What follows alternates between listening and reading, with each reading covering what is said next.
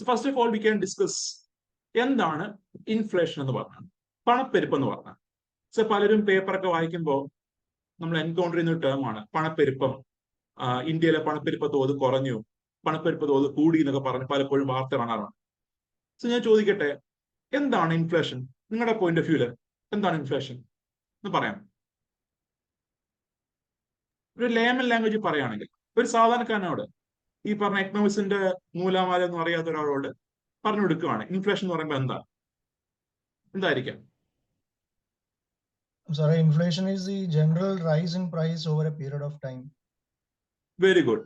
So simple language പറയുകയാണെങ്കിൽ inflation എന്താണ്? വിലക്കയറ്റമാണ്. നമ്മൾ പറയത്തില്ലേ?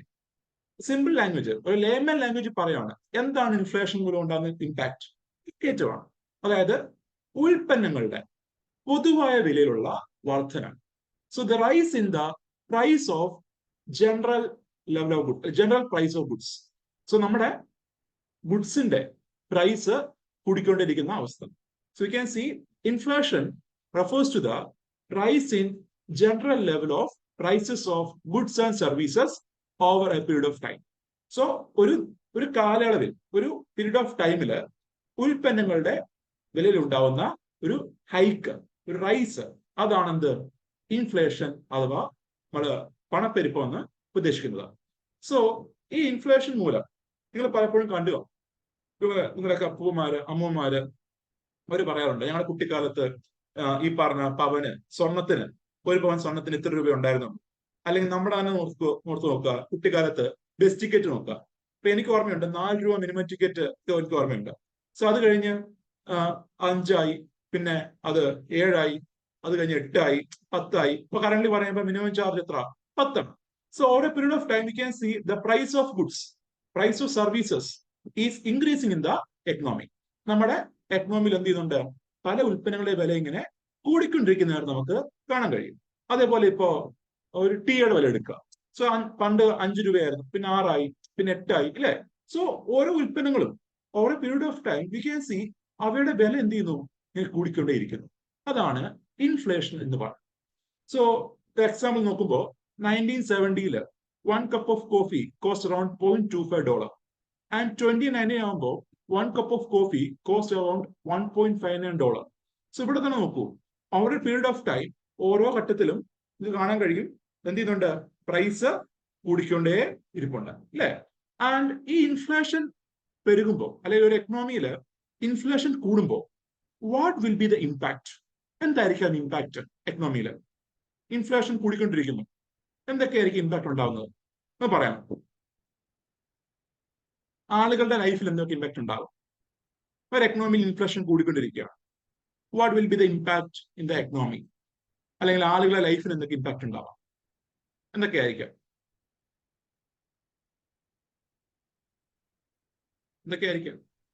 കോസ്റ്റ് ഓഫ് ലിവിംഗ് കൂടും, rice in cost of very good, very good, very good.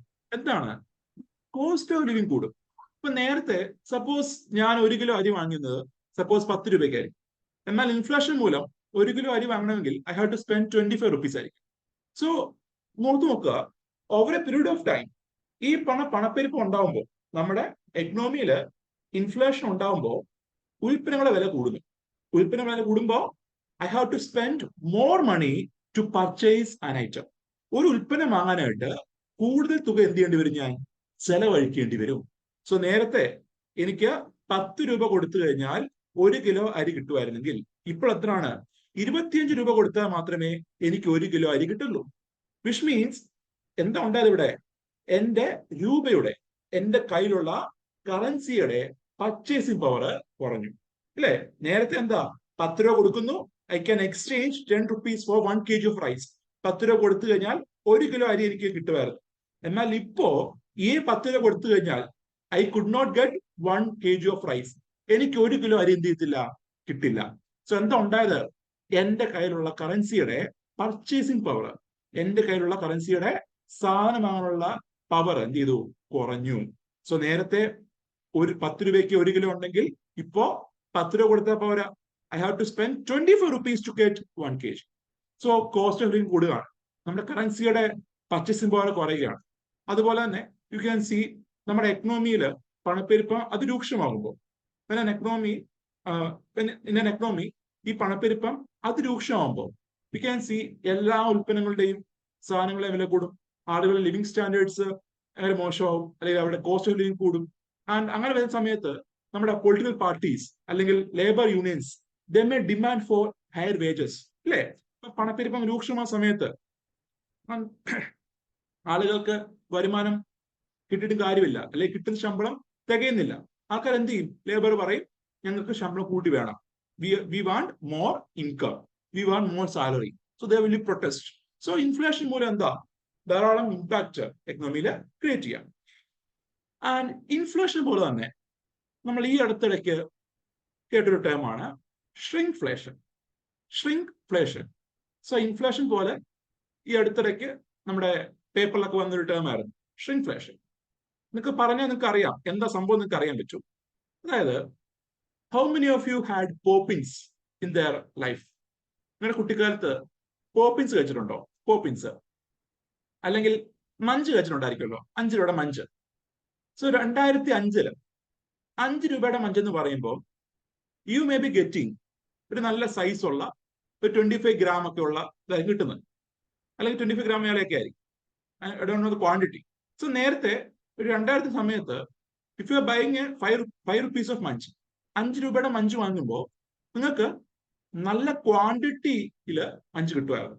എന്നാൽ ഇപ്പൊ നോക്കുമ്പോൾ if you purchasing Munch for 5 rupees, 5 രൂപയ്ക്ക് മഞ്ച് വാങ്ങുമ്പോൾ നിങ്ങൾക്ക് മഞ്ച് കിട്ടും, പക്ഷെ എന്താ ക്വാണ്ടിറ്റി കുറഞ്ഞു. പ്രൈസ് എന്തിനാ അവിടെ ചേഞ്ച് ആവുന്നില്ല. Same as the case of Poppins.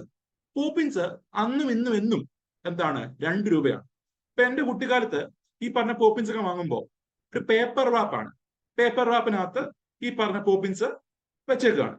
And ഈ പോപ്പിൻസിന്റെ തിക്നെസ് പറഞ്ഞാൽ നല്ല നല്ല വലുതാണ്, നല്ല തിക്കായിട്ടുള്ള പോപ്പിൻസ് ആണ്. And you can C cylindrical shape, നല്ല തിക്കായിട്ടുണ്ടായിരുന്നു. എന്നാൽ ഇപ്പൊ നോക്കുമ്പോൾ you can see the same Poppins 2 രൂപയായിരിക്കും, പക്ഷെ എന്താ അതങ്ങ് ഷ്രിങ്ക് ചെയ്തു, അതിന്റെ സൈസ് എന്ത് ചെയ്തു? കുറഞ്ഞു. പ്രൈസ് സെയിം ആണ്, പക്ഷെ എന്താ the quantity which is offered to the customer അതെന്ത് ചെയ്തു? കുറഞ്ഞു. ഇതാണ് ഷ്രിങ്ക്ഫ്ലേഷൻ എന്ന് പറയുന്നത്. സോ നമ്മുടെ ഉൽപ്പന്നങ്ങളുടെ വില വ്യത്യാസപ്പെടുത്തുമ്പോൾ ഇപ്പം പോപ്പിൻസ് 2 രൂപയിൽ നിന്ന് 5 രൂപ ആക്കുമ്പോൾ ആൾക്കാർക്ക് എന്ത് ചെയ്യാം? പെട്ടെന്ന് തിരിച്ചറിയാൻ പറ്റും വില കൂടി, വിലക്കയറ്റം ഉണ്ടായി, പോപ്പിൻസിന്റെ വില 2 നിന്ന് 5 ആയി. സോ പബ്ലിക്കിന് നേരിട്ടൊരു അവയർനെസ് കൊടുക്കുകയാണ്, അല്ലെങ്കിൽ അവർക്കൊരു ഐഡിയ കൊടുക്കുവാണ്, വില കൂടിയിട്ടുണ്ട്, പോപ്പിൻസിന് വില കൂടി, 2 നിന്ന് 5 ആയി. So that is getting idea, അല്ലെങ്കിൽ ദാറ്റ് ഈസ് ഇൻജെക്ടിങ് ഐഡിയ. ഒരു ഐഡിയ ഇൻജെക്ട് ചെയ്യുവാണ്, 5 രൂപ ആയിട്ടുണ്ടോ? അപ്പൊ നമ്മൾക്ക് എന്താ പ്രൈസ് കൂടുന്നത് തോന്നുന്നുണ്ടാവും. പ്രൈസ് കൂടുമ്പോ എന്ത് കുറയും? നമ്മുടെ പ്രൈസ് കൂടുമ്പോ ക്വാണ്ടിറ്റി ഡിമാൻഡ് കുറയും. As per law of demand, ഓർമ്മയില്ലേ? When price increases quantity demand decreases എന്ന് പറഞ്ഞ കണക്ക് വില കൂട്ടുമ്പോ ആൾക്കാർ എന്ത് ചെയ്യാം? അതിന് കൺസ്യൂം കുറയ്ക്കാം. കാരണം അവരുടെ ഉള്ളിൽ തോട്ട് വരും, വില കൂട്ടുണ്ട്, വിലക്കയറ്റം ഉണ്ടായി, ഇതിന് വില കൂടി. അത് ഒഴിവാക്കുക. ആ ഉദ്ദേശത്തിലാണ് എന്തിന് കമ്പനികൾ ഉൽപ്പന്നത്തിന്റെ പ്രൈസ് എന്ത് ചെയ്യുന്നു? ഫിക്സ് ചെയ്യുന്നു. Price of the item is fixed, പക്ഷെ എന്ത് ചെയ്യുന്നു? ക്വാണ്ടിറ്റി അതനുസരിച്ച് കുറയ്ക്കുന്നു. ഇപ്പം ഇത് മാത്രമല്ല, you can see various products. ഇപ്പൊ വെദർ ഇറ്റ് ഈസ് നമ്മുടെ പോപ്പിൻസ് ആയിരിക്കാം, ടോഫീസ് ആയിരിക്കാം, അല്ലെങ്കിൽ ലേസ്. പണ്ട് 5 ചിപ്സ് കിട്ടുമായിരിക്കും, ഇപ്പൊ 4 ചിപ്സേ ഉള്ളൂ, പിന്നെ കുറെ കാച്ചും കിട്ടും. സോ ഈ പറഞ്ഞ പല ഉൽപ്പന്നങ്ങളിലും പ്രൈസ് ഫിക്സ്ഡ് ആയിരിക്കും, പക്ഷെ എന്താ ക്വാണ്ടിറ്റി കുറയ്ക്കുന്ന സ്ഥിതി. So that is shrinkflation. You can see it is the reduction in the size of a product in response to rising production cost or market competition. And shrink എന്ന് ഉദ്ദേശിക്കുന്നത് എന്താണ്? Product size കുറയുന്ന അർത്ഥം. ഫ്ലേഷൻ ഉദ്ദേശിക്കുന്നത് ഇവിടെ actually നോക്കുമ്പോൾ 2 രൂപയ്ക്ക് നേരത്തെ എനിക്ക് 20 ഗ്രാം പോപ്പിൻസ് കിട്ടുമായിരുന്നു. ഇപ്പോൾ എനിക്ക് 2 രൂപയ്ക്ക് സപ്പോസ് 10 ഗ്രാം പോപ്പിൻസ് കിട്ടുന്നുള്ളൂ. സോ ആക്ച്വലി എന്തുണ്ട് ഇവിടെ? ഒരു ഇൻഫ്ലേഷൻ ഉണ്ട്. പക്ഷെ ഇൻഫ്ലേഷൻ എന്താ? ഹിഡൻ ആണ്, പെട്ടെന്ന് കാണാൻ കഴിയില്ല. കാരണം ആൾക്കാർ നോക്കുമ്പോൾ വില സെയിം ആണ്, ക്വാണ്ടിറ്റി കുറയുന്നതിനെ പറ്റി പെട്ടെന്ന് എന്ത് ചെയ്യാൻ പറ്റില്ല? ഐഡന്റിഫൈ ചെയ്യാൻ കഴിയില്ല ആളുകൾക്ക്. ആൻഡ് പക്ഷെ നേരെ മറിച്ച് ഇഫ് യു ആർ സേയിങ് 1 രൂപയ്ക്ക് അല്ലെങ്കിൽ 1 ഗ്രാം മേടിക്കാനായിട്ട് എത്ര രൂപ കൊടുക്കണം നോക്കുമ്പോൾ 2/20 ആണ് നേരത്തെ. ഇപ്പോഴോ 1 ഗ്രാമിന് കൊടുക്കാൻ 2/10 ആണ്. സോ പെർ ഗ്രാം വെയിറ്റ് നോക്കുമ്പോൾ, പെർ ഗ്രാം പ്രൈസ് നോക്കുമ്പോൾ യു ക്യാൻ സീ ദാറ്റ് നേരത്തെ 1 ഗ്രാം വാങ്ങാൻ നമ്മൾ ഇത്ര രൂപ കൊടുത്തിരുന്നുള്ളൂ. എന്നാൽ ഇപ്പോ 1 ഗ്രാം വാങ്ങാൻ we have to spend more money എന്നൊരു ഐഡിയ ആളുകൾക്ക് കിട്ടും. സോ ഇൻഫ്ലേഷൻ ഉണ്ട് എന്ന് കാണാം. So that is shrinkflation. And quality മാത്രമല്ല, ക്വാളിറ്റി എന്ത് ചെയ്യാം? കോംപ്രമൈസ് ചെയ്യാം. ഈ പറഞ്ഞ വില കുറയ്ക്കാതിരിക്കാനായിട്ട് അല്ലെങ്കിൽ വില ഫിക്സഡ് വെക്കാനായിട്ട് കമ്പനികൾക്ക് ക്വാണ്ടിറ്റി കുറയ്ക്കാം. അതേപോലെ തന്നെ they may reduce the quality of the item. ഇവ പല മുട്ടായികളിലും അല്ലെ പല ഐറ്റത്തിലും ചില ഇൻഗ്രീഡിയൻസ് ഒഴിവാക്കിയാൽ നമ്മൾ അറിയത്തില്ല. ചില ഉൽപ്പന്നങ്ങളിൽ ചില ഇൻഗ്രീഡിയൻസ് അവർ ഒഴിവാക്കിയെന്ന് വെച്ചോ, we may not be aware. കാരണം നമ്മളൊന്നും വായിക്കാറില്ലല്ലോ, നമ്മൾ ജസ്റ്റ് ഇൻഗ്രീഡിയൻസിന്റെ പേര് നമുക്ക് അറിയത്തുമില്ല. സോ നമ്മൾ എന്താ എല്ലാ ഇൻഗ്രീഡിയൻസും വായിച്ചു നോക്കുവോ? ഇല്ല. സോ അവർക്ക് എന്ത് ചെയ്യാം? ചില ഇൻഗ്രീഡിയൻസ് ഒഴിവാക്കാം, അങ്ങനെ ക്വാളിറ്റി എന്ത് ചെയ്യാം? കുറയ്ക്കാം. അതല്ലെങ്കിൽ പണ്ട് നമ്മുടെ ഡയറി മിൽക്ക് അറിയായിരിക്കുമല്ലോ, ഡയറി മിൽക്ക്. സോ ഡയറി മിൽക്കിന്റെ 5 രൂപയുടെ പാക്കറ്റ് പണ്ട് മേടിക്കുവാണെങ്കിൽ നിങ്ങൾക്ക് അറിയാമായിരിക്കും, പേപ്പർ റാപ്പ് ആണ്. ആ പേപ്പർ റാപ്പ് പൊളിച്ചു കഴിയുമ്പോൾ there is A golden foil ഉണ്ടാവും. ഒരു ഗോൾഡൻ കളറിലെ ഫോയിൽ ഉണ്ട്. ആ ഫോയിൽ എന്ത് ചെയ്യുക? റിമൂവ് ചെയ്യുക. അതിനുള്ളിലാണ് ഈ പറഞ്ഞ ടോഫി ഇരിക്കുന്നത് അല്ലെങ്കിൽ ഈ ചോക്ലേറ്റ് ഇരിക്കുന്നത്. ആൻഡ് ഈ പറഞ്ഞ ഗോൾഡൻ ഫോയിൽ റാപ്പ് ചെയ്യുമ്പോൾ ഇതിന്റെ ഷെൽഫ് ലൈഫ് കൂടും. കൂടാതെ തന്നെ എന്താ ഇതിന്റെ ഒരു ഫ്രഷ്നെസ്, അതിന്റെ ആ സ്മെല്ലൊന്നും അങ്ങനെ പോത്തില്ല, ഒരു ഫ്രഷ്നെസ് കിട്ടും.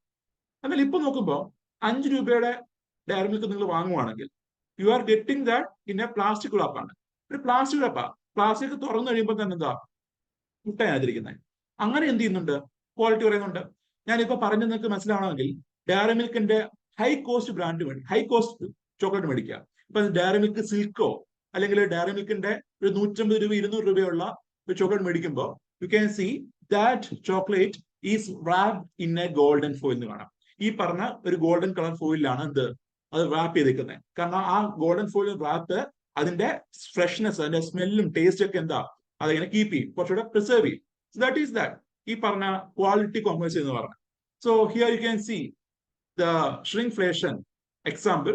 സോ ചില ഉൽപ്പന്നങ്ങളുടെ പ്രൈസ് കുറയുന്നു, സോറി ക്വാണ്ടിറ്റി എന്ത് ചെയ്യുന്നു? കുറയുന്നു. നിങ്ങൾക്ക് കാണാൻ കഴിയും. So the price may be fixed, പക്ഷെ ക്വാണ്ടിറ്റി എന്താ അതിന്റെ വെയിറ്റ് എന്ത് ചെയ്യുന്നു? അവര് കുറയ്ക്കുകയാണ്. So now we can see the cause of inflation. പണപ്പെരുപ്പത്തിന്റെ കാരണങ്ങൾ എന്തൊക്കെയാണ്? What are the factors which lead to inflation in an economy? The factors can be categorised mainly into 2. പ്രധാനമായിട്ട് 2 ഫാക്ടർ ഉണ്ട്. ഒന്ന് ഡിമാൻഡ് പുൾ ഫാക്ടർ, മറ്റൊന്ന് cost push factor. ഇതുകൂടാതെ മറ്റു 2 factors ആണ് വേജ് പുഷ് ഇൻഫ്ലേഷൻ, അതുപോലെ കറൻസി ഡിപ്രീസിയേഷൻ. സോ നമുക്ക് ഓരോ ഫാക്ടേഴ്സ് നോക്കാം. The first one, demand pull inflation. Demand pull inflation ഇതാണ് too much money chasing too few goods എന്ന് പറയും. നിങ്ങൾക്ക് ഓർമ്മയുണ്ടാവും, നമ്മുടെ ആദ്യത്തെ ക്ലാസ്സിൽ when we discussed demand and supply, ആ സമയത്ത് നമ്മൾ എക്സാമ്പിൾ പറഞ്ഞിരുന്നു. നമ്മുടെ നരേന്ദ്രമോദിയുടെ എക്സാമ്പിൾ പറഞ്ഞിരുന്നു. എക്സാമ്പിൾ ഞാൻ ഓർമ്മിക്കുന്നില്ല, നിങ്ങൾക്ക് ഓർമ്മയുണ്ടാവും. മറ്റേ എയർ ഇന്ത്യ ഒരു sorry to mention the name. So നമ്മുടെ ഒരു എയർ ഇന്ത്യയിൽ നിങ്ങൾ പോകാൻ വേണ്ടി വെയിറ്റ് ചെയ്യുകയാണ്. നമ്മുടെ ക്ലാസ്സിലെ എല്ലാ കുട്ടികളോട് 20 രൂപ ഇങ്ങനെ വെയിറ്റ് ചെയ്യുകയാണ്. ആ സമയത്താണ് എന്താ ഒരു അനൗൺസ്മെന്റ് വരുന്നു, നിങ്ങളുടെ അക്കൗണ്ടിലേക്കെല്ലാം അക്കൗണ്ട് ക്രെഡിറ്റ് ചെയ്യുന്നു, എമൗണ്ട് ക്രെഡിറ്റ് ചെയ്യുന്നു, അങ്ങനെ നിങ്ങളുടെ പർച്ചേസിംഗ് പവർ കൂടുന്നു. ഓർമ്മയുണ്ടോ example? Have you remember that example? ഓർമ്മയില്ലേ? സോ എന്തായിരുന്നു നോക്കുക. ആദ്യഘട്ടത്തിൽ ഫസ്റ്റ് കേസില് ഞാൻ പറഞ്ഞിരുന്നു 20 പേരുണ്ട്. ആ 20 പേർക്കും എന്താ ഫസ്റ്റ് കേസിൽ ദേ ആർ നോട്ട് ഹാവിങ് മണി. നിങ്ങളുടെ കയ്യിൽ പൈസ ഇല്ല. അതുകൊണ്ട് തന്നെ നിങ്ങൾ എന്ത് ചെയ്തു? നിങ്ങൾ എല്ലാവരും എക്കണോമിക് ക്ലാസ് സീറ്റ്സ് ആണ് ബുക്ക് ചെയ്തത്. എന്നാൽ അതിനുശേഷം യു ക്യാൻ സി നിങ്ങളുടെ അക്കൗണ്ടിലേക്ക് ഗവൺമെന്റ് കുറച്ച് പൈസ ട്രാൻസ്ഫർ ചെയ്തു ഫ്രീ ആയിട്ട്. അങ്ങനെ നിങ്ങളുടെ എല്ലാവരുടെയും കയ്യിലുള്ള പർച്ചേസിംഗ് പവർ കൂടി, മണി കൂടി, പർച്ചേസിംഗ് പവർ കൂടി എന്നാണ്. And you can see when your purchasing power increases, സാധനം വാങ്ങാനുള്ള നിങ്ങളുടെ ശേഷി വർദ്ധിക്കുമ്പോൾ നിങ്ങൾക്ക് എന്ത് ചെയ്യാം? You can demand for more goods. നിങ്ങൾക്ക് കൂടുതൽ ഉൽപ്പന്നങ്ങൾ ഡിമാൻഡ് ചെയ്യാം. അത് ആദ്യ ഘട്ടത്തിൽ നിങ്ങളുടെ പൈസ ഇല്ല, അതുകൊണ്ട് തന്നെ you are not demanding for any business class seat.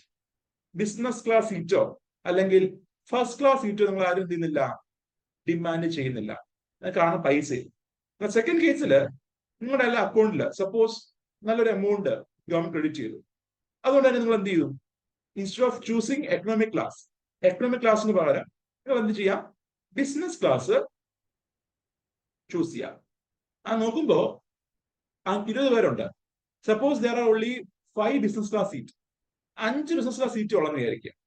20 പേരും 5 സീറ്റും, വിച്ച് മീൻസ് ഡിമാൻഡ് എന്ന് പറയുമ്പോൾ 20 ആൾക്കാരാണ്. 20 ആൾക്കാര് എത്ര വിലയ്ക്ക് വേണേലും ഈ പറഞ്ഞ ബിസിനസ് ക്ലാസ് സീറ്റ് വാങ്ങാൻ, അല്ലെങ്കിൽ കറണ്ട് വിലയ്ക്ക് ബിസിനസ് ക്ലാസ് സീറ്റ് വാങ്ങാൻ റെഡിയാണ്. ആൻഡ് സപ്ലൈ എന്ന് പറയുമ്പോൾ നമ്മുടെ air India can only supply 5 seats. കാരണം വേറെ സീറ്റ്സ് ഇല്ല, ആകെ 5 സീറ്റേ ഉള്ളൂ. സോ എന്ത് പറ്റി? ഈ പറഞ്ഞ ഡിമാൻഡ് സപ്ലൈ മിസ്മാച്ചോടെ ഉണ്ടായി. സോ ഡിമാൻഡ് സപ്ലൈ മിസ്മാച്ച് ഉണ്ടായപ്പോൾ ഹിയർ യു ക്യാൻ സി ഒരു ഐഡിയ കാണാം. അതായത് ടു മച്ച് മണി, അതായത് എല്ലാവരുടെ കയ്യിലും പൈസയുണ്ട്, 20 പേരുടെ കയ്യിലും പൈസയുണ്ട്. So too much money is chasing too few goods എന്ന് കാണാം. കുറെ പൈസയുണ്ട്, 20 പേരുടെ കയ്യിലും പൈസയുണ്ട്, പക്ഷെ എന്താ, നിങ്ങൾ ചേസ് ചെയ്യുന്ന ക്വാണ്ടിറ്റി എത്രയേ ഉള്ളൂ? 5 എണ്ണയുള്ളൂ. ഇതാണ് too much money chasing too few goods എന്ന് ഉദ്ദേശിക്കുന്നത്. സോ ഡിമാൻഡ് സപ്ലൈ ഗ്യാപ്പ് ഉണ്ടായി. അപ്പൊ എന്ത് പറ്റി? നിങ്ങൾ എല്ലാവരും ഈ സീറ്റിന് വേണ്ടി അടിയിടുകയാണ്. സോ എയർ ഇന്ത്യ എന്ത് ചെയ്യും? Because of increase demand, Air India pay ചെയ്യാന് ആ സീറ്റിന്റെ വിലയും കൂട്ടും. നേരത്തെ 50,000 രൂപയെന്ന് വിചാരിച്ചു, ഇവര് പറയും 1 ലക്ഷം എന്ന് പറയും. അത് കഴിഞ്ഞ് 1.5 ലക്ഷമായി, പിന്നെ 2 ലക്ഷമായി. So you can see slowly because of increase demand Air India എന്ത് ചെയ്യാം? ഇതിന്റെ ടിക്കറ്റ് പ്രൈസ് കൂട്ടാം. ഇപ്പോഴാണെങ്കിലും അങ്ങനെ തന്നെയാണ്. ഇപ്പോഴാണെങ്കിലും ഇപ്പൊ സീസൺ ഉണ്ടല്ലോ, ഫെസ്റ്റീവ് സീസൺ സമയത്ത്, ഇപ്പൊ ക്രിസ്മസ് വെക്കേഷൻസ്, അല്ലെങ്കിൽ ഓണം ടൈം, അല്ലെങ്കിൽ ദീപാവലി ടൈം, ഈ സമയത്തൊക്കെ എന്താ ആൾക്കാരുടെ ഹോംലാൻഡിലേക്ക് പോകുന്ന സമയമായിരിക്കും. ആ സമയത്തൊക്കെ നോക്കുമ്പോൾ you can see there will be increase demand for ticket. Rate എന്തായിരിക്കും? വളരെ കൂടുതലായിരിക്കും. അതുപോലെ ബസ്സുകൾക്കും അങ്ങനെയാണ്. പല ബസ്സുകൾക്കും ഈ പറഞ്ഞ റേറ്റ് ഈ വെക്കേഷൻ ടൈമിലൊക്കെ ആകുമ്പോൾ എന്ത് ചെയ്യും? റേറ്റിന് കൂട്ടും. കാരണം ഡിമാൻഡ് ഉണ്ട്, എത്ര വിലയാണെങ്കിലും ആൾക്കാർ വാങ്ങാൻ റെഡിയാണ്. പക്ഷെ നേരെ മറിച്ച് അല്ലാതെ കേസ്, ഇപ്പം ഡിമാൻഡ് ഒന്നും ഇല്ലാത്ത ഒരു സീസൺ ടൈം അല്ല എന്ന് വിചാരിക്കുക. ആ ടൈം ആണെങ്കിൽ, സീസൺ ടൈം അല്ല എങ്കിൽ ആൾക്കാരെന്താ, അല്ലെങ്കിൽ ഈ പറഞ്ഞ റേറ്റ് എന്തായിരിക്കും? കുറവായിരിക്കും. കാരണം ഡിമാൻഡ് വലിയായിട്ടില്ല. സോ പൈസ എന്ത് ചെയ്യും? കുറയ്ക്കും. സോ ഇവിടെ നോക്കുമ്പോൾ you can C because of this demand supply mismatch there is a hike in the price of goods. ഉൽപ്പന്നങ്ങളുടെ ഡിമാൻഡും സപ്ലൈ തമ്മിലുള്ള വ്യത്യാസം കാരണം എന്തുണ്ടായി? ഇവിടെ ഒരു ഉൽപ്പന്നങ്ങളുടെ പ്രൈസ് എന്ത് ചെയ്യുന്നു? ഹൈക്ക് ചെയ്യുന്നു. Slowly the ticket price increases. അതാണ് ഡിമാൻഡ് പുൾ ഇൻഫ്ലേഷൻ. സോ ഇവിടെ നോക്കുമ്പോൾ നിങ്ങൾക്ക് കാണാം demand factor, increase demand from the public. അതാണ് എന്തിന് കാരണമായിരിക്കുന്നത്? ഉൽപ്പന്നങ്ങളുടെ വില കൂടാൻ കാരണമായിരിക്കുന്നത്. The price hike is caused by demand ആണ്. ഈ പ്രൈസ് കൊണ്ടാക്കി എന്താണ്? ഇൻക്രീസ്ഡ് ഡിമാൻഡ് ആണ്. ആൻഡ് എങ്ങനെയൊക്കെ ഈ ഡിമാൻഡ് പുൾ ഫാക്ടേഴ്സ് ഉണ്ടാവാം? ഒന്ന് പറയുമ്പോൾ വെൻ ദർ ഈസ് എക്കണോമിക് ബൂമാണ്. നമ്മുടെ എക്കണോമിയിൽ വൻ വളർച്ച കൈവരിക്കുന്നു. നമുക്കറിയാലോ, എക്കണോമിക് ബൂം ഓർമ്മയുണ്ടല്ലോ. ബിസിനസ് സൈക്കിളില് ഗ്രോത്ത് റേറ്റ് കഴിഞ്ഞാൽ വളർച്ച കൂടി ഒരു ഹൈ ലെവൽ ഓഫ് ഗ്രോത്ത്, ഒരു നമ്മുടെ വളർച്ചയുടെ വലിയൊരു ലെവലിലേക്ക് എത്തുന്നു. ആൻഡ് റാപ്പിഡ് ആയിട്ടുള്ള ഈ ഗ്രോത്ത് കാരണം, റാപ്പിഡ് ആയിട്ടുള്ള ഈ ഹൈ ഗ്രോത്ത് കാരണം നമുക്ക് കാണാൻ കഴിയും എക്കണോമിയിലുള്ള ഇൻകം ലെവല് കൂടുന്നു. ആളുകളുടെ കയ്യിലൊക്കെ വരുമാനം എന്ത് ചെയ്യുന്നു? വർദ്ധിക്കുന്നു. So when there is high income level among the population, ആളുകളുടെ കയ്യിൽ വൻതോതിൽ വരുമാനം ഇങ്ങനെ ഇരിക്കുമ്പോൾ ഡിമാൻഡ് എന്ത് ചെയ്യും? കൂടത്തില്ലേ? സോ ഡിമാൻഡ് ഫോർ ഗുഡ്സ് കൂടും. അവിടെ എന്തുണ്ടാവും? ഡിമാൻഡ് ഫുൾ ഇൻഫ്ലേഷൻ ക്രിയേറ്റ് ചെയ്യാം. അതുപോലെ when there is increased government expenditure, when there is increased borrow from the government, നമ്മുടെ ഗവൺമെന്റ് കൂടുതൽ കടം വാങ്ങി സ്പെൻഡ് ചെയ്യുന്നു. നമ്മുടെ ഗവൺമെന്റ് ഈ പറഞ്ഞ എക്കണോമിയിലേക്ക് കൂടുതൽ പൈസ മൊബിലൈസ് ചെയ്യുന്നു. എന്തുണ്ടാവാം? ഇൻഫ്ലേഷൻ ഉണ്ടാവാം. ഇപ്പൊ ഉദാഹരണം പറയുമ്പോൾ നിങ്ങൾക്ക് അറിയാവുന്ന എക്സാമ്പിൾ ആണ് 2021 ടൈമിലാണ് നമ്മുടെ ഗവൺമെന്റ് എന്ത് ചെയ്യുന്നുണ്ട്? കോവിഡിന്റെ റിലീഫ് പാക്കേജ് നടത്തിക്കൊണ്ടിരിക്കുകയാണ്. ആൻഡ് കോവിഡ് റിലീഫിന്റെ ഭാഗമായിട്ട് ഗവൺമെന്റ് മാസീവായിട്ട് എക്കണോമിയിലേക്ക് പൈസ സ്പെൻഡ് ചെയ്തുകൊണ്ടിരിക്കുകയാണ്, ബോത്ത് സ്റ്റേറ്റ് ആൻഡ് സെന്റർ. അതിന്റെ ഭാഗമായിട്ട് യു ക്യാൻ സി ഇൻഫ്ലേഷൻ എന്ത് ചെയ്തു? കൂടിയിരുന്നു. ഇൻഫ്ലേഷൻ നമ്മുടെ ലിമിറ്റിനേക്കാൾ വൻതോതിൽ വർദ്ധിച്ചു. 2022 വരെ നോക്കുമ്പോൾ മാസി ലെവലിൽ ഇൻഫ്ലേഷൻ കൂടുതലായിട്ട് നമുക്ക് കാണാൻ കഴിയും. അതിനുശേഷം എന്ത് ചെയ്തു? നമ്മുടെ RBI ഇൻഫ്ലേഷൻ കൺട്രോൾ ചെയ്യുന്ന മെഷേഴ്സ് എടുത്തു. കാരണം അവിടെ പ്രയോറിറ്റി എന്താ കൊടുത്തെ?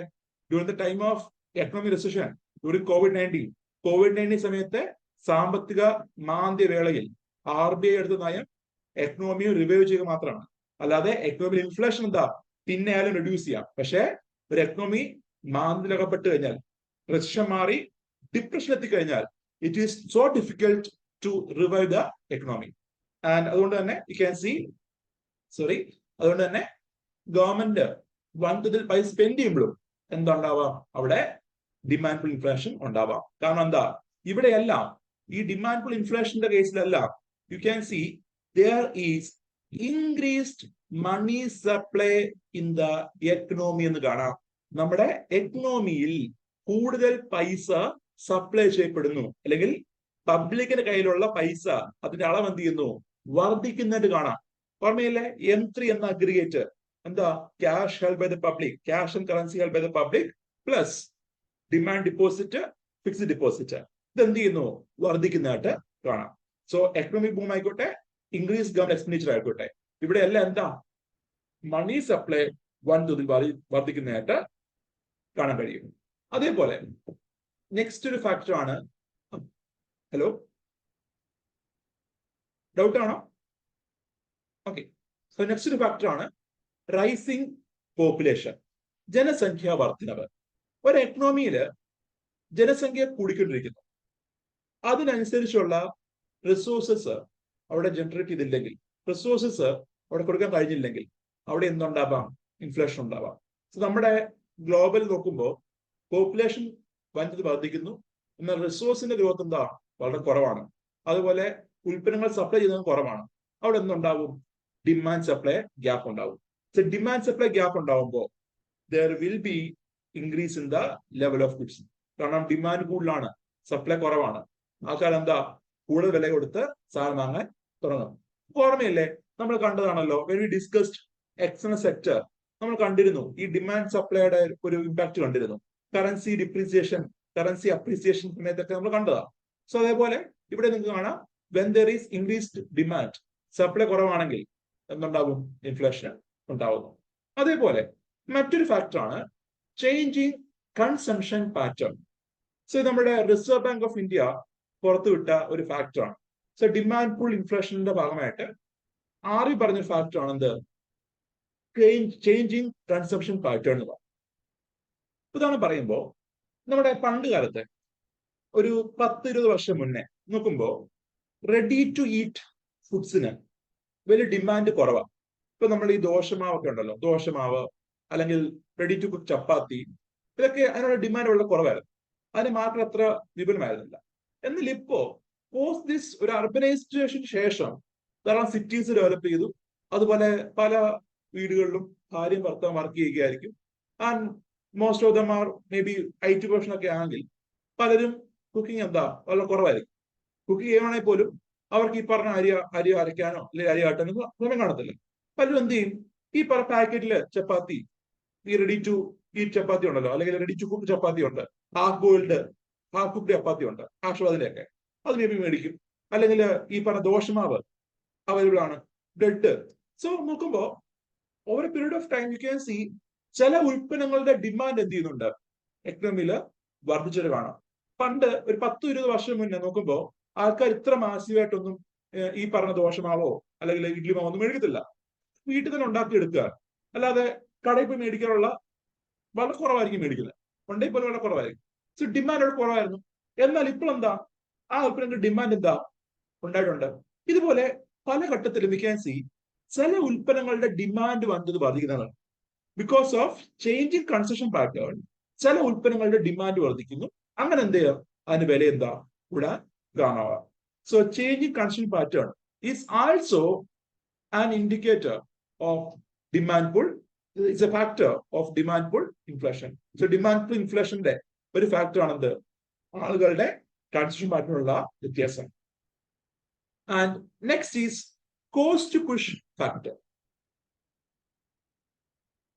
കോസ്റ്റ് പുഷ് ഫാക്ടർ നമ്മൾ നേരത്തെ കണ്ട ഇൻഫ്ലേഷനില്, ഡിമാൻഡ് പുൾ ഇൻഫ്ലേഷനില് the main perspective or the main factor which causes, which triggers the inflation എന്ന് വെച്ചാൽ ഡിമാൻഡ്.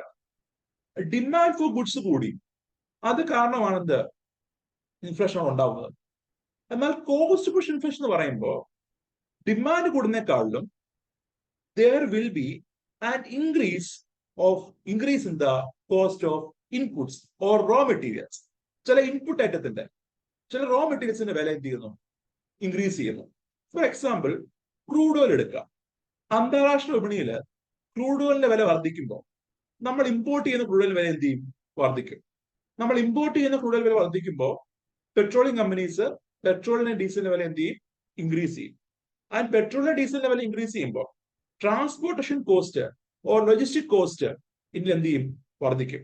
ഈ പറഞ്ഞ ട്രാൻസ്പോർട്ടേഷൻ കോസ്റ്റ് വർദ്ധിക്കുമ്പോൾ നമ്മുടെ നേരത്തെ ഉണ്ടായിരുന്ന നിർമ്മാണ ചെലവിനേക്കാൾ, അല്ലെങ്കിൽ നേരത്തെ തമിഴ്നാട്ടിൽ നിന്നും കർണാടകയിൽ നിന്നൊക്കെ ഉൽപ്പന്നം കേരളത്തിലേക്ക് വരുമ്പോൾ ഉണ്ടായ ചെലവിനേക്കാളും കൂടുതലാവും എന്ത്, ചെലവ്. കാരണം എന്താ, പെട്രോളും ഡീസലും is a must factor for transporting items. എത്തിച്ച് ഡീസല് ചരക്ക് ഗതാഗതത്തില് പ്രധാനമായിട്ടും വേണ്ട ഒരു കമ്പണന്റ് ആണ് എന്ത്, ഡീസൽ.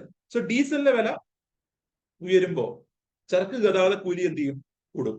ആ വില വ്യതിയാനം അവരെങ്ങോട്ട് ആഡ് ചെയ്യും, ഉൽപ്പന്നത്തിന്റെ വിലയിൽ ആഡ് ചെയ്യും. സോ പച്ചക്കറിയോ പാലോ അല്ലെങ്കിൽ മുട്ടയോ ഇറച്ചിയോ ഒക്കെ കൊണ്ടുവരുമ്പോ, സപ്പോസ് നേരത്തെ കൊണ്ടുവരാൻ വേണ്ടിയിട്ട് 1000 രൂപ ചെലവാന്ന് വിചാരിച്ചോ, എന്നാൽ ഇപ്പൊ കൊണ്ടുവരാൻ വേണ്ടിയിട്ട് suppose they may to spend 2000 rupees എന്ന് വിചാരിച്ചോ, ഈ 2000 രൂപ ചെലവ് എന്ത് ചെയ്യും, അവര് ഉൽപ്പന്നത്തിന്റെ ഫൈനൽ ഐറ്റത്തിന്റെ വിലയിൽ ആഡ് ചെയ്യും, പച്ചക്കറിയുടെ വിലക്കകത്ത് ആഡ് ചെയ്യും. So when there is increase in international prices എന്തുണ്ടാവാം, ഇൻഫ്ലേഷൻ എക്കണോമിയിൽ ഉണ്ടാവാം.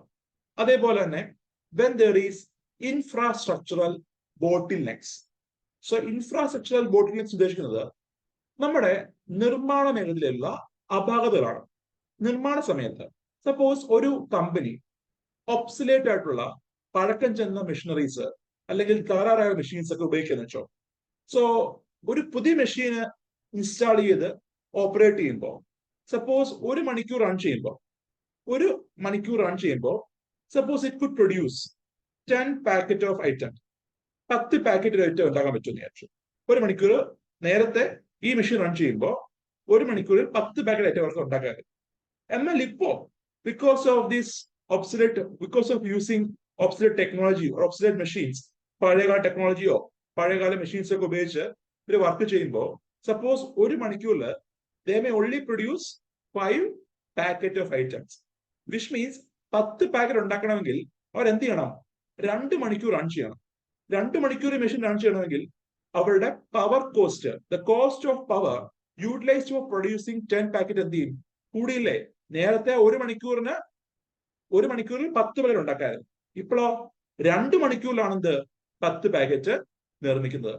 Which means cost of production എന്ത് ചെയ്തു, കൂടി. സോ കോസ്റ്റ് ഓഫ് പ്രൊഡക്ഷൻ കൂടുമ്പോ എന്ത് ചെയ്യും, ഉൽപ്പന്നത്തിന്റെ വിലയില് കോസ്റ്റ് അവര് ആഡ് ചെയ്യും. സോ അതാണ് ഇൻഫ്രാസ്ട്രക്ചർ ബോട്ടിൽനെക്സ് ഉദ്ദേശിക്കുന്നത്. നമ്മുടെ പ്രൊഡക്ഷൻ കോസ്റ്റ് കൂടുന്നു because of using obsolete technology, because of the lack of efficiency of transportation, നമ്മുടെ ലോജിസ്റ്റിക്കിലെ പോരായ്മകൾ, ട്രാൻസ്പോർട്ടേഷനിലെ പോരായ്മകൾ, ഇവയെല്ലാം മൂലം എന്ത് ചെയ്യാം, നമ്മുടെ ഉൽപ്പന്നത്തിന്റെ വില വർദ്ധിക്കാൻ കാണാവാം. അതേപോലെ തന്നെ there will be an increase in indirect taxes. അതൊരു കാരണമാണ്. നമ്മുടെ ഗവൺമെന്റ് ചില ഉൽപ്പന്നങ്ങൾക്ക് ടാക്സ് റിവൈസ് ചെയ്യും വിചാരിക്കാം.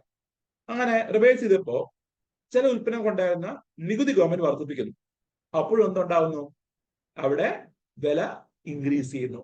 ആ ടൈമിലും U can see there is an increase in the price of the item.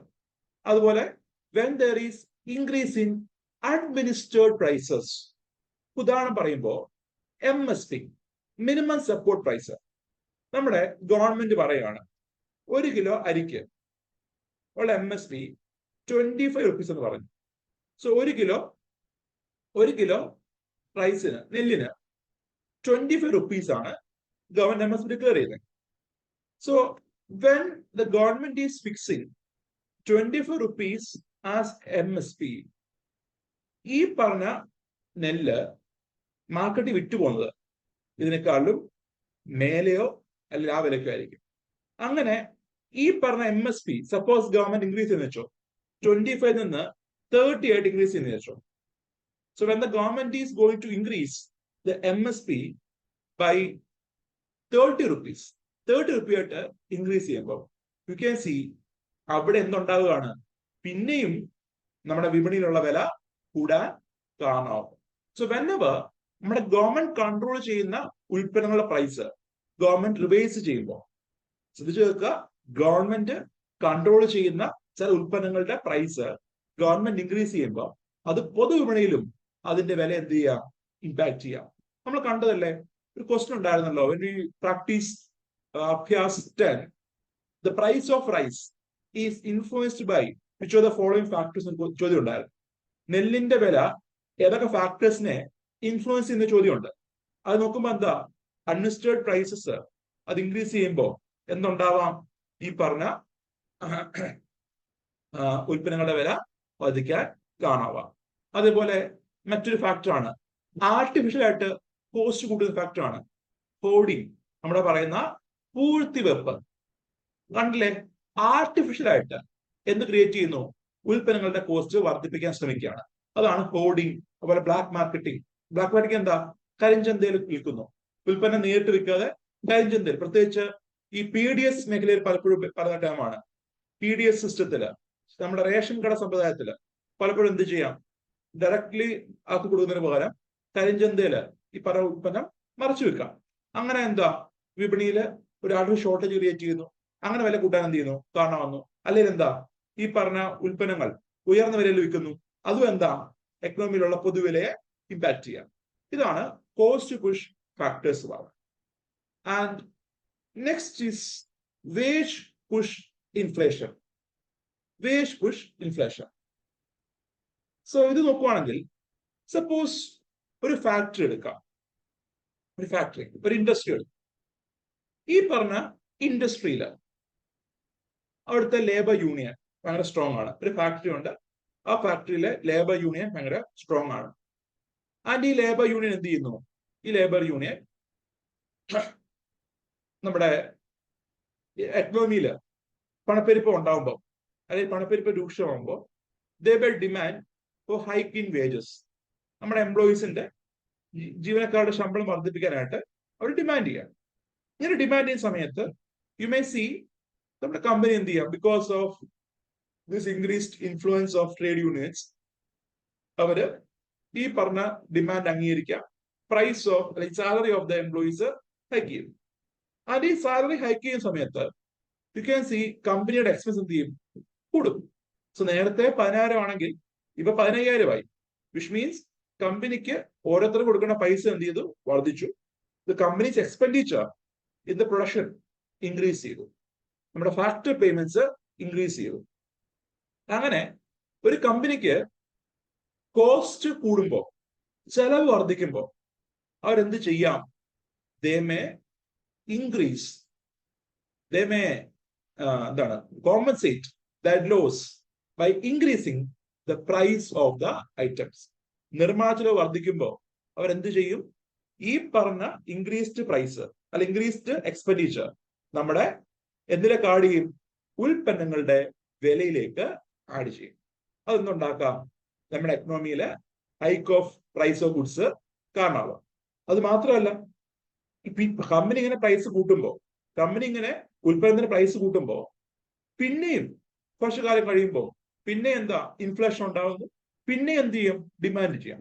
So അതെന്താ പറഞ്ഞേ, ആദ്യം നമ്മുടെ എക്കണോമിയിൽ ഇൻഫ്ലേഷൻ ഉണ്ട്, അതിന്റെ ഭാഗമായിട്ട് ഇൻക്രീസ്ഡ് വേജ് ഡിമാൻഡ് ഉണ്ട്, ഇൻക്രീസ്ഡ് വേജ് ഡിമാൻഡ് ഉണ്ട്, അതിന്റെ ഭാഗമായിട്ട് വേജ് ഹൈക്ക് ചെയ്തു. ആൻഡ് വേജ് ഹൈക്ക് ചെയ്ത ഭാഗമായിട്ട് കമ്പനി എന്ത് ചെയ്തു, കമ്പനിയുടെ കോസ്റ്റ് ഓഫ് പ്രൊഡക്ഷൻ വർദ്ധിച്ചു. കോസ്റ്റ് ഓഫ് പ്രൊഡക്ഷൻ വർദ്ധിച്ച ഭാഗമായിട്ട് ഉൽപ്പന്നങ്ങളുടെ പ്രൈസ് ഓഫ് ഗുഡ്സ് എന്ത് ചെയ്തു? ഇൻക്രീസ് ചെയ്തു. And price of goods increase ചെയ്യുമ്പോൾ അതെന്തിന് കാരണമാവാം? ഇൻഫ്ലേഷനിലേക്ക് നയിക്കാം. അത് കുറച്ചു കാലം കഴിയുമ്പോൾ അത് ഇൻഫ്ലേഷനിലേക്ക്, ജനറൽ ഇൻഫ്ലേഷനിലേക്ക് നയിക്കാം. അത് പിന്നെയും ഈ പറഞ്ഞ ഇൻക്രീസ് വേജ് ഡിമാൻഡ് കാണാവൂ. ഇതൊരു സ്പൈറൽ കണക്ക്. ഇതിങ്ങനെ പൊയ്ക്കൊണ്ടേയിരിക്കും. നമ്മുടെ ഒരു സൈക്കിൾ കണക്ക്, ഒരു സ്പൈറൽ കണക്ക് പൊയ്ക്കൊണ്ടേ ഇരിക്കും. അതാണ് വേജ് പുഷ് ഇൻഫ്ലേഷൻ എന്ന് പറയുന്നത്. So when there is increased inflation, there will be increased demand from the labor part to raise their wages. And when the company agrees to raise the wages, company എന്ത് ചെയ്യും? Wage hike ചെയ്യും. അതിനൊപ്പം തന്നെ they increase the price of goods and services. അങ്ങനെ വരുമ്പോൾ എന്താ? പിന്നെ inflation ഉണ്ടാവും, പിന്നെ ഡിമാൻഡ് ഉണ്ടാവും. ഇതാണ് വേജ് പുഷ് ഇൻഫ്ലേഷൻ എന്ന് പറയുന്നത്. ആൻഡ് ഈ വേജ് പുഷ് ഇൻഫ്ലേഷൻ ഉണ്ടാവണമെങ്കിൽ, ഒരു എക്കണോമിയിൽ വേജ് പുഷ് ഇൻഫ്ലേഷൻ ഉണ്ടാവണമെങ്കിൽ there should be some criteria. The first criteria എന്ന് പറഞ്ഞു കഴിഞ്ഞാൽ there should be low unemployment level in the economy. അല്ലെങ്കിൽ റീപ്ലേസബിലിറ്റി ഓഫ് എംപ്ലോയ്മെന്റ് കുറവായിരിക്കണം. റീപ്ലേസബിലിറ്റി പാടായിരിക്കണം. നിലവിലുള്ള എംപ്ലോയീസിനെ റീപ്ലേസ് ചെയ്യുന്നത് പാടായിരിക്കണം. അതാണ് റീപ്ലേസബിലിറ്റി ഉദ്ദേശിക്കുന്നത്. സോ റീപ്ലേസബിലിറ്റി ഓഫ് എംപ്ലോയീസ് ഡിഫിക്കൽട്ട് ആയിരിക്കണം. അല്ലെങ്കിൽ അൺഎംപ്ലോയ്മെന്റ് ലെവൽ ഇത് എക്കണോമി എന്തായിരിക്കണം? കുറവായിരിക്കണം. For example, have you seen the movie Amar Akbar Anthony? ഞാൻ എനിക്ക് പറഞ്ഞാൻ തോന്നുന്നത്, പറഞ്ഞാണോ ഞാൻ ഈ എക്സാമ്പിൾ? അമർ അക്ബർ അന്തോണി, ആ സിനിമയ്ക്കകത്ത് there's a scene in which Indrajit used to deliver pizza delivery ചെയ്യുന്ന സീനുണ്ട്. അപ്പൊ ആ സീനകത്ത് ഇന്ദ്രജിത്തിന്റെ സാലറി കൊടുക്കുമല്ലോ, ശമ്പളം കൊടുക്കും. ആ സമയത്ത് ഇന്ദ്രജിത്ത് പറയും, സാറേ ഈ ശമ്പളം വളരെ കുറവാണ്, എനിക്ക് സാലറി കൂട്ടി തരണം എന്ന് പറയും. ആൻഡ് ഇമ്മീഡിയറ്റ് ആയിട്ട് ഇന്ദ്രജിത്ത് വേജ് ഹൈക്ക് ചോദിക്കുന്ന സമയത്ത് തന്നെ the response of the manner is that കളഞ്ഞിട്ട് പോടേ, പറ്റില്ലെങ്കിൽ കളഞ്ഞിട്ട് പോടേ, താനില്ലെങ്കിൽ തന്നെക്കാളും 100 പേര് വരും എന്നാ പറയുന്നത്. മുമ്പ് സീൻ, ആ സീനകത്ത് പറയുന്നുണ്ട്, ഇന്ദ്രജിത്ത് പറയും, സാറേ ഈ ശമ്പളം പോരാ, കുറച്ച് പൈസ കൂട്ടി വേണം എന്ന് പറയുമ്പോൾ ഇമ്മീഡിയറ്റ് ആയിട്ട് തന്നെ മാനേജർ പറയുന്നതാണ്, പറ്റില്ല കളഞ്ഞിട്ട് പോടെ, താനില്ലെങ്കിൽ തനിക്ക് പകരം 100 പേര് വരും എന്ന് പറയുമ്പോൾ എന്താ അതിന് മീനിങ്? നമ്മുടെ എക്കണോമിയിൽ അൺഎംപ്ലോയ്മെന്റ് കൂടുതലാണ്, തൊഴിലില്ലായ്മ കൂടുതലാണ്.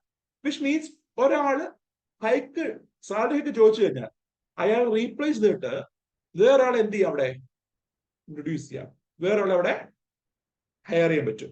സോ വെനെവർ ഒരു കമ്പനി അല്ലെ ഒരു എംപ്ലോയി, ഒരു തൊഴിലാളി വേജ് ഹൈക്ക് ചോദിക്കുമ്പോൾ അയാളെ റീപ്ലേസ് ചെയ്യാൻ എളുപ്പമാണ്, because of increased unemployment level in the country.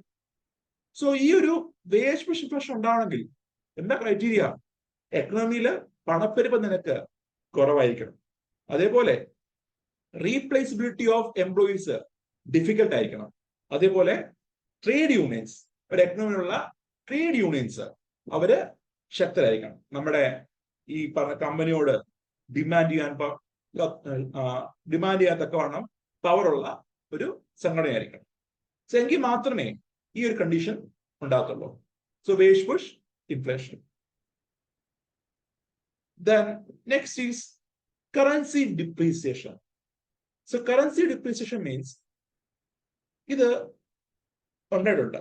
സിംബാബ്വേയിലും വെനിസ്വേലയിലും ഒക്കെ ഉണ്ടായ ഒരു സിറ്റുവേഷൻ ആണ് ഈ പറഞ്ഞ കറൻസി ഡിപ്രിസിയേഷൻ വഴിയുള്ള ഇൻഫ്ലേഷൻ. നമ്മുടെ എക്കണോമിയിൽ നമ്മുടെ രൂപയുടെ മൂല്യം അല്ലെങ്കിൽ ഡൊമസ്റ്റിക് കറൻസിയുടെ മൂല്യം ഇടിയുകയാണെങ്കിൽ, that can cause inflation in the economy. ഉദാഹരണം പറയുമ്പോൾ നമ്മുടെ രൂപ ഡോളർ കൺവേർഷൻ എടുക്കുക. $1 എന്ന് പറയുമ്പോൾ അപ്രോക്സിമേറ്റ്ലി 82-81 രൂപയാണ്.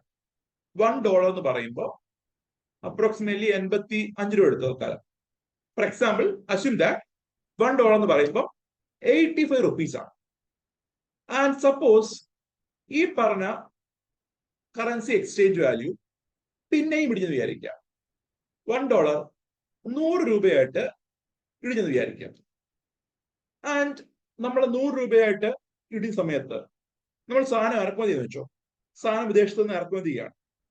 V need to make the payment in dollars. നമ്മൾ എന്ത് ചെയ്യണം? ഡോളേഴ്സിലാണ് പേയ്മെന്റ് നടത്തുന്നത്. പക്ഷെ എങ്കിലും in order to purchase dollars, dollar purchase ചെയ്യാനായിട്ട് നമ്മൾ എന്ത് ചെയ്യേണ്ടി വരും? രൂപ സ്പെൻഡ് ചെയ്യേണ്ടി വരും. നേരത്തെ 85 രൂപ കൊടുത്തു കഴിഞ്ഞാൽ നമുക്ക് $1 കിട്ടുമായിരുന്നു. We can purchase the item. പക്ഷെ ഇപ്പോൾ എന്താ? 100 രൂപ സ്പെൻഡ് ചെയ്യണം, എങ്കിൽ മാത്രമേ $1 ഒരു ഐറ്റം പർച്ചേസ് ചെയ്യാൻ കഴിയുള്ളൂ. Which means more money need to be spent by the company to purchase the same item. Same item വാങ്ങാനായിട്ട് കൂടുതൽ പൈസ എന്ത് ചെയ്യണം? അവിടെ മുടക്കേണ്ടി വരുന്നു. അതിനർത്ഥം എന്താണ്? ഉൽപ്പന്നത്തിന്റെ value in terms of rupee എന്ത് ചെയ്തു? കൂടി എന്നല്ലേ അർത്ഥം? ഉൽപ്പന്നത്തിന്റെ value in terms of rupee കൂടി. കാരണം നേരത്തെ $1 ഉള്ള ഐറ്റം വാങ്ങാനായിട്ട് 85 രൂപ മുടക്കി. ഇപ്പൊ $1 ഐറ്റം വാങ്ങാനായിട്ട് 100 രൂപ മുടക്കുകയാണ്. Which means in rupee terms more money need to be spent by the company or the importer to purchase the item. ഇറക്കുമതി ചെയ്യുന്ന കമ്പനി കൂടുതൽ പൈസ എന്ത് ചെയ്യേണ്ടി വരും? കൊടുക്കേണ്ടി വരും. അതെന്താണ്? ഉൽപ്പന്നത്തിന് വില കൂടാൻ കാരണമാവും. This is the imported inflation. ഉൽപ്പന്നങ്ങൾ ഇമ്പോർട്ട് ചെയ്യുന്ന സമയത്ത് അതിന്റെ വില കൂടുന്നതനുസരിച്ച് നമ്മുടെ എക്കണോമിയിലെ ഇൻഫ്ലേഷൻ കൂടുന്നു. നമ്മൾക്ക് ഡിസ്കസ് ചെയ്തതാണ്. നമ്മൾ ഇറക്കുമതി ചെയ്യുന്ന ഉൽപ്പന്നത്തിന്റെ വില കൂടുന്നതനുസരിച്ച്, എക്കണോമിയിലുള്ള പണപ്പെരുപ്പം വർദ്ധിക്കുന്നു. ദാറ്റ് ഈസ് ഇമ്പോർട്ടഡ് ഇൻഫ്ലേഷൻ എന്ന് പറഞ്ഞു. ഇതുപോലെ തന്നെ പറയേണ്ട വേറൊരു കാര്യമാണ് സിംബാബ്വേയുടെ കേസും അതുപോലെ വെനിസ്വേലയുടെ കേസും. നമ്മുടെ സിംബാബ്വേക്ക് ഉണ്ടാക്കി പറ്റുന്ന വെച്ചാൽ, സിംബാബ്വേക്ക് ധാരാളം കടം ഉണ്ടായിരുന്നു, പൊതുകടം ഉണ്ടായിരുന്നു, നമ്മുടെ ഗവൺമെന്റ് ഓൺ ഡെറ്റ് ഉണ്ടായിരുന്നു. And in order to repay this public debt, Zimbabwe എന്ന് വെച്ച് കഴിഞ്ഞാൽ Zimbabwe starts to print currency. More and more currency എന്ത് ചെയ്തു? പ്രിന്റ് ചെയ്തു. സോ സിംബാബ്വേയുടെ പൊതുകടം കൊടുത്തു തീർക്കാനായിട്ട് Zimbabwe use to print more Zimbabwean currency, more domestic currency print ചെയ്തു. ഇങ്ങനെ കുറെ കറൻസി പ്രിന്റ് ചെയ്തപ്പോ എന്തുണ്ടായി? Money supply in the economy വ്യാപിച്ചു. നമ്മുടെ എക്കണോമിയിലുള്ള പണത്തിന്റെ അളവ് എന്ത് ചെയ്തു? വ്യാപിച്ചു. ആൻഡ് ഈ പറഞ്ഞ പണത്തിന്റെ അളവ് വ്യാപിച്ചപ്പോ എന്തുണ്ടായെന്ന് വെച്ചാൽ സിംബാബ്വൻ കറൻസിയുടെ വാല്യൂ ഡിപ്രീഷിയേറ്റ് ചെയ്തു. ആൻഡ് നിങ്ങൾ പലരും കണ്ടു കാണും, ഇപ്പോഴല്ല കേട്ടോ, കുറെ കാലം മുന്നേ 2008 സമയത്തൊക്കെ you may see in the paper there was an article in which സിംബാബ്വയിലെ ആളുകൾ ഒരു ചാക്കിലൊക്കെയാണ് എന്ത് കറൻസി കൊണ്ടുവരുന്നത്. ഇന്നോട്ട് purchase some items. 1 litre milk വാങ്ങാനായിട്ട് ഒരു ചാക്കിൽ കറൻസിയുടെ ഫോട്ടോ എനിക്ക് ഇപ്പോഴും ഓർമ്മയുണ്ട്. സിംബാബ്വേയിൽ ഒരാള് 1 ലിറ്റർ പാല് പിടിക്കാൻ പോവാണ്, പക്ഷെ കറൻസി കൊണ്ടുവന്ന ഒരു ചാക്കിനകത്ത്. വിച്ച് മീൻസ് ആ കറൻസിയുടെ മൂല്യം ഇടിഞ്ഞിടിഞ്ഞ് പോവാ. And Zimbabwe started printing high denomination currency. അങ്ങനെ രൂപയുടെ മൂല്യം ഇടിയുന്തോറും സിംബാബ്വെ എന്ത് ചെയ്യുവാണ്? ഹൈ ഡിനോമിനേഷൻ കറൻസി പ്രിന്റ് ചെയ്യുക. നിങ്ങൾക്ക് പിക്ചറിൽ കാണാം $100 ട്രില്യൺ. നോക്കൂ, $100 ട്രില്യൺ കറൻസി അടിച്ചിറക്കി. $100 ട്രില്യൺ. ഇപ്പൊ നമ്മുടെ ഇന്ത്യയുടെ എക്കണോമിക് സൈസ് തന്നെ എത്ര? നമ്മൾ പറയുന്നത് എത്ര? ഈ പറഞ്ഞ $3.5 ട്രില്യൺ ആണ്. സോ ട്രില്യൺ വലിയൊരു എമൗണ്ട് നടത്തുക, ലക്ഷം കോടി. സോ $100 ട്രില്യൺ കറൻസിയൊക്കെ എന്ത് ചെയ്തു? സിംബാബ്വെ അടിച്ചിറക്കേണ്ടി വന്നു. സോ അങ്ങനെ രൂപയുടെ മൂല്യത്തകർച്ച മൂലവും അല്ലെങ്കിൽ ഡൊമസ്റ്റിക് കറൻസിയുടെ മൂല്യത്തകർച്ച മൂലവും എന്തുണ്ടാവാം? ഇൻഫ്ലേഷൻ ഉണ്ടാവാം. ആൻഡ് വെനിസ്വേല കേസ് സെയിം തന്നെ. വെനിസ്വേലയിലും we can see the same situation arise. എന്താ? അവിടെ ഇൻഫ്ലേഷൻ വലിയത് കൂടി because of the depreciation of currency. And ഒരു സമയത്ത് പറയുന്നുണ്ട് വെനിസ്വേലയില് പെർ ഇയറിൽ 5 കോടി ശതമാനം വരെ ഇൻഫ്ലേഷൻ ഉണ്ടായെന്ന് പറയുന്നത്. അതായത് ഒരു ദിവസം 2020 സപ്പോസ് അസ്യൂം ചെയ്യുക, 2016 ഓഗസ്റ്റ് 1 ഒരു ഉൽപ്പന്നത്തിന് 1 രൂപയാണെങ്കിൽ അടുത്ത വർഷം 2017 ഓഗസ്റ്റ് ആയപ്പോ 5 കോടി വെനിസ്വേലൻ കറൻസി ആയിട്ട് മാറി. വിച്ച് മീൻസ് എന്താ? അത്രമാത്രം ഇൻഫ്ലേഷൻ ലെവൽ ഉണ്ടായെന്ന് അർത്ഥം. So currency depreciation is also factor which cause inflation in the economy. കാരണം അങ്ങനെയാ, രൂപയുടെ മൂല്യം കുറഞ്ഞിട്ടിരിക്കുകയല്ലേ, അല്ലെങ്കിൽ ഡൊമസ്റ്റിക് കറൻസിന്റെ മൂല്യം കുറഞ്ഞിട്ടിരിക്കുക. മോർ മണി എന്ത് ചെയ്യേണ്ടി വരുന്നു? സ്പെൻഡ് ചെയ്യേണ്ടി വരുന്നു ടു പർച്ചേസ് ആൻ ഐറ്റം. ഒരു സാധനം വാങ്ങാനായിട്ട് കൂടുതൽ പൈസ സ്പെൻഡ് ചെയ്യേണ്ടി വരുന്ന അവസ്ഥ because of the fall in the currency value. And inflation ഉണ്ടാകുമ്പോൾ ഞാൻ പറഞ്ഞല്ലോ, ഇൻഫ്ലേഷൻ ഉണ്ടാകുമ്പോൾ one of the main factor എന്താ, one of the main challenge എന്താണ്? പർച്ചേസിംഗ് പവർ ഓഫ് കറൻസി കുറയുന്ന പറഞ്ഞത്. പർച്ചേസിംഗ് പവർ ഓഫ് കറൻസി കുറയും. ഇവിടെ ഉണ്ടാകുന്ന എന്താണ്?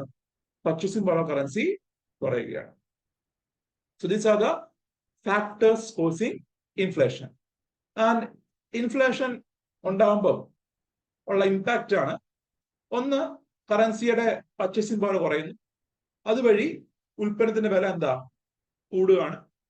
അതുപോലെ ലിവിങ് കോസ്റ്റ് എന്ത് ചെയ്യുന്നു? ഹൈക്ക് ചെയ്യുന്നു. അതേപോലെ when there is high level of inflation, ഒരു പരിധിയിൽ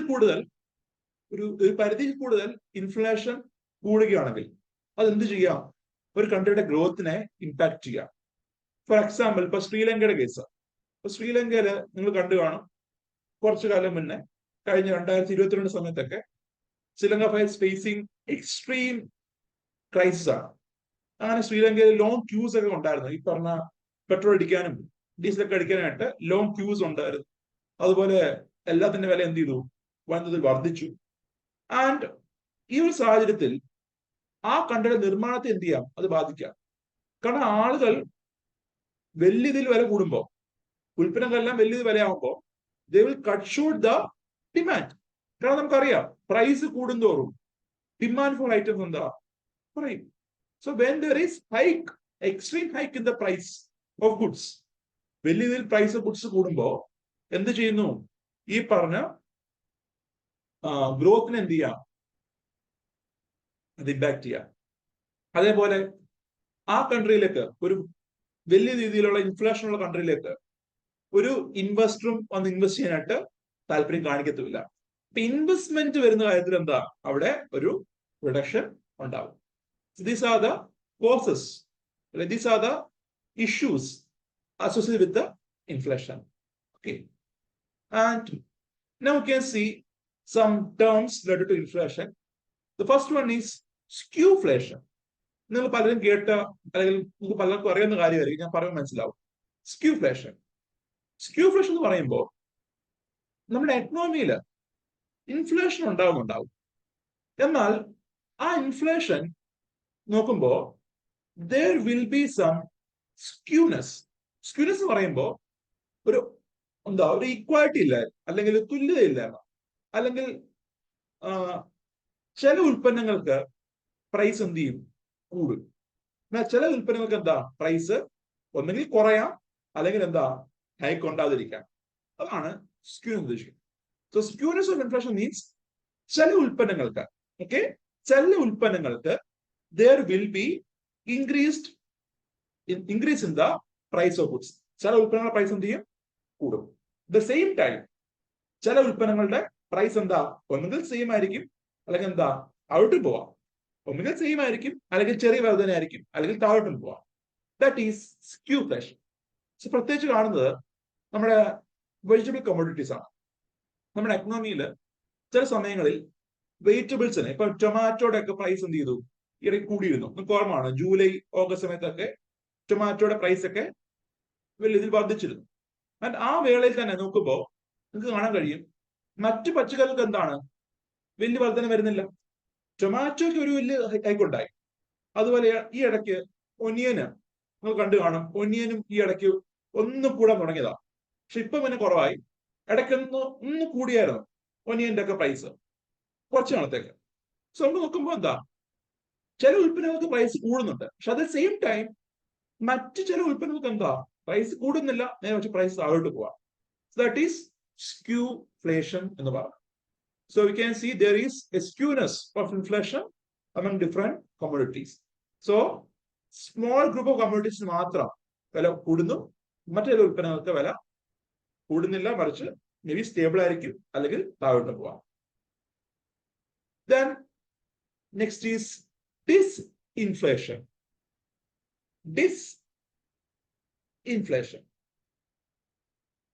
അറിഞ്ഞിരിക്കുക, നമ്മുടെ ഇൻഫ്ലേഷൻ നമ്മൾ മെഷർ ചെയ്യുന്നത് ഇയർ ഓൺ ഇയർ ബേസിസിലാണ്. ഇയർ ഓൺ ഇയർ ബേസിസിലാണ് ഇൻഫ്ലേഷൻ മെഷർ ചെയ്യുന്നത്. അതായത് 2024 ജനുവരിയിൽ ഒരു ഉൽപ്പന്നത്തിന് എത്രയാണ് പ്രൈസ്, അതിനെ 2023 ജനുവരിയിൽ എത്രയായിരുന്നു പ്രൈസ്, ഇതുമായിട്ടാണ് എന്ത് കമ്പയർ ചെയ്യുന്നത്. So year on year change in price of goods ആണ് നമ്മൾ ഇൻഫ്ലേഷൻ മെഷർ ചെയ്യാൻ കൺസിഡർ ചെയ്യുന്നത്. സോ നിലവിലെ വർഷത്തെ ഉൽപ്പന്നത്തിന്റെ പ്രൈസിനെ തൊട്ട് മുന്നത്തെ നിലവിലെ വർഷത്തെ ഉൽപ്പന്നത്തിന്റെ പ്രൈസിനെ തൊട്ട് മുന്നത്തെ വർഷത്തെ സെയിം മന്തിലെ പ്രൈസുമായിട്ട് എന്ത് ചെയ്യുന്നു, കമ്പയർ ചെയ്യുന്നു. So that is how the inflation is measured. So ഇങ്ങനെ ഇൻഫ്ലേഷൻ മെഷർ ചെയ്യുന്ന വേളയിൽ, ഇങ്ങനെ ഇയർ ഓൺ ഇയർ ബേസിസിൽ ഇൻഫ്ലേഷൻ മെഷർ ചെയ്യുന്ന വേളയിൽ നമുക്ക് കാണാൻ കഴിയും ഇൻഫ്ലേഷന്റെ തോത് ചില സമയങ്ങളിൽ കുറയാം. ഉദാഹരണം പറയുമ്പോൾ ജനുവരി 2024 6% ആയിരിക്കും ഇൻഫ്ലേഷൻ. ഫെബ്രുവരി ആകുമ്പോൾ സപ്പോസ് അത് 5 മാർച്ച് ആകുമ്പോൾ സപ്പോസ് അത് 3 ഏപ്രിൽ ആകുമ്പോൾ സപ്പോസ് 2 ആയിരിക്കും. This is the situation of disinflation. പ്രത്യേകത എന്താ? എക്കണോമിയില് ഇൻഫ്ലേഷൻ ഉണ്ട്, എക്കണോമിയില് പണപ്പെരുപ്പമുണ്ട്, അതിന് മാറ്റമില്ല. There is inflation. പക്ഷെ എന്താ പ്രത്യേകത? ആ ഇൻഫ്ലേഷന്റെ അളവ് എന്ത് ചെയ്യുന്നു, കുറയുന്നു. It sound similar to the slow down when we discussed which we discussed in the national income accounting. National income accounting നമ്മൾ ഡിസ്കസ് ചെയ്ത സ്ലോ ഡൗണുമായിട്ട് സിമിലർ ആയിട്ട് പറയാൻ പറ്റുന്ന വേർഡാണെന്ത്? ഡിസ്ഇൻഫ്ലേഷൻ. സ്ലോ ഡൗൺ ഓർമ്മയുണ്ടല്ലോ, ഗ്രോത്ത് റേറ്റ് ഉണ്ട്, എക്കണോമി വളരുന്നുണ്ട്, പക്ഷെ എന്താ, ആ ഗ്രോത്ത് റേറ്റ് കുറഞ്ഞുകൊണ്ടിരിക്കുന്നു. ആ കർവ് പറയുമ്പോൾ this was the period of slow down എന്ന് പറഞ്ഞ പോലെ ഇവിടെ നോക്കുമ്പോൾ എന്താ, ഇൻഫ്ലേഷൻ ഉണ്ട്, പക്ഷെ ഇൻഫ്ലേഷൻ എന്ത് ചെയ്യുന്നു, ഒന്ന് തണുക്കുകയാണ്, അത് താഴോട്ട് പോയിക്കൊണ്ടിരിക്കുക. 6 ആദ്യം, അത് 5, 4, 3, 2 എന്നിങ്ങനെ താഴേക്ക് പോകുന്നു. അവിടെ എല്ലാം എന്തുണ്ട്, വില കൂടുന്നുണ്ട്, പ്രൈസൊക്കെ ഉണ്ടാകുന്നുണ്ട്. 2%, 6%, 3% ഇതൊക്കെ പറഞ്ഞ് പ്രൈസ് ഹൈക്ക് ആവുന്നുണ്ട്. പക്ഷെ എന്താ, the level of price hike എന്താ, ഇറ്റ് ഈസ് ഡിക്ലൈനിങ് എന്ന്. അതാണ് disinflation. And is inflation always a villain? Inflation എപ്പോഴും പ്രശ്നക്കാരനാണോ? ആക്ച്വലി പറയുമ്പോൾ അല്ല. ഇറ്റ് ഈസ് സെഡ് ദാറ്റ് ഒരു കൺട്രിയുടെ economic growth is associate with inflation ആണ്. എന്താണ്? ഒരു കൺട്രിയുടെ എക്കണോമിക് ഗ്രോത്ത് ഇൻഫ്ലേഷനുമായി ബന്ധപ്പെട്ടിരിക്കുകയാണ്. So the economic growth of a country is associated with inflation എന്ന് കാണാം. കാരണം എക്കണോമിയിൽ ഈ പറഞ്ഞ ഗ്രോത്ത് കൂടുന്നതനുസരിച്ച് ചെറിയത് എന്താ, ഇൻഫ്ലേഷൻ ഉണ്ടാവുന്നുണ്ട്. അതുപോലെ ഈ inflation is actually promoting the companies to produce more goods so as to increase their profit. ഉദാഹരണം പറയുമ്പോൾ ഒരു കമ്പനി സപ്പോസ് 2010 ഒരു ഐറ്റം ഇറക്കി, ഒരു ഉൽപ്പന്നം, ഒരു പ്രൊഡക്റ്റ് അവര് ലോഞ്ച് ചെയ്തു. ആ പ്രൊഡക്റ്റ് വില സപ്പോസ് 100 രൂപ വിചാരിച്ചു. ആൻഡ് 2011 100 രൂപ, 2015 100 രൂപ. സോ വി ക്യാൻ സി ഈ പ്രൈസ് ഇങ്ങനെ തന്നെ നിൽക്കുകയാണെങ്കിൽ, ഈ പ്രൈസ് സെയിം ആണെന്ന് വെച്ചോ, ഒരു പ്രൊഡക്റ്റ് ലോഞ്ച് ചെയ്തു, ആ പ്രൊഡക്റ്റിന്റെ പ്രൈസ് സെയിം ആയിട്ട് തന്നെ നിൽക്കുമ്പോൾ there is no incentive for the company to increase their profit. അവിടെ ലാഭം ഇൻക്രീസ് ചെയ്യാനുള്ള ഒരു ഇൻസെന്റീവ് കൊടുക്കുന്നില്ല. നേരെ മറിച്ച് നമ്മുടെ എക്കണോമിയിൽ പണപ്പെരുപ്പം ഉണ്ടെങ്കിൽ, എക്കണോമിയിൽ ഇൻഫ്ലേഷൻ ഉണ്ടെങ്കിൽ, ആദ്യ വർഷം 100 രൂപ, അടുത്ത വർഷം 102, പിന്നെ 105, 110. ഇപ്പൊ ചെറിയ രീതിയിൽ എന്തുണ്ട്, വില കൂടിക്കൊണ്ടിരിക്കുക. So when there is inflation in the economy, it is actually promoting the companies to invest more and increase the production and increase their profit. So inflation എക്കണോമിയിൽ പ്രിവെയിൽ ചെയ്യുന്നുണ്ടെങ്കിൽ, ഒരു എക്കണോമിയിൽ പണപ്പെരുപ്പം പ്രിവെയിൽ ചെയ്യുന്നുണ്ടെങ്കിൽ എന്താണിത് ചെയ്യുന്നത്? എക്കണോമിയെ അട്രാക്ട് ചെയ്യുകയാണ്, കമ്പനിയെ അട്രാക്ട് ചെയ്യുകയാണ്. എന്തിനു വേണ്ടിയിട്ട്? ഇൻവെസ്റ്റ്മെന്റ് നടത്തൂ. എന്താ, ഉൽപ്പന്നം കൂടുന്നുണ്ട്, നിങ്ങൾ ഈ പറഞ്ഞ മേഖലയിൽ ഇൻവെസ്റ്റ് ചെയ്ത് കഴിഞ്ഞാൽ നിങ്ങൾക്ക് എന്ത് ചെയ്യാം, കൂടിയ വിലയ്ക്ക് ഉൽപ്പന്നം വിൽക്കാം, നിങ്ങൾക്ക് നിങ്ങളുടെ ലാഭം വർദ്ധിപ്പിക്കുക. സോ ഓരോ വർഷം എന്താ ഇതിന്റെ വില കൂടുന്നുണ്ട്, so you will get more profit എന്ന് കമ്പനിയെ അട്രാക്ട് ചെയ്യും. സോ ഇൻവെസ്റ്റ്മെന്റ് എന്ത് ചെയ്യുന്നുണ്ട്? ഒരു ചെറിയൊരു ഇൻഫ്ലേഷൻ ഇൻവെസ്റ്റ്മെന്റ് അട്രാക്ട് ചെയ്യുന്നു. ഇറ്റ് ഈസ് സെഡ് ദാറ്റ് ഒരു ഡെവലപ്പിംഗ് കൺട്രി ആണെങ്കിൽ 2 to 3% എങ്കിലും ഇൻഫ്ലേഷൻ മിനിമം എന്ത് ചെയ്യുന്നുണ്ട്? ഡിമാൻഡ് ചെയ്യുന്നുണ്ട്. സോ ഒരു എക്കണോമിയില് 2 മുതൽ 3% വരെ, അല്ലെങ്കിൽ 2 മുതൽ 4% വരെ ഇൻഫ്ലേഷൻ ഉണ്ടാവണമെന്ന് പലപ്പോഴും ഡിമാൻഡ് ചെയ്യാറുണ്ട് in the case of a developing country to grow. കാരണം അതുവഴി എന്ത് ചെയ്യാം? ഇൻവെസ്റ്റ്മെന്റ് അട്രാക്ട് ചെയ്യാം, അതുവഴി നിക്ഷേപം അട്രാക്ട് ചെയ്യാം, അങ്ങനെ ഈ പറഞ്ഞ എക്കണോമിക് ഗ്രോത്ത് പ്രൊമോട്ട് ചെയ്യാം. അതുപോലെ തന്നെ you can see it demotivates hoarding through savings. പൈസ ഹോർഡ് ചെയ്തിരിക്കാൻ, അല്ലെങ്കിൽ പൂഴ്ത്തി വെക്കാനായിട്ട്, അല്ലെങ്കിൽ സേവ് ചെയ്യാനായിട്ട് എന്ത് ചെയ്യാം? ഡിമോട്ടിവേറ്റ് ചെയ്യാം. കാരണം സപ്പോസ് എന്റെ കയ്യിൽ കുറച്ച് പൈസയുണ്ട്, എന്റെ 40,000 രൂപ ഉണ്ടെന്ന് വിചാരിച്ചു. 40,000 രൂപയുണ്ട്. ഞാൻ ഈ 40,000 രൂപ സപ്പോസ് ബാങ്കിൽ ഡിപ്പോസിറ്റ് ചെയ്യുന്നു. ആൻഡ് എനിക്ക് കിട്ടുന്ന പലിശ അസ്യൂം ദാറ്റ് 10% വിചാരിച്ചു. 10% എനിക്ക് കിട്ടുന്ന പലിശ. 10%. വിച്ച് മീൻസ് ഒരു വർഷം കഴിയുമ്പോൾ എത്ര ആവും?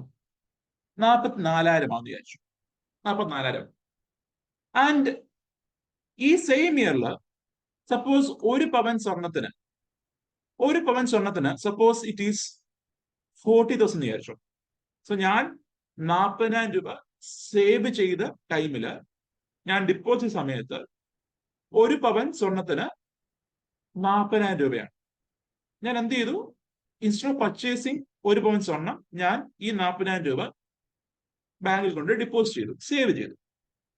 ആൻഡ് ഒരു വർഷം കഴിഞ്ഞപ്പോ സപ്പോസ് സ്വർണത്തിന്റെ വില 50,000 രൂപയായി, 50,000 റുപ്പീസ് ആയി. അപ്പൊ നോക്കുമ്പോ എന്താ, 1 ഇയർ കഴിഞ്ഞു, ഞാൻ ബാങ്കിൽ നിന്ന് 44,000 വിഡ്രോ ചെയ്തു, എന്നിട്ട് സ്വർണം മേടിക്കാൻ പോവാണ്. നോക്കുമ്പോ എന്താ, എനിക്ക് ഈ 44,000 വെച്ചിട്ട് ഒരു പവൻ വാങ്ങാൻ കഴിയുന്നില്ല. നേരെ മറിച്ച് ഞാൻ കിട്ടിയ പൈസ, ഈ 40,000 ഗോൾഡിൽ ഇൻവെസ്റ്റ് ചെയ്തിരുന്നെങ്കിൽ, അല്ലെങ്കിൽ ഗോൾഡ് വാങ്ങാൻ ഉപയോഗിച്ചിരുന്നെങ്കിൽ, എനിക്ക് ആ ടൈമിൽ എന്ത് കിട്ടുമായിരുന്നു? ഒരു പവൻ സ്വർണം കിട്ടുമായിരുന്നു. എന്നാൽ ഇപ്പൊ കിട്ടുമോ? ഇല്ല. ഇപ്പോഴെന്താ, എനിക്ക് 50,000 കൊടുത്താലേ കിട്ടത്തുള്ളൂ. സോ ആളുകൾ എക്കണോമിയിൽ സേവ് ചെയ്യുന്നത്, അല്ലെങ്കിൽ ഇങ്ങനെ പൈസ ഇങ്ങനെ സ്വരുക്കൂട്ടി വെക്കുന്നത് പലപ്പോഴും എന്ത് ചെയ്യാം? പ്രിവെന്റ് ചെയ്യാം. സോ സ്പെൻഡ് ചെയ്യാൻ വേണ്ടി ആൾക്കാർ എന്ത് ചെയ്യാം? പ്രൊമോട്ട് ചെയ്യാം. So inflation demotivates savings but it motivates people to spend the money. പൈസ എന്ത് ചെയ്യുക? സ്പെൻഡ് ചെയ്യുക. കാരണം എന്താ? വില കൂടുന്നതിന് മുന്നേ എന്ത് ചെയ്യുക? സാധനം വാങ്ങുക. So expenditure of the public increase ചെയ്യുക, അല്ലെങ്കിൽ അത് പ്രൊമോട്ട് ചെയ്യാനായിട്ട് ഇൻഫ്ലേഷന് കഴിയുന്നുണ്ട്. അതേപോലെ നമ്മുടെ ഇൻഫ്ലേഷൻ എക്കണോമിയിൽ ഉണ്ടാവുന്നില്ലായിരുന്നെങ്കിൽ, എക്കണോമിയിൽ ഇൻഫ്ലേഷൻ ഇല്ലായിരുന്നെങ്കിൽ, നിങ്ങൾക്ക് ആർക്കും D N S allowance government എന്ത് ചെയ്യത്തില്ല? തരത്തില്ലായിരിക്കും. അതുപോലെ തന്നെ വേജ് റിവിഷൻ അതും പലപ്പോഴും ഉണ്ടാകത്തില്ല. കാരണം വേജ് റിവിഷൻ ഉണ്ടാകുന്നത് എന്തിനാ? Why the government is doing wage revision? Mainly to help the people to cope up with the increased living standards. നിലവിലുണ്ടായ കോസ്റ്റ് ഓഫ് ലിവിംഗ്, അതുമായി കോപ്പ് അപ്പ് ചെയ്യാൻ വേണ്ടിയാണ് എന്ത് വേജ് റിവിഷൻ ചെയ്യുന്നത്. സോ ഈ പറഞ്ഞ ഇൻഫ്ലേഷൻ ഇല്ല എങ്കിൽ ഗവൺമെന്റ് നോക്കുമ്പോൾ എന്താ? കോസ്റ്റ് ഓഫ് ലിവിംഗ് കൂടിയിട്ടില്ല. അപ്പോൾ എന്ത് ചെയ്യണ്ട? സാലറി റിവൈസ് ചെയ്യണ്ട, സാലറി ഹൈക്ക് ചെയ്യണ്ട. സോ സാലറി ഹൈക്ക് ഉണ്ടാകുന്നില്ലെങ്കിൽ that will be demotivating the employees to work. അവരെ ഡിമോട്ടിവേറ്റ് ചെയ്യും. കാരണം അവര് നോക്കുമ്പോ എന്താ? പൈസ കിട്ടുന്നില്ല, ശമ്പളം വർദ്ധിക്കുന്നില്ല. സോ ഒരു ഹൈക്ക് ഉണ്ടായിരിക്കണം, സാലറിയിൽ ഇടയ്ക്ക് ഹൈക്ക് ഉണ്ടാവണം. എങ്കിൽ മാത്രമേ ആൾക്കാരെ എൻകറേജ് ചെയ്യത്തുള്ളൂ, ജോലി ചെയ്യാനായിട്ട് എൻകറേജ് ചെയ്യത്തുള്ളൂ. അതേപോലെ തന്നെ there is a curve which explains about the benefits of inflation. അതാണ് Phillips curve. So Phillips curve, so actually പറയട്ടെ, ആക്ച്വൽ ആയിട്ട് ഫിലിപ്സ് കർവ് പറയണമെങ്കിൽ കുറച്ച് ഇലാബറേറ്റ് ചെയ്ത് പറയണം. നമുക്കത് എക്സാമിന് അത്ര ആവശ്യമില്ല. കാരണം ഷോർട്ട് ടേം, ലോങ് ടേം എന്ന് പറഞ്ഞ 2 കർവ് പറയുന്നുണ്ട്. ഫിലിപ്സിന് short term and long term എന്നൊക്കെ പറഞ്ഞിട്ട് ഫിലിപ്സ് കർവ് കുറച്ച് ഇലാബറേറ്റ് ചെയ്ത് പറയണം. പക്ഷെ എക്സാം പോയിന്റ് ഓഫ് വ്യൂലും അതുപോലെ നമ്മുടെ ഈ എക്സാമിന് വേണ്ടി എന്താ അത്ര ആവശ്യമില്ല. കാരണം you are all not preparing for CA എക്സാമോ അല്ലെങ്കിൽ MA എക്കണോമിക്സ് ഒന്നും പഠിക്കുകയല്ല. അതുകൊണ്ട് തന്നെ there is no need to study all these things. Instead, ഈ ഫിലിപ്സ് കർവിലുള്ള പ്രധാന ആവശ്യം എന്താണ്, അല്ലെങ്കിൽ ഈ ഫിലിപ്സ് കർവ് പറയുന്ന പ്രധാനപ്പെട്ട ഒരു റിലേഷൻ എന്താണ്, അത് മാത്രം എന്ത് ചെയ്താൽ മതി, പറഞ്ഞാൽ മതി. അതുകൊണ്ട് തന്നെ I will be discussing that thing which is needed for you. നിങ്ങൾക്ക് ആവശ്യമുള്ള ടോപ്പിക് എന്താണോ, അല്ലെങ്കിൽ നിങ്ങൾക്ക് ആവശ്യമുള്ള ഏരിയ എന്താണോ, അത് മാത്രമേ ഞാൻ എന്ത് ചെയ്തത് പറയുന്നത്. ആൻഡ് നമ്മുടെ ഫിലിപ്സ് കർവ് ഡിസൈൻ ചെയ്തിരിക്കുന്നത് വില്യം ഫിലിപ്സ് എന്ന എക്കണോമിസ്റ്റ് ആണ്. And he wrote a article, ഒരു ജേർണൽ എഴുതിയിട്ടുണ്ടായിരുന്നു. ആ ജേർണലാണ് the relation between unemployment and rate of change of money wage rate in the United Kingdom. So UK പറ്റിയൊരു പഠനമാണ് എംപ്ലോയ്മെന്റും അതുപോലെ rate of change of money wage rate. ഈ ഒരു പഠനത്തിന്റെ ഭാഗമായിട്ടാണ് ഈ ഒരു കർവ് ഡെവലപ്പ് ചെയ്യുന്നത്. ആൻഡ് ഇതിൽ നിന്ന് പിന്നെ ഡെഡക്ട് ചെയ്യുന്നതാണ്, ഇദ്ദേഹത്തിന്റെ ഈ സ്റ്റഡിയിൽ നിന്ന്, ഇദ്ദേഹത്തിന്റെ ഈ ജേർണലിൽ നിന്ന് ഡെഡ്യൂസ് ചെയ്യുന്നതാണ് ഈ ഫിലിപ്സ് കർവിന്റെ ആശയം. ഞാൻ പറയുന്നത് വെച്ചാൽ, ഒരു എക്കണോമിയിൽ ഇൻഫ്ലേഷൻ ഉണ്ടെങ്കിൽ, ഒരു എക്കണോമിയിൽ ഇൻഫ്ലേഷൻ കൂടുമ്പോൾ ആ എക്കണോമിയിലെ അൺഎംപ്ലോയ്മെന്റ് റേറ്റ് എന്ത് ചെയ്യും, കുറയുമെന്നാണ് പറയുന്നത്. സോ ഇൻഫ്ലേഷനും പണപ്പെരുപ്പവും അതേപോലെ തൊഴിലില്ലായ്മയും അൺഎംപ്ലോയ്മെന്റും തമ്മിൽ എന്താണ്, ഒരു ഇൻവേഴ്സ് റിലേഷൻ ആണെന്നാണ് ഫിലിപ്സ് കർവില് പറയുന്നത്. സോ എന്താണ്, there is an inverse relation between unemployment rate and inflation. So ഒരു എക്കണോമിയില് പണപ്പെരുപ്പം കൂടുന്നു. പണപ്പെരുപ്പം കൂടുമ്പോൾ എന്താ, ഇൻഫ്ലേഷൻ ഇൻക്രീസ് ചെയ്യുമ്പോൾ that will be encouraging companies to produce more. കാരണം എന്താ, ഉൽപ്പന്നം കൂടുതൽ പ്രൊഡ്യൂസ് ചെയ്ത് കഴിഞ്ഞാൽ കൂടുതൽ വിലയ്ക്ക് വിൽക്കാം. സോ ഒരു എക്കണോമിയിൽ ഇൻഫ്ലേഷൻ കൂടിക്കൊണ്ടിരിക്കുന്നു വെച്ചോ, ഒരു എക്കണോമിയിൽ പണപ്പെരുപ്പം കൂടിക്കൊണ്ടിരിക്കുന്നു. ആ വേളയിൽ companies will be encouraged to produce more goods, to sell more goods, to increase their profit. ഇവിടെ ലാഭം വർദ്ധിപ്പിക്കാനായിട്ട് കൂടുതൽ ഉൽപ്പന്നങ്ങൾ കൂടുതൽ വിലയ്ക്ക് വിൽക്കാനായിട്ട് കമ്പനീസിനെ എൻകറേജ് ചെയ്യും. സോ കമ്പനി എന്ത് ചെയ്യുന്നു, more and more goods produce ചെയ്യുന്നു. ഇങ്ങനെ കൂടുതൽ ഉൽപ്പന്നങ്ങൾ കമ്പനി പ്രൊഡ്യൂസ് ചെയ്യുമ്പോൾ കമ്പനീസ് റിക്വയർ മോർ എംപ്ലോയീസ്. ശ്രദ്ധിച്ചു കേൾക്കുക, എന്താ പറഞ്ഞേ, ഒരു എക്കണോമിയിൽ പണപ്പെരുപ്പം കൂടിക്കൊണ്ടിരിക്കുകയാണ്, അല്ലെങ്കിൽ ഒരു എക്കണോമിയിൽ ഉൽപ്പന്നങ്ങളുടെ വില കൂടിക്കൊണ്ടിരിക്കുന്നു. കമ്പനി എന്ത് ചെയ്യും, so as to harness this inflation, ഈ ഇൻഫ്ലേഷനിൽ നിന്ന് ബെനിഫിറ്റ് ഹാർനസ് ചെയ്യാനായിട്ട് കമ്പനി എന്ത് ചെയ്യും, കൂടുതൽ ഉൽപ്പന്നങ്ങൾ പ്രൊഡ്യൂസ് ചെയ്ത് സെല് ചെയ്യും. ആൻഡ് കൂടുതൽ ഉൽപ്പന്നം പ്രൊഡ്യൂസ് ചെയ്ത് സെല് ചെയ്യുമ്പോൾ you can see one thing, the companies require more employees. കമ്പനീസിന് കൂടുതൽ എംപ്ലോയീസിനെ ആവശ്യമായി വരും. ആൻഡ് കൂടുതൽ എംപ്ലോയീസിനെ ആവശ്യമായി വരുമ്പോൾ there will be more employment generation. അവിടെ എന്തുണ്ടാവും, തൊഴിലവസരം വർദ്ധിക്കുന്നു. തൊഴിലവസരം വർദ്ധിക്കുമ്പോൾ അൺഎംപ്ലോയ്മെന്റ് റേറ്റ് എന്ത് ചെയ്യും, കുറയും. സോ ഇൻഫ്ലേഷൻ എക്കണോമിയിൽ ഉണ്ടാവുമ്പോൾ എന്ത് കുറയും, ഈ പറഞ്ഞ തൊഴിലില്ലായ്മ കുറയും. So the curve is shown in the slide. U can C on the y-axis there is inflation rate, or on the x-axis there is unemployment rate. Here you can see നമ്മുടെ inflation കൂടിക്കൊണ്ടിരിക്കുന്നുണ്ടോ, inflation കൂടിക്കൊണ്ടിരിക്കുകയാണ്. ഇങ്ങനെ this is inflation. So inflation is rising. Inflation rise ചെയ്യുമ്പോൾ unemployment എന്താ, ഇവിടുന്ന് ഇങ്ങോട്ട് പോവാണ്. When inflation is rising, unemployment is reducing. So inflation and unemployment has an inverse relation എന്നാണ് ഫിലിപ്സ് കർവിൽ പറയുന്നത്. പക്ഷെ പറയട്ടെ, ഈ ഒരു കർവ് പെടുന്നതിന് തന്നെ നെഗേറ്റ് ചെയ്യപ്പെട്ടു, അല്ലെങ്കിൽ ഇത് തെറ്റാന്ന് പറയപ്പെട്ടു, തെറ്റാന്ന് സ്ഥാപിക്കപ്പെട്ടു. അതാണ് the concept of stagflation. So നമ്മൾ ഫിലിപ്സ് കർവിന്റെ ഒരു പോരായ്മയാണ് സ്റ്റാഗ്ഫ്ലേഷൻ എന്ന സിറ്റുവേഷൻ. ഈ സ്റ്റാഗ്ഫ്ലേഷൻ ഉണ്ടാവുന്നത് അമേരിക്കയിലാണ്. This was firstly observed in America. നമ്മുടെ 1973 സമയത്ത്, അതുപോലെ 1979 സമയത്തും നിങ്ങൾക്ക് ഓർമ്മ ഉണ്ടാവും, നമ്മുടെ ഒപെക് കൺട്രീസിന്റെ oil shock, OPEC countries oil shock കൊണ്ടുവന്നു. അതിന്റെ ഭാഗമായിട്ട് there was a hike there was a hike in the price of crude oil. അന്താരാഷ്ട്ര വിപണിയിൽ ക്രൂഡ് ഓയിൽ വില എന്ത് ചെയ്തു? വൻതോതിൽ വർദ്ധിച്ചു. അപ്പൊ നമ്മൾ പ്ലാനിംഗ് എടുത്ത സമയത്ത് പറഞ്ഞതാണ്. സോ അതേപോലെ 1970s because of this oil shock നമ്മുടെ അമേരിക്കയിൽ ക്രൂഡ് ഓയിലിന്റെ വില വലിയത് വർദ്ധിച്ചു. അമേരിക്ക ആ സമയത്ത് ഒരു എനർജി സെക്യൂർ കൺട്രി ആയിരുന്നില്ല. അമേരിക്കയ്ക്ക് ക്രൂഡ് ഓയിൽ എന്ത് ചെയ്യണം? ഇമ്പോർട്ട് ചെയ്യണം. അവരുടെ എനർജി ഡിമാൻഡ് മീറ്റ് ചെയ്യാൻ വേണ്ടിയിട്ട് they want to import, they need to import crude oil. അങ്ങനെ ആ സമയത്ത് ഒരു ഓയിൽ ഇമ്പോർട്ടിംഗ് കൺട്രിയായ അമേരിക്കയിൽ ക്രൂഡ് ഓയിലിന്റെ പ്രൈസ് ഇൻക്രീസ് ചെയ്തപ്പോ അമേരിക്കയിലെ ഇൻഡസ്ട്രീസിന്റെ പ്രൊഡക്ഷൻ കോസ്റ്റ് എന്ത് ചെയ്തു? ഹൈക്ക് ചെയ്തു. So during 1970s, because of the hike in the crude oil price, the production cost of companies increased drastically. Companies in the production cost drastic ആയിട്ട് increase ചെയ്തു.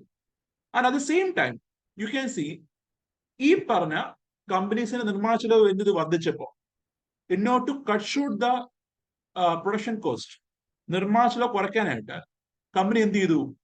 എംപ്ലോയീസിനെ പിരിച്ചുവിട്ടു. എംപ്ലോയീസിന്റെ എണ്ണം cut short ചെയ്തു. അതുകൂടാതെ തന്നെ ഈ പറഞ്ഞ ഉൽപ്പന്നത്തിന്റെ വില കൂടിയിരിക്കുകയാണ്. ഒരു കമ്പനി ഉണ്ടാക്കുന്ന ഔട്ട്പുട്ട് എന്താണ്? ഔട്ട്പുട്ടിന്റെ പ്രൈസ് കൂടിയിരിക്കുകയാണ്. ആ ഒരു വേളയിൽ പ്രൈസ് കൂടുമ്പോൾ ഡിമാൻഡ് എന്ത് ചെയ്യാം? ഇമ്പാക്ട് ചെയ്തില്ലേ? സോ ഇവിടെ എന്തുണ്ടായി? ആ ഡിമാൻഡ് കുറയാൻ കാരണമായി. കാരണം എന്താ? ഉൽപ്പന്നത്തിന്റെ വില വളരെ കൂടുതലാണ്. സോ ഡിമാൻഡ് കുറഞ്ഞു, കമ്പനിക്ക് നഷ്ടമുണ്ടായി. സോ ആ ഒരു ടൈമില് കമ്പനീസ് അവരുടെ നിർമ്മാണം കുറയ്ക്കാൻ ഫോഴ്സ് ചെയ്യപ്പെട്ടു. And during this time you can see there was the situation of high unemployment. എന്താണ്? തൊഴിലില്ലായ്മ കൂടി. High inflation because of imported inflation. Imported inflation ആണ് ഉണ്ടാകുന്നത്. ഇൻഫ്ലേഷൻ എന്ത് ചെയ്തു? കൂടി. And there was a stagnation in the production. നിർമ്മാണവും കുറഞ്ഞു. സോ എന്തൊക്കെ ഉണ്ടായത്? പണപ്പെരുപ്പം രൂക്ഷമായി, അൺഎംപ്ലോയ്മെന്റ് രൂക്ഷമായി, അതേപോലെ സ്റ്റാഗ്നേഷൻ ഓർ ഗ്രോത്ത് റേറ്റും കുറഞ്ഞു, അല്ലെങ്കിൽ വളർച്ചയും കുറഞ്ഞു. This is the situation of stagflation. So stagnation along with inflation. എക്കണോമിയിലെ വളർച്ച സ്റ്റാഗ്നന്റ് ആയി, ഗ്രോത്ത് റേറ്റ് സ്റ്റാഗ്നന്റ് ആയി, അതുപോലെ ഇൻഫ്ലേഷൻ എന്ത് ചെയ്തു? ഹൈക്ക് ചെയ്തു. That is stagflation. So you can see it is a situation in which inflation rate high ആണ്, economic growth rate കുറഞ്ഞു, അതുപോലെ അൺഎംപ്ലോയ്മെന്റ് ഹൈ ആയി. സോ 1970s അമേരിക്കയിലാണ് ഈ ഒരു ക്രൈസിസ് ഉണ്ടാവുന്നത്. And this was occurred because of the global factors ആണ്. Global factors കാരണമാണ് പ്രധാനമായിട്ടും ഈ ഇൻഫ്ലേഷനും അനുബന്ധമായിട്ടുള്ള മറ്റു ഇവന്റ്സും ഉണ്ടാവുന്നത്.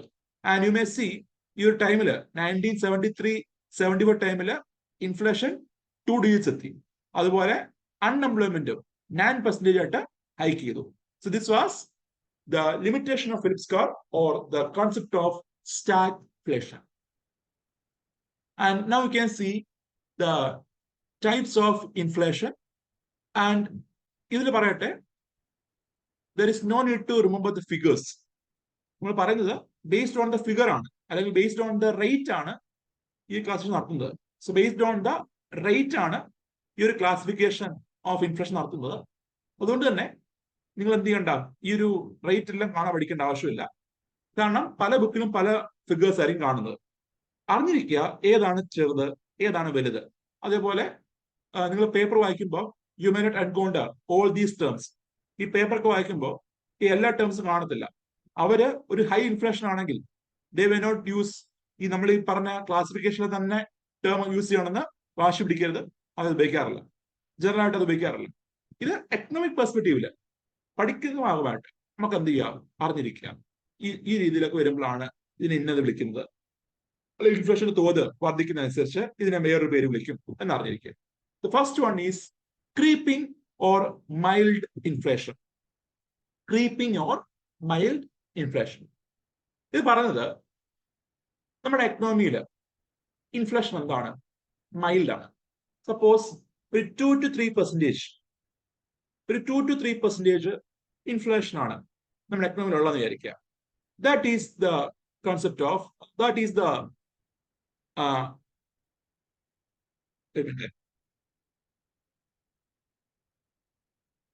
ഞാനേ ലാപ്പ് ചാർജ് ചെയ്യട്ടെ, ഒരു മിനിറ്റ്.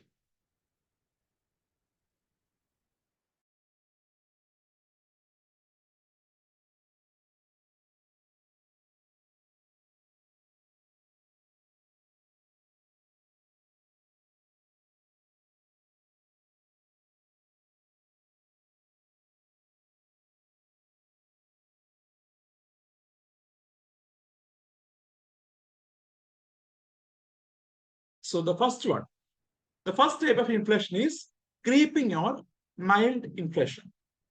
ഒരു എക്കണോമിയിൽ ഒരു മൈൽഡ് ലെവലില് ഒരു 2-3% ഇൻഫ്ലേഷൻ റേറ്റ് പ്രിവെയിൽ ചെയ്യുന്നതെങ്കിൽ we can call that inflation as mild inflation. So mild എന്ന് പറയുമ്പോൾ നമുക്ക് ഇൻഫ്ലേഷൻ റേറ്റ് എന്താ? വളരെ കുറവാണ്. And it is called as creeping inflation എന്ന് പറഞ്ഞാൽ എന്താ? Creeping, which means ഇഴഞ്ഞു പോവുക. പെതുക്കെ കഴിഞ്ഞ് എന്ത് ചെയ്യുന്നു? ഇൻഫ്ലേഷൻ മൂവ് ചെയ്യുന്നു. So inflation is moving in a slow rate or slow pace. That is why the term creeping is used. And ഈ ഒരു creeping inflation, it is essential for job creation and economic growth. ഒരു കൺട്രിയിൽ investment attract ചെയ്യണമെങ്കിലും growth ഉണ്ടാവണമെങ്കിലും അതുപോലെ job creation ഉണ്ടാവണമെങ്കിലും എന്ത് വേണം? ഈ ഒരു level of inflation ഉണ്ടായിരിക്കണം, ഒരു മൈൽഡ് ലെവലിലെങ്കിലും ഉണ്ടായിരിക്കണം. And it is essential for developed ആയിക്കോട്ടെ ഡെവലപ്പിംഗ് കൺട്രി ആയിക്കോട്ടെ, അവിടെയെല്ലാം എന്താ? ഇൻഫ്ലേഷൻ ആവശ്യമാണ്. And the next is walking or trotting inflation.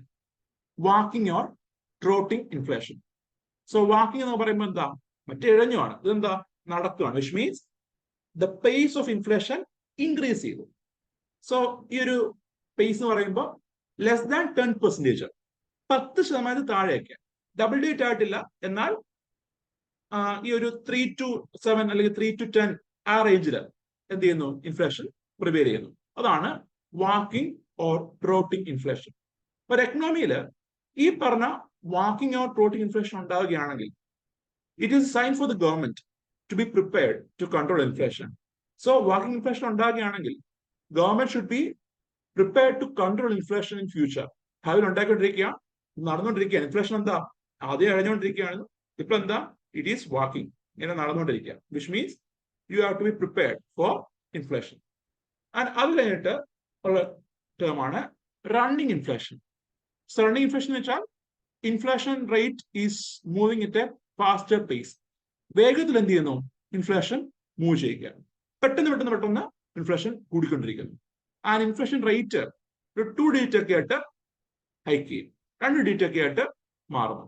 That is running inflation.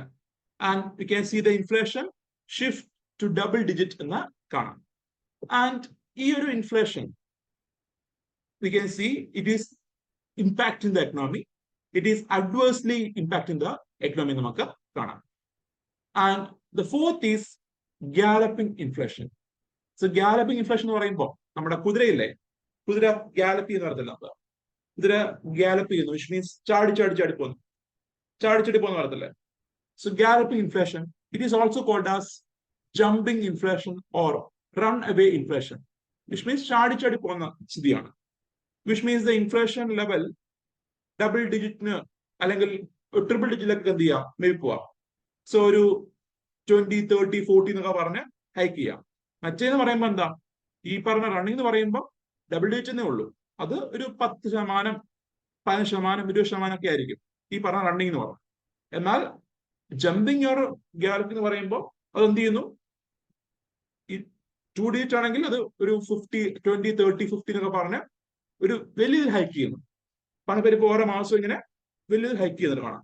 It may reach up to triple digit, ഒരു 3 ഡിജിറ്റിലേക്ക് വരെ എന്ത് ചെയ്യാം? ഈ പറഞ്ഞ ഇൻഫ്ലേഷൻ മൂവ് ചെയ്യാം. That is galloping inflation. And next is hyper inflation. And hyper inflation എന്ന് പറയുമ്പോൾ വെരി ഹൈ ലെവൽ ഇൻഫ്ലേഷൻ ആണ്.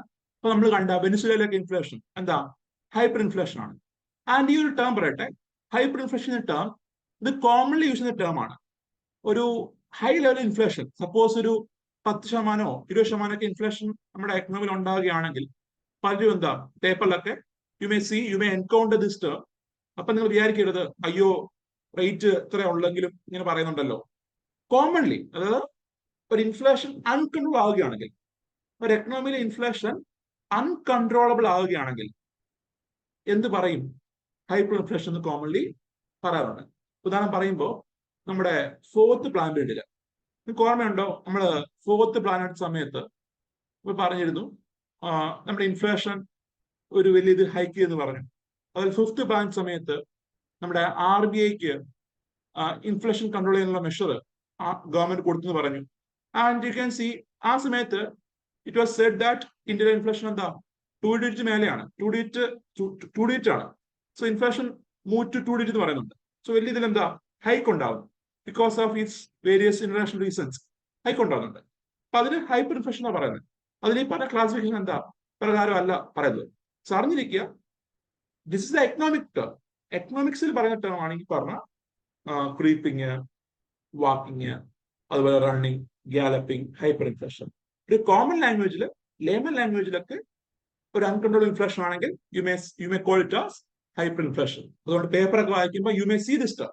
അതുകൊണ്ട് ഞാൻ മുൻകൂട്ടി പറയുകയാണ്, കൺഫ്യൂസ് ആവരുത്. Okay, and now you can see the effects of inflation on various individuals. നമ്മുടെ ഇൻഫ്ലേഷൻ ഓരോ തരത്തിലുള്ള ആൾക്കാരെയും എങ്ങനെയൊക്കെ impact ചെയ്യുമെന്നോ. The first one,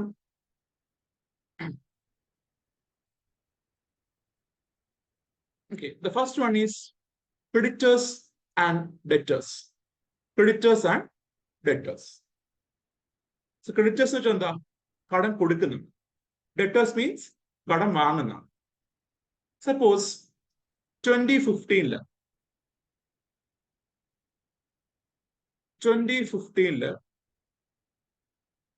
I was shopping in more supermarket എന്ന് വിചാരിച്ചോളൂ. 2015 ഞാൻ മോർ സൂപ്പർ മാർക്കറ്റിൽ ഷോപ്പ് ചെയ്യുമായിരുന്നു വിചാരിച്ചു.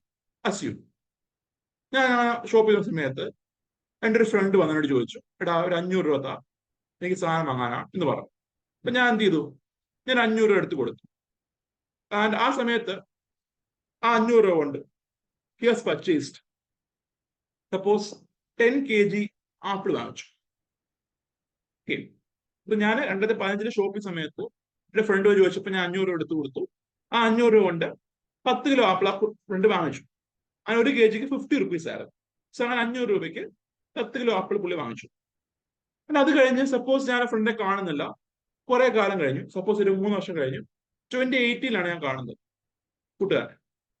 അപ്പൊ അയാൾ പറഞ്ഞു, ഞാൻ അന്ന് നിന്റെ 500 മേടിച്ചിരുന്നല്ലോ, ഞാൻ ഇപ്പൊ 500 തരാന്ന് പറഞ്ഞിട്ട് സപ്പോസ് ഈ ഒരു ടൈമില് ഫ്രണ്ട് എന്ത് ചെയ്തു? എനിക്ക് 500 തന്നു. അപ്പൊ ഞാൻ ഈ 500 രൂപയായിട്ട് ഞാൻ ഷോപ്പിൽ പോവുകയാണെന്ന് വെച്ചു. ഞാൻ ഈ 500 രൂപയായിട്ട് ഈ പറഞ്ഞ സെയിം ഷോപ്പിലേക്ക് പോവുക.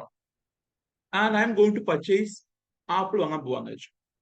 പക്ഷെ ആ ടൈമില് നോക്കുമ്പോ because of inflation in the economy ആപ്പിളിന്റെ വില എന്ത് ചെയ്തു? അന്ന് 50 രൂപയായിരുന്നു. ഇപ്പോൾ എന്തായി? സപ്പോസ് 1 കിലോ ആപ്പിളിന് 100 രൂപയായി വിചാരിച്ചു.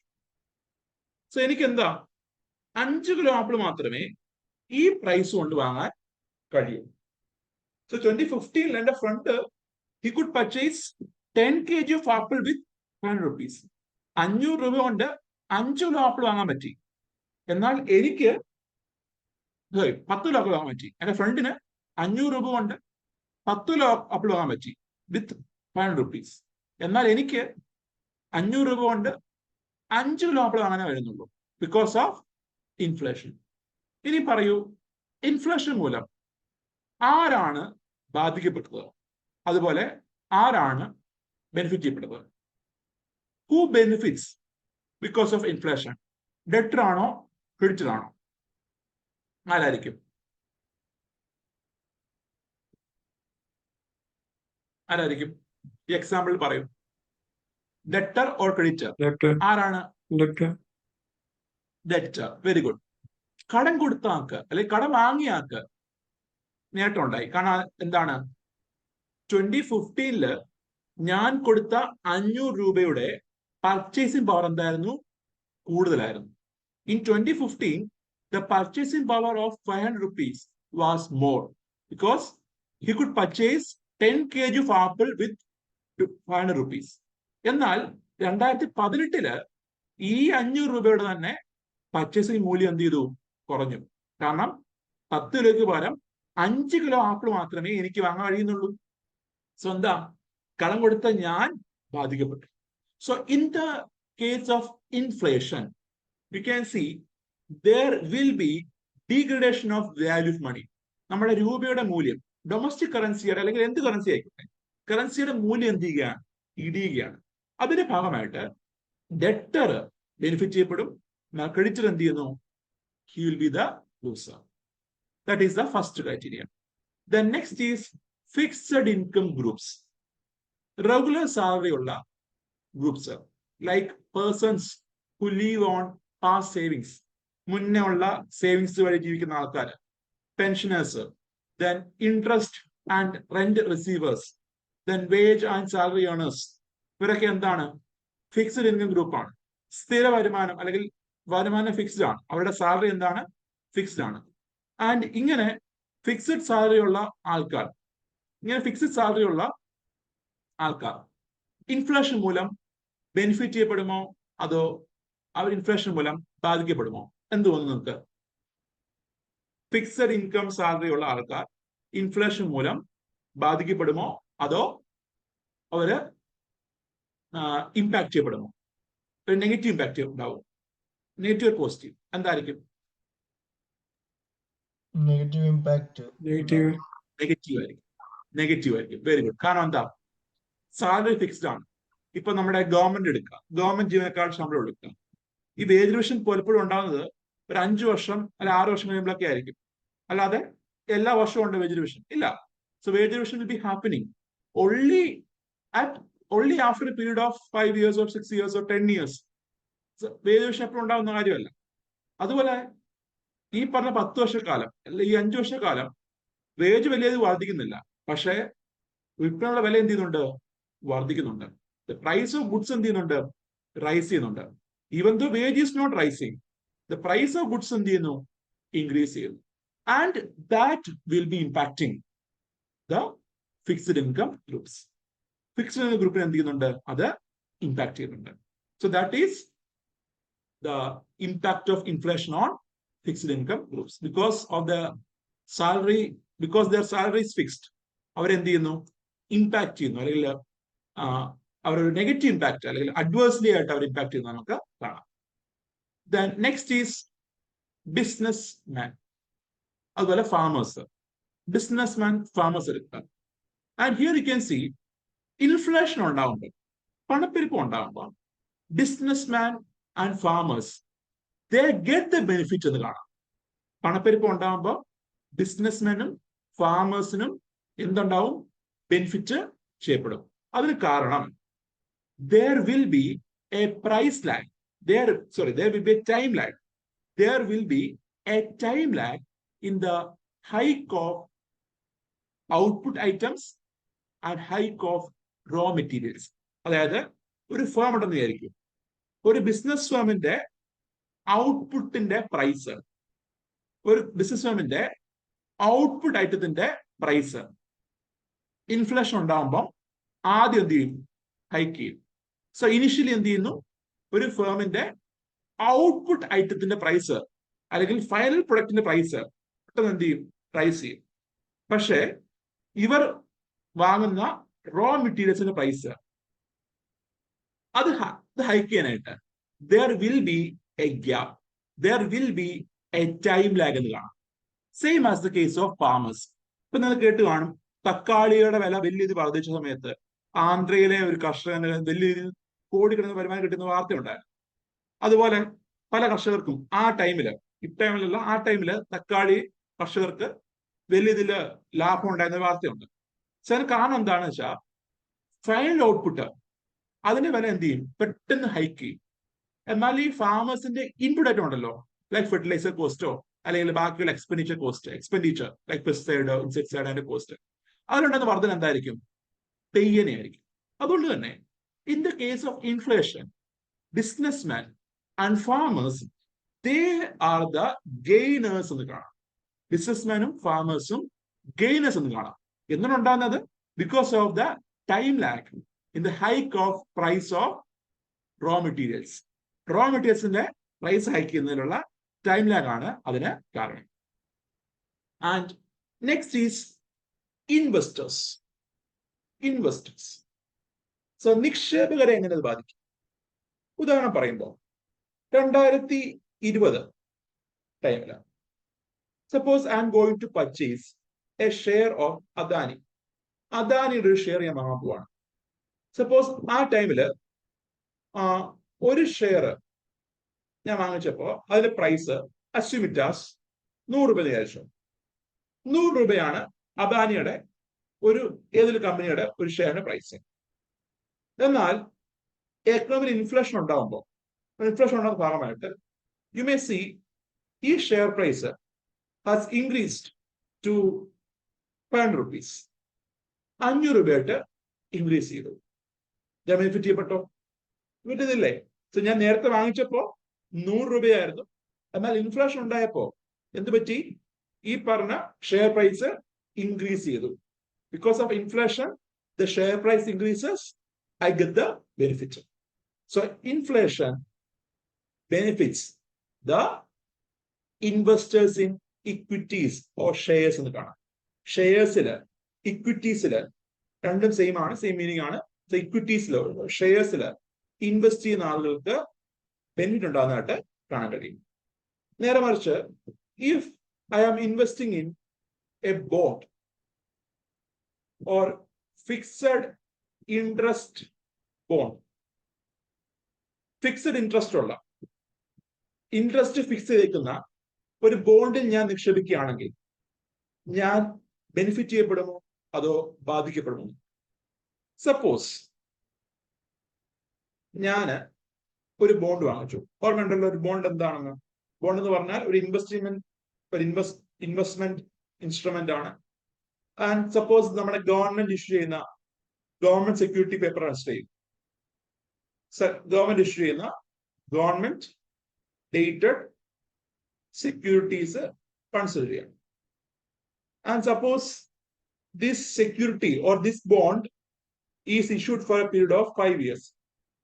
5 വർഷത്തേക്കാണ് ഇതിന്റെ മെച്യൂരിറ്റി ആയിരിക്കും. 2015 ഞാൻ ഈ ബോണ്ടിൽ പൈസ നിക്ഷേപിച്ചു. അപ്പൊ ഗവൺമെന്റ് പറഞ്ഞത് ഞാൻ നിക്ഷേപിക്കുന്ന പൈസയ്ക്ക് സപ്പോസ് 100 രൂപയാണ് ഇൻവെസ്റ്റ് ചെയ്യുന്നത്. ആൻഡ് ഗവൺമെന്റ് പറഞ്ഞ എന്താ? You are going to get an interest of 5%. 5% interest വന്നത് പറഞ്ഞത് ഗവൺമെന്റ്. എന്നാൽ at the moment of investment, ഞാൻ ഇൻവെസ്റ്റ്മെന്റ് സമയത്ത് suppose there is no inflation. Suppose assume ചെയ്യുക പണപ്പെരുപ്പ് ഒന്നുമില്ല എന്ന് വിചാരിച്ചു. പണപ്പെരുപ്പ് ഒന്നുമില്ല. So there is no inflation at that time of investment. എന്നാൽ within a 1 year you can see economic inflation 6% 6% വെച്ചു. അതായത് നേരത്തെ ഒരു ഉൽപ്പന്നം ഞാൻ 100 രൂപയ്ക്ക് വാങ്ങിച്ചത് ഇപ്പൊ എത്ര കൊടുക്കണം? എനിക്ക് 106 രൂപ കൊടുക്കണം. സോ ഏർലിയർ ടൈം 2015 ജനുവരി മാസം 100 രൂപ കൊടുത്തൊരു ഉൽപ്പന്നം 2016 106 രൂപ കൊടുക്കണം എന്നർത്ഥം. സോ ഇവിടെ നോക്കൂ, എന്റെ ഇൻട്രസ്റ്റ് ഏർണിംഗ് എന്താ? ഫിക്സ്ഡ് ആണ്. 5% ഫിക്സ്ഡ് ആണ്. It is same as investing my money in a fixed deposit. എന്റെ പൈസ FD കാണാൻ ഇവിടെ ഫിക്സഡ് ഇൻട്രസ്റ്റ് yielding ബോണ്ടിന്റെ കേസ് എന്ന് പറയുമ്പോൾ it is same as keeping my money in a FD.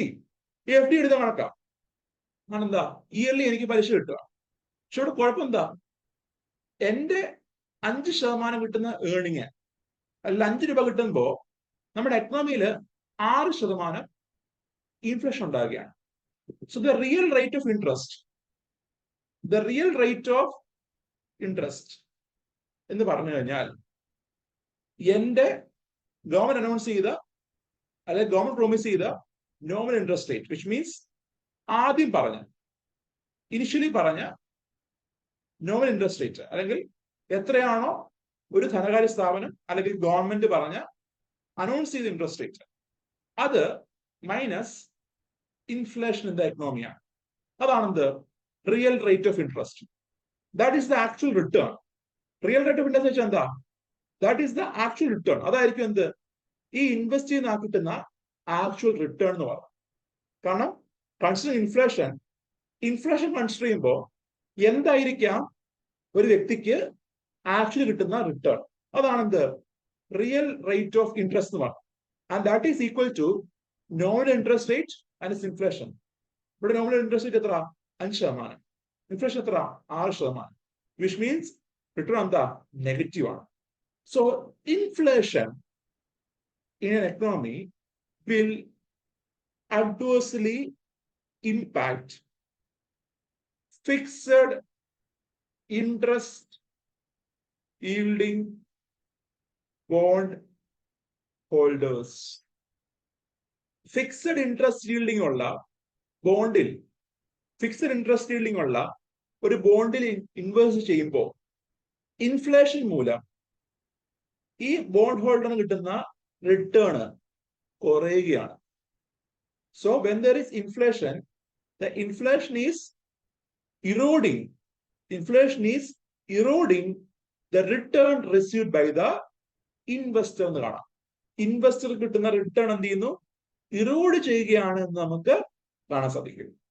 So that is why you can see inflation is impacting or adversely affecting the investors in fixed interest yielding bond. അതുകൊണ്ട് തന്നെ നമ്മുടെ government ഇപ്പൊ promote ചെയ്യുന്ന ഒരു ബോണ്ടാണ് inflation indexed bond. എന്താണ് inflation indexed bond? അതായത് ഒരു bond issue ചെയ്യുമ്പോൾ ഗവൺമെന്റ് എന്ത് പറയും? എത്രയാണ് നിങ്ങളുടെ റിട്ടേൺ എന്ന് പറയും. ആ return will be aligned or will be changing with the inflation rate. എത്രയാണോ ഇൻഫ്ലേഷൻ റേറ്റിലെ വർധനവ്, എത്രയാണോ പണപ്പെരുപ്പ നിരക്കിലെ വ്യത്യാസം, ആ വ്യത്യാസം അനുസരിച്ച് എന്ത് മാറും? ഈ റിട്ടേൺ ചേഞ്ച് ചെയ്യും. സോ ഈ റിട്ടേൺ എന്ത് ചെയ്യും? will be increasing. Return will be increasing along with the increase in inflation. പണപ്പെരുപ്പം കൂടുമ്പോൾ എന്ത് ചെയ്യും? ഈ റിട്ടേണും കൂടും. പണപ്പെരുപ്പം കൂടുന്നില്ലെങ്കിൽ ഈ സെയിം റിട്ടേൺ കിട്ടും. അല്ലെങ്കിൽ പണപ്പെരുപ്പം കുറവാണെങ്കിലും സെയിം റിട്ടേൺ കിട്ടും. അതാണെന്ത്? ഇൻഫ്ലേഷൻ ഇൻഡെക്സ്ഡ് ബോണ്ട് എന്ന് പറഞ്ഞു. സപ്പോസ് ഒരു വ്യക്തി ഈ ബോണ്ടിൽ ഇൻവെസ്റ്റ് ചെയ്തു, ആ സമയത്ത് ഗവൺമെന്റ് പറഞ്ഞ റേറ്റ് ഓഫ് റിട്ടേൺ 5% വിചാരിച്ചു. എന്നാൽ എക്കണോമി ആ സമയത്ത് ഇൻഫ്ലേഷൻ ഇല്ല, വിച്ച് മീൻസ് 5% റിട്ടേൺ, ഇൻഫ്ലേഷൻ ഇല്ലാത്തതുകൊണ്ട്. എന്നാൽ next year U can see ഈ ഇൻഫ്ലേഷൻ സപ്പോസ് ഇറ്റ് ഈസ് 5% ആണെന്ന് വിചാരിച്ചു. അങ്ങനെ 5% ആവുമ്പോൾ ഇയാളുടെ റിട്ടേൺ എന്താവും? ഇനിഷ്യലി പറഞ്ഞ 5% പ്ലസ് ഈ ഇൻഫ്ലേഷൻ അഡ്ജസ്റ്റഡ് ആയിട്ടുള്ള റിട്ടേൺ ആയിരിക്കും അയാൾക്ക് കിട്ടുന്നത്. അതാണെന്ത്? ഇൻഫ്ലേഷൻ ഇൻഡെക്സ്ഡ് ബോണ്ട് എന്ന് പറയുന്നത്. സോ ഇൻഫ്ലേഷൻ എന്ത് ചെയ്യുന്നു? ഈ ബോണ്ടിൽ റിട്ടേണുമായിട്ട് ഇൻഡെക്സ് ചെയ്യും, അതുമായിട്ട് അസോസിയേറ്റ് ചെയ്യും. That is inflation indexed bond. So inflation favours the former. Former എന്ന് പറഞ്ഞാൽ എന്താ? ഇതാണ് ഫോമർ. ഇൻവെസ്റ്റേഴ്സ് ഇൻ ഷെയർസ്, അവരെ എന്ത് ചെയ്യുന്നു? ബെനിഫിറ്റ് ചെയ്യുന്നു. And inflation is harsh on the later. Later means investors in fixed interest yielding bond. So now you can see a question. Consider the statements. Inflation benefits the debtors. Inflation benefits the bondholders. ഏതാണ് answer? പറഞ്ഞേ ഉള്ളൂ. Which is the right answer? ശരിയാണ് അല്ലെ? Inflation എന്ത് ചെയ്യുന്നു? Bond holders ഡെറ്റേഴ്സിനെ benefit ചെയ്യുന്നുണ്ട്. First statement correct ആണ്. സെക്കൻഡ് ശരിയാണോ? അല്ലല്ലോ. ബോണ്ട് ഹോൾഡേഴ്സിനെ ബെനിഫിറ്റ് ചെയ്യുകയല്ല. When it is just mentioned as bond holders just mention ചെയ്യുകയാണെങ്കിൽ എന്താ, ഫിക്സഡ് ഇൻട്രസ്റ്റ് yielding bond എന്ന് അർത്ഥം. അല്ലെങ്കിൽ എന്ത് ചെയ്യും, എടുത്തു പറയും ഈ പറഞ്ഞ ഇൻഫ്ലേഷൻ ഇൻഡെക്സ് എന്ന് പറയുമ്പോൾ അവരെ ഇമ്പാക്ട് ചെയ്യില്ല, അവരെ വലിയായിട്ട് ഇമ്പാക്ട് ചെയ്യില്ല. കാരണം എന്താ, ഇൻഫ്ലേഷൻ അഡ്ജസ്റ്റ് ചെയ്ത് പോകും. ഇവിടെ എന്താ പറഞ്ഞേക്കുന്നത്, ജസ്റ്റ് ബോണ്ട് ഹോൾഡേഴ്സ് എന്നാ പറഞ്ഞത്. ബോണ്ട് ഹോൾഡേഴ്സിനെ ബെനിഫിറ്റ് ചെയ്യുകയല്ല ചെയ്യുന്നത്, അവരെ അഫക്ട് ചെയ്യുകയാണ് ചെയ്യുന്നത്. So first statement is correct, second is wrong. One only is the right answer. Then what about the rate of interest because of inflation? Inflation ഉണ്ടാകുമ്പോൾ ഞാൻ നേരത്തെ പറഞ്ഞു, the real rate of interest എന്ത് ചെയ്യും, reduce ചെയ്യും. So inflation മൂലം the real rate of interest കുറയും. കാരണം എന്താ, റിയൽ റേറ്റ് ഓഫ് ഇൻട്രസ്റ്റ് എന്ന് പറഞ്ഞു കഴിഞ്ഞാൽ നമ്മുടെ ബാങ്ക് അല്ലെങ്കിൽ ഗവൺമെന്റ് അനൗൺസ് ചെയ്യുന്ന നോമിനൽ റേറ്റ് മൈനസ് ഇൻഫ്ലേഷൻ ആണ്. ഇൻഫ്ലേഷനെ കൺസിഡർ ചെയ്യുമ്പോൾ എത്രയാണ് റിയൽ റിട്ടേൺ, അതാണ് real rate of interest. Then investment. ഒരു എക്കണോമിയിൽ ഒരു മൈൽഡ് ലെവൽ ഇൻഫ്ലേഷൻ ആണെങ്കിൽ, ഒരു മൈൽഡ് ഇൻഫ്ലേഷൻ ആണ് പ്രിവെയിൽ ചെയ്യുന്നതെങ്കിൽ, that will be attracting companies to invest in the country, in the economy. ഉദാഹരണം നമ്മുടെ ഇന്ത്യയിൽ പറയുമ്പോൾ ഇൻഫ്ലേഷൻ നിരക്ക് താന്നിരിക്കുകയാണ്, അല്ലെങ്കിൽ ഒരു 4%, 6% ഒക്കെ ആണെങ്കിൽ കുഴപ്പമില്ല, മൈൽഡോ വാക്കിയോ ആണെങ്കിൽ കുഴപ്പമില്ല. പക്ഷെ നേരെ മറിച്ച് ഇൻഫ്ലേഷൻ കൂടുക എന്ന് വെച്ചോ, ഒരു ഹൈപ്പർ ലെവലിലേക്കൊക്കെ ഇൻഫ്ലേഷൻ പോവുകയാണെങ്കിൽ, that is a clear sign for the investor not to invest in the economy. അവിടെ ഇൻവെസ്റ്റ് ചെയ്യാൻ പാടില്ല എന്നൊരു സൈൻ ആണ് കാണിക്കുന്നത്. സോ ഇൻഫ്ലേഷൻ കൂടുകയാണെങ്കിൽ that will demotivate investment. But inflation ഒരു മൈൽഡ് ലെവൽ ആണെങ്കിൽ that will be attracting investment എന്ന് കാണാം. ഇൻഫ്ലേഷൻ വലുത് കൂടുകയാണെങ്കിൽ ഡിമോട്ടിവേറ്റ് ചെയ്യുന്നു, ഇൻഫ്ലേഷൻ മൈൽഡ് ലെവലൊക്കെ ആണെങ്കിൽ that will be encouraging എന്നും കാണാം. അതുപോലെ തന്നെ when there is inflation prevailing in the economy, it will discourage the people to hold money as savings. Savings ആയിട്ട് പൈസ കീപ്പ് ചെയ്യുന്നത് എന്ത് ചെയ്യും, ഡിസ്കറേജ് ചെയ്യും when there is inflation. And next you can see the concept of deflation.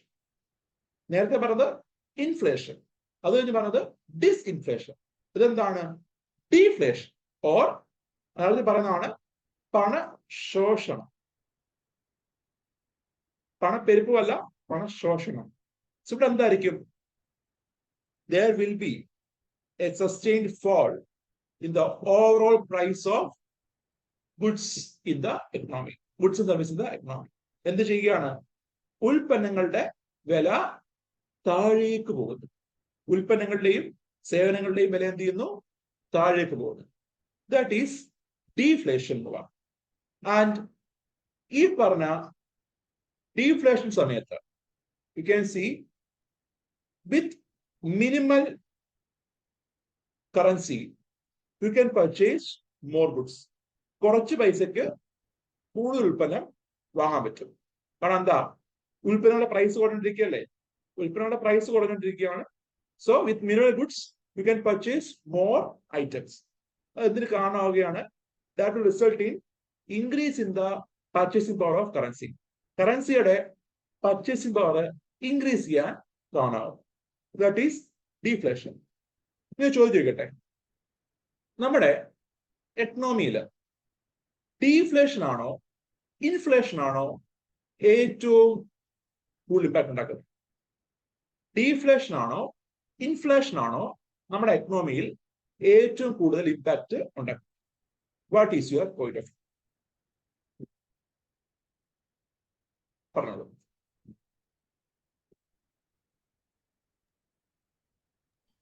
എന്തായിരിക്കും, inflation ആണോ deflation ആണോ? Inflation. ഏതാണ് ഇൻഫ്ലേഷൻ? ഇൻഫ്ലേഷൻ ഓ ഡീഫ്ലേഷൻ? അത് പോസിറ്റീവ് ആയിട്ടോ നെഗറ്റീവ് ആയിട്ടോ? ഞാൻ ചോദിച്ചത് ഇൻഫ്ലേഷൻ ആണോ ഡീഫ്ലേഷൻ ആണോ എക്കണോമിയിൽ ഇമ്പാക്ട്, നെഗറ്റീവ് ഇമ്പാക്ട് ഉണ്ടാക്കും? ഡീഫ്ലേഷൻ. ഡീഫ്ലേഷൻ. Very good. നോക്കുകയാണെങ്കിൽ മേഡം പറഞ്ഞു ഡീഫ്ലേഷൻ. ഡീഫ്ലേഷൻ ആണ്. അതിന് കാരണം പറയട്ടെ. എന്താ ഡീഫ്ലേഷൻ എന്ന് പറഞ്ഞാൽ? there is a sustained fall in the price ആണ്. ഉൽപ്പന്നത്തിന്റെ വില കുറയുക. സോ ഉൽപ്പന്നത്തിന്റെ വില കുറയുമ്പോൾ സപ്പോസ് നമ്മുടെ Tata company Tata nano car produce ചെയ്യും. സപ്പോസ് ഇതിന്റെ ഇനിഷ്യൽ വില 1 lakh rupees ആണെന്ന് വിചാരിക്കാം. 1 ലക്ഷം രൂപയാണ് ഇതിന്റെ വില. ആ സമയത്ത് എക്കണോമിയിൽ ഡീഫ്ലേഷൻ പ്രിവെയിൽ ചെയ്യാണ്, വില കുറഞ്ഞുകൊണ്ടിരിക്കുക. 1 ലക്ഷം രൂപയ്ക്ക് എന്താ ആൾക്കാർ വാങ്ങാൻ റെഡിയല്ല. കാരണം അവർ വെയിറ്റ് ചെയ്യും. They wait for the price of this item to fall. ഈ പറഞ്ഞ 1 ലക്ഷം രൂപയുടെ കാറിന്റെ വില വീണ്ടും കുറയണമെന്ന് വിചാരിക്കും. കാരണം ഇപ്പൊ എന്താ 1 ലക്ഷം രൂപയാണ്. സോ അവരുടെ പൈസ ഇല്ല. അതുകൊണ്ട് ഈ പറഞ്ഞ കാർ എന്താ ആൾക്കാർ വാങ്ങുന്നില്ല. There is less demand. Deflation എന്ന് പറയുമ്പോൾ എന്താ ഈ പറഞ്ഞ എക്കണോമിയിലെ മണി സപ്ലൈ കുറവായിരിക്കും. In the case of deflation എക്കണോമിയിലുള്ള മണി സപ്ലൈ എന്താ കുറവായിരിക്കും. ആ കടയിൽ പൈസ കുറവായിരിക്കും. അപ്പോൾ എന്താണ് ഡിമാൻഡ് ഫോർ ഗുഡ്സ് കുറവായിരിക്കും. അപ്പോൾ എന്താ ഈ 1 ലക്ഷം രൂപയുടെ കാറ് വാങ്ങാൻ ആളില്ല. കമ്പനി എന്ത് ചെയ്യുന്നു? പൈസ കുറച്ചു. സപ്പോസ് 75,000 ആക്കി. അപ്പോഴെന്താണ് ആൾക്കാർ വിചാരിക്കും 75,000 ഇനിയും കുറയട്ടെ. പൈസ ഉള്ളവർ വിചാരിക്കും ഇപ്പോൾ മേടിക്കണ്ട, കുറച്ച് കഴിഞ്ഞ് മേടിക്കാന്ന് വിചാരിക്കും. അങ്ങനെ പൈസ പിന്നെയും കുറഞ്ഞു. സപ്പോസ് ഇതൊരു 60,000 രൂപയായി. 60,000 രൂപയായപ്പോൾ ഒരാൾ ഈ കാറ് പർച്ചേസ് ചെയ്തു. ആൻഡ് യു ക്യാൻ സി ഈ 60,000 രൂപയ്ക്ക് ഈ കാർ വിൽക്കുമ്പോൾ that is not profitable for Tata Nano. Tata Nano എന്ന കമ്പനിക്ക് ഈ പറഞ്ഞ കാറ് 60,000 രൂപയ്ക്ക് വിൽക്കുന്നത് ലാഭകരമല്ല. സോ അവരെന്ത് ചെയ്യാം? പ്രൊഡക്ഷൻ കുറയ്ക്കും. ദേ സ്റ്റാർട്ട്സ് ടു റെഡ്യൂസ് പ്രൊഡക്ഷൻ. ഒരു കൺട്രിയിൽ നിർമ്മാണം കുറയുകയാണെങ്കിൽ എന്തിന് കാരണമാകും? അവിടെ നിർമ്മാണം കുറയുമ്പോൾ അവിടുത്തെ GDP കുറയും. അതുപോലെ GDP എന്ന് പറഞ്ഞാൽ എന്താ? It is the measure of money value of final goods. Measure of money value or market value എന്നാ പറഞ്ഞത്. വിപണിയിലെ ഉൽപ്പന്നങ്ങളുടെയും സേവനങ്ങളുടെയും വാല്യൂ എന്താണ്? അത് അടിസ്ഥാനത്തിലാണ് എന്ത് ഈ പറഞ്ഞ GDP മെഷർ ചെയ്യുന്നത്. അങ്ങനെ നോക്കുമ്പോൾ എന്താണ് വി ക്യാൻ സി ഈ പറഞ്ഞ ഡീഫ്ലേഷൻ എന്ത് കാരണമാക്കുന്നു? എക്കണോമിക് ഗ്രോത്തിന് ഇമ്പാക്ട് ചെയ്യും. എക്കണോമിക് ഗ്രോത്ത് കുറയാൻ കാരണം. So deflation is more double than inflation. ഇൻഫ്ലേഷനെക്കാളും പെരിയ വില്ലൻ ആരാണ്? ഡീഫ്ലേഷൻ ആണെന്ന് കാണാൻ കഴിയും. So because of this reduce production, അവർ പറയട്ടെ ഒരു കമ്പനി ഡിമാൻഡ് ഇല്ലല്ലോ, ആരും വാങ്ങുന്നില്ല, സാധനം ആരും വാങ്ങുന്നില്ല, എക്കണോമിക് ഡിമാൻഡ് ഇല്ല, ഉൽപ്പന്നം ഉണ്ടാക്കിയാലും കുറഞ്ഞ പൈസക്ക് വിറ്റ് പോകുന്നത്. സോ കമ്പനിക്ക് നഷ്ടമാണ്. കമ്പനിക്ക് നഷ്ടമാകുമ്പോൾ കമ്പനി എന്ത് ചെയ്യും? Company will starts to reduce employment, reduce employees. നമ്മുടെ ലേബേഴ്സിനെ എന്ത് ചെയ്യും? പിരിച്ചുവിടും. അതുവഴി എക്കണോമിയിൽ എന്തുണ്ടാവാം? അൺഎംപ്ലോയ്മെന്റും ഇൻക്രീസ് ചെയ്യാം. So that is the concept of deflation. Now we can see the effect of deflation. പണശോഷണം മൂലമുള്ള നെഗറ്റീവ് ഇമ്പാക്ട് എന്തൊക്കെയാണെന്ന് നോക്കാം. ഒന്ന്, നമ്മുടെ വാല്യൂ ഓഫ് മണി ഇൻക്രീസ് ചെയ്യും. അതുപോലെ മണിയുടെ പർച്ചേസിംഗ് പവർ ഇൻക്രീസ് ചെയ്യും. പക്ഷെ കുഴപ്പം എന്താ? ഡിമാൻഡ് ഓഫ് ഐറ്റംസ് കുറവായിരിക്കും, മണി സപ്ലൈ കുറവായിരിക്കും. അത് ഇൻവെസ്റ്റ്മെന്റ് ഡിസ്കറേജ് ചെയ്യും. അതുപോലെ തന്നെ പ്രൊഡക്ഷൻ ഡിസ്കറേജ് ചെയ്യും. അതുപോലെ എംപ്ലോയ്മെന്റ് റിഡ്യൂസ് ചെയ്യും. That is the issue of deflation. അതുപോലെ in the case of deflation, debtors-ഉം creditors എടുക്കുമ്പോൾ you may see debtors are affected while creditors are benefited. കാരണം എന്താ? വില കുറഞ്ഞുകൊണ്ടിരിക്കുകയാണ്, മറ്റേ വില കൂടിക്കൊണ്ടിരിക്കുകയാണ്. ഫോർ എക്സാമ്പിൾ, നേരത്തെ പറഞ്ഞ എക്സാമ്പിൾ 500 രൂപ ഞാൻ കൊടുത്തു. 2018 ഈ 500 രൂപ കൊണ്ട് എൻ്റെ ഫ്രണ്ട് 5 കിലോ ആപ്പിൾ വാങ്ങിച്ചു. ആ സമയത്ത് 1 കിലോ ആപ്പിളിന് 100 രൂപയായിരുന്നു. എന്നാൽ 2020 ആയപ്പോ സപ്പോസ് ഈ 500 രൂപ തിരിച്ചു വന്നു. ആൻഡ് ആ ടൈമില് 1 കിലോ ആപ്പിളിന് 50 രൂപയാണ്. Which means I could purchase 10 kg. So എന്ത് പറ്റി? ഡീഫ്ലേഷൻ സമയത്ത് ബോറോവേഴ്സ് ഇമ്പാക്ട് ചെയ്യപ്പെടും, വൈൽ ക്രെഡിറ്റേഴ്സ് കടം കൊടുത്ത വ്യക്തികൾ lenders they will get benefited എന്ന് കാണാം. അതേപോലെ തന്നെ ഡ്യൂറിങ് ദിസ് ടൈം ബോറോയിങ്സ് എന്താ ഡിസ്കറേജ് ചെയ്യപ്പെടും. കാരണം എന്താ? ഇപ്പം വാങ്ങുമ്പോൾ ഉൽപ്പന്നത്തിന് വില കൂടുതലാണ്, എന്നാൽ പിന്നീട് ഈ പറഞ്ഞ സാധനത്തിന് വില കുറയുകയാണ്. സോ ബോറോയിങ് ഡിസ്കറേജ് ചെയ്യപ്പെടും. അതുപോലെ തന്നെ കൺസംഷൻ ഡിക്ലൈൻ ചെയ്യും, കാരണം മണി സപ്ലൈ കുറവാണ്. In the case of inflation എന്തായിരുന്നു? നമ്മൾ കണ്ടു എക്കണോമിക് ബൂമ്, ഗവൺമെന്റ് സ്പെൻഡിങ്, അതുപോലെ ഈ പറഞ്ഞ കൺസംഷൻ പാറ്റേൺ. ഇവിടെ എല്ലാം എന്താണ്? എക്കണോമിയിൽ മണി സപ്ലൈ കൂടുതലാണ്, പബ്ലിക്കിന്റെ കയ്യിലുള്ള പൈസയുടെ അളവ് എന്താണ്? കൂടുതലാണ്. അതുപോലെ during this deflation, people will be having less propensity to spend while they will be saving more money. ആൾക്കാർ എന്ത് ചെയ്യും? സ്പെൻഡ് ചെയ്യില്ല. കാരണം എന്താ? കുറച്ചു കാലം കഴിയുമ്പോൾ വില പിന്നെയും കുറയുന്ന അറിയാവുന്നതുകൊണ്ട് തന്നെ ആൾക്കാര് പൈസ സ്പെൻഡ് ചെയ്യുന്നതിന് പകരം they start to save the money. എന്താണ്? Instead of spending the money they prefer to save money so that they can purchase the item at low cost in future. ഭാവിയിൽ കുറഞ്ഞ വിലയ്ക്ക് ഇത് വാങ്ങാം എന്ന ഉദ്ദേശത്തിൽ എന്ത് ചെയ്യുന്നു? ആൾക്കാർ ഇത് സേവ് ചെയ്യുന്നതായിട്ട് കാണാം. So that is less propensity to spend while more propensity to save എന്ന് കാണാം. അതുപോലെ തന്നെ there will be high unemployment, there will be low income, low demand, decreased profit, fall in wage rate. So ഇതെല്ലാം എന്താണ്? Economic serious repercussions ഉണ്ടാക്കുന്ന challenges ആണ്. So you can see നമ്മുടെ deflation is more worse than inflation എന്ന് കാണാം. And now we can discuss measures. നമുക്ക് പിന്നെ പറയാമേ. ഇന്ന് നമുക്ക് ഇത് പറയാം. How can we control inflation എന്ന് പറയാം. എങ്ങനെയൊക്കെ ഇൻഫ്ലേഷനെ കൺട്രോൾ ചെയ്യാം? ഫസ്റ്റ് നമ്മൾ പറഞ്ഞു, ഇൻഫ്ലേഷൻ കാരണമാകുന്ന ഘടകങ്ങൾ പറഞ്ഞു. There are demand pull factors, there are cost push factors. അല്ലെ? ഈ പറഞ്ഞ ഫാക്ടേഴ്സ് വിച്ച് കോസ് ഇൻഫ്ലേഷൻ, അതിനെ കൺട്രോൾ ചെയ്യുകയാണ് ഇൻഫ്ലേഷൻ കൺട്രോൾ ചെയ്യാനുള്ള പ്രധാനപ്പെട്ട മാർഗം. So we can control inflation by controlling the factors, the source. എന്ത് കാരണം കൊണ്ടാണ് ഇൻഫ്ലേഷൻ ഉണ്ടായത് തിരിച്ചറിയുക. അതെന്ത് ചെയ്യുക? നമ്മൾ റിഡ്യൂസ് ചെയ്യുക, അല്ലെങ്കിൽ ആ ഫാക്ടർ എന്ത് ചെയ്യുക? അഡ്രസ് ചെയ്യുക. Then we can control inflation എന്ന് കാണാം. The first one is controlling demand pull inflation. എന്താണ്? Controlling demand pull inflation. So demand pull inflation നമ്മൾ കണ്ടതാണ്. മണി സപ്ലൈ ആണ്. എക്കണോമിയിലെ പണത്തിന്റെ ലഭ്യത വർദ്ധിച്ചതാണ് ഇൻഫ്ലേഷൻ ഉണ്ടാക്കിയ കാരണം. അപ്പൊ അതിന്റെ ഭാഗമായിട്ട് എന്ത് ചെയ്യും? നമുക്ക് to control inflation we can reduce money supply. So money supply reduce ചെയ്യണമെങ്കിൽ we need to adopt which monetary policy and which fiscal policy? We need to adopt contractionary fiscal policy. We need to adopt contractionary monetary policy. ഓർമ്മയുണ്ടല്ലോ നമ്മളെന്ന് പറഞ്ഞേ?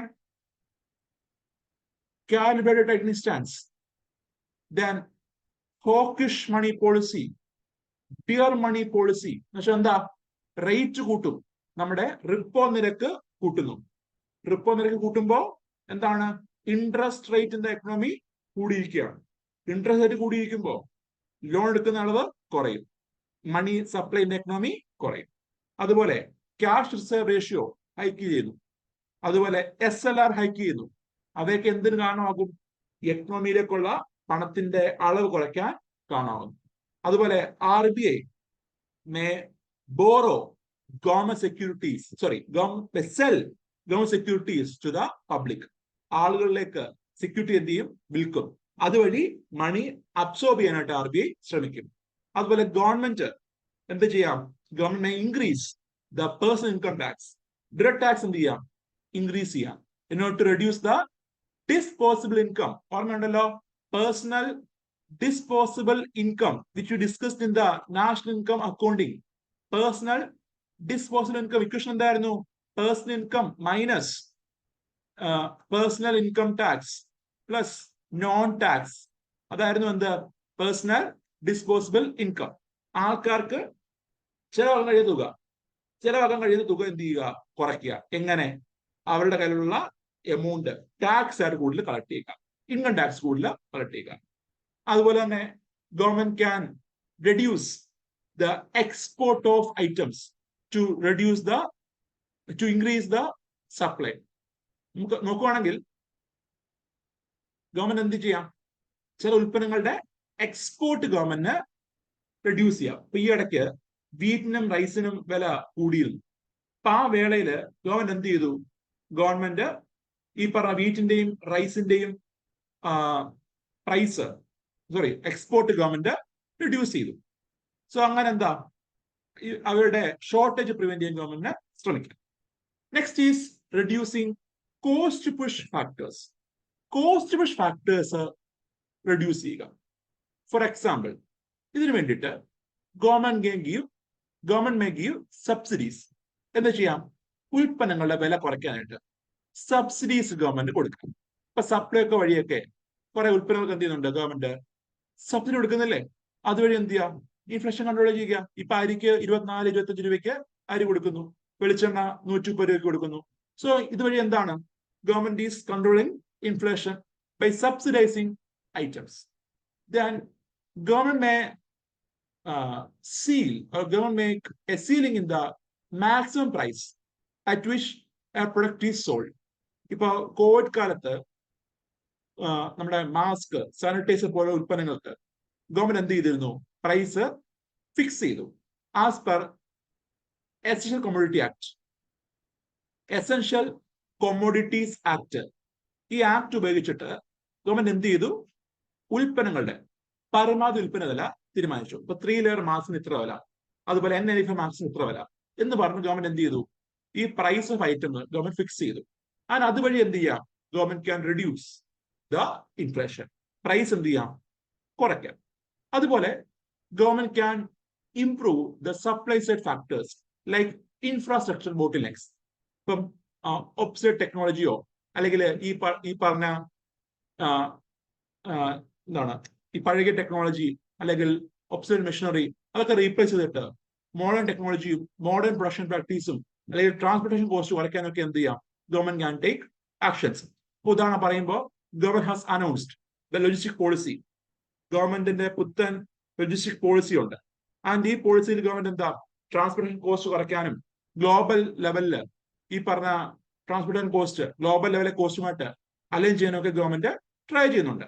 So എന്താ, നിലവിൽ പറയുമ്പോൾ നമ്മുടെ ഇന്ത്യയില് ഒരു ഉൽപ്പന്നത്തിന്റെ ട്രാൻസ്പോർട്ടിന് വലിയൊരു ശതമാനം, 13-14% ചെലവ് വരുന്നുണ്ട് ഈ പറഞ്ഞ ലോജിസ്റ്റിക്സിന് വേണ്ടിയിട്ട്.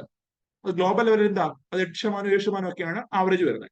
സോ എന്താ, നമുക്ക് ആ പ്രൊഡക്ഷൻ കോസ്റ്റ് ഈ ട്രാൻസ്പോർട്ടേഷൻ കോസ്റ്റ് ഒക്കെ എന്ത് ചെയ്യാം, നമുക്ക് കുറയ്ക്കാം. അതുപോലെ തന്നെ റെഡ്യൂസിങ് ഇൻഡയറക്ട് ടാക്സ്. ഇപ്പം ചില ഉൽപ്പന്നങ്ങളുടെ വില കൂടാൻ കാരണം എന്തായിരുന്നു, ടാക്സേഷൻ ആണ്, ഇൻഡയറക്ട് ടാക്സേഷൻ ആണ്. അപ്പൊ ഇൻഡയറക്ട് ടാക്സ് ഗവൺമെന്റ് കുറയ്ക്കുമ്പോൾ the cost of the item എന്ത് ചെയ്യും, കുറയും. അങ്ങനെ എന്ത് ചെയ്യാം, we can reduce the price of the item. അതുപോലെ government can take actions against hoarding, black marketing, അതായത് ഗവൺമെന്റിനെ പ്രിവെന്റ് ചെയ്യാം. അതുപോലെ തന്നെ മറ്റു ചില ഫാക്ടേഴ്സ് ആണ്, അല്ലെങ്കിൽ മറ്റു ചില മെഷേഴ്സ് ആണ് by banning export or by fixing minimum export price. ഇപ്പൊ ഈ അടുത്തിടയ്ക്ക് ഗവൺമെന്റ് നടപ്പിലാക്കിയൊരു നയമായിരുന്നു.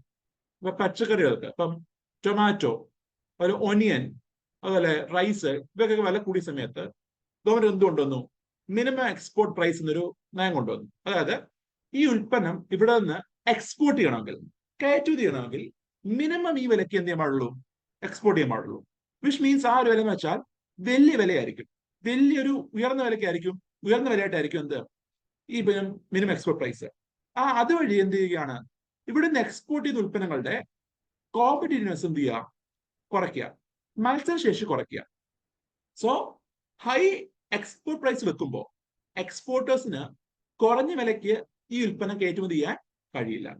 കുറഞ്ഞ വിലയ്ക്ക് കയറ്റുമതി ചെയ്യാൻ കഴിയുന്നില്ലെങ്കിൽ ഈ ഉൽപ്പന്നങ്ങൾ വിപണിയിൽ അന്താരാഷ്ട്ര വിപണിയിൽ എന്താ, വിറ്റ് പോകുന്നത് കുറവായിരിക്കും.